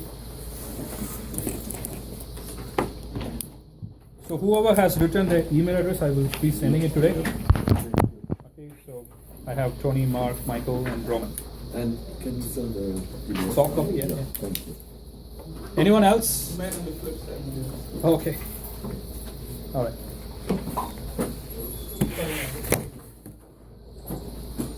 Have a good weekend. We'll meet tomorrow. We'll meet next week.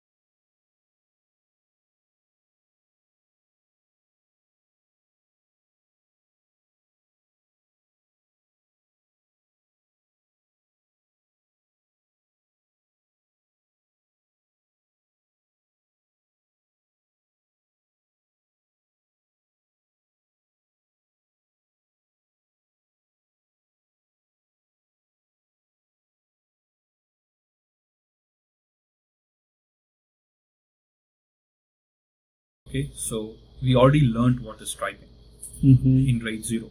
Okay, so 1, 2, 3, 4, 5, 6, 7, 8. So we stripe the data. Now here we do with something called parity. Now if you look at the picture, block 1 is here, stored here. Okay, then 2 we have stripe. So 1, 2, 3. Now we don't store the 4th block here. Instead we store something called parity. Parity is nothing but it's the compressed form of the data that you have stored in 1, 2, and 3. The reason is, say for example, if this block fails, this hard disk fails, so you lose block number 1, right? But you have not replicated that block anywhere. So you lose that data here. But what you're doing is, you are getting a compressed form of that data in this parity. In this parity, you have compressed form of both 1, 2, and 3. So any of these 3 blocks goes down, you can still recover the data from this parity.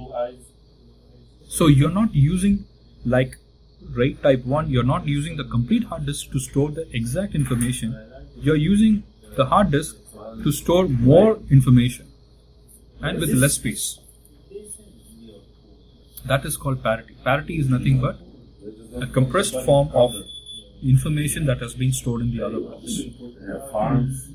So that is parity. So even if the parity blocks goes down, you still have the actual data 1, 2, and 3. Got it? When you have your own farm, you can grow all year. Understand? Yeah. So that's RAID type 5, striping with parity. Water everything. Now the last type is RAID 1.0. It says stripe of mirrors. Now this is the only RAID type that requires minimum number of hard disks. Other RAID types, whatever we have discussed, 0, 1, and 5, doesn't need any minimum. Okay, but this requires a minimum 4 hard disks. So expensive. Okay, if you have less than 4, you cannot implement RAID 1.0. So yeah, therefore here we Okay, reach. because the way it works requires 4 or more, and it will be in even numbers, 4, 6, or 8, or something like that. Okay. Okay, so how it works is now RAID 1 plus 0, which means both mirroring and striping combined now. Now imagine, just forget about this, or just take this consideration. Now this is one hard disk, second hard disk, third hard disk, fourth hard disk, fifth hard disk, sixth hard disk. Okay, 6 hard disks you have. Now it says RAID 1.0, which means RAID 1 is mirroring, then 0, which is striping. So we are mixing mirroring and striping. So hard disk 1, first block you save. In hard disk 2, you mirror that. So that is called mirroring. So you see the RAID 1 between these two. You mirror block 1, block 1. Now next is striping. So in the third hard disk, you write the block 2. And you mirror that, block 2 here.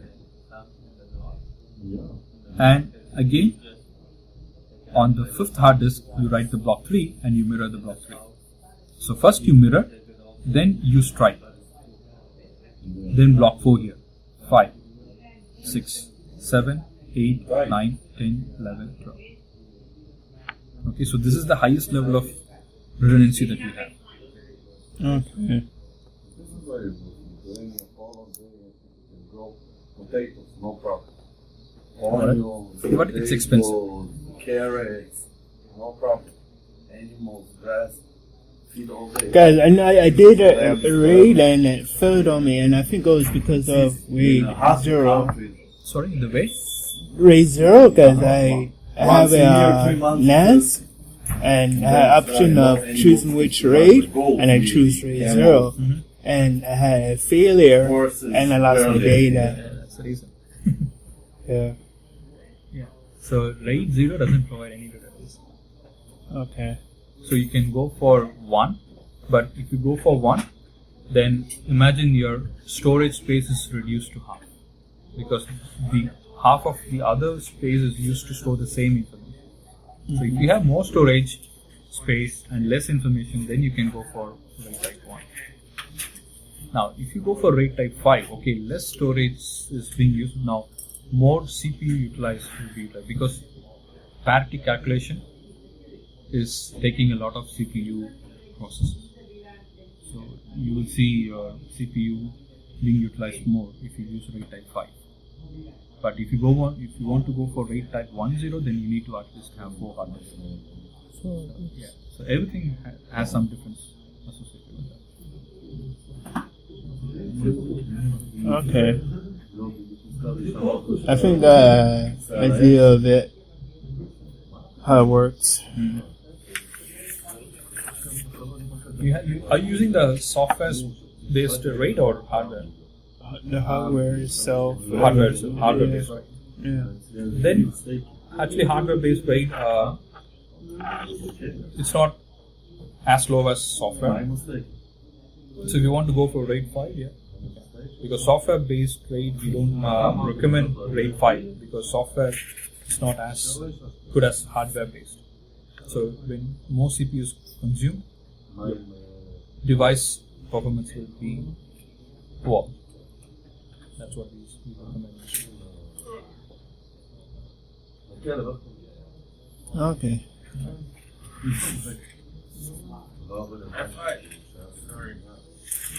If I just buy the laptop, where is I see it that it's find that out? There are so many areas where you can find. Go to your command prompt. So it's not written in the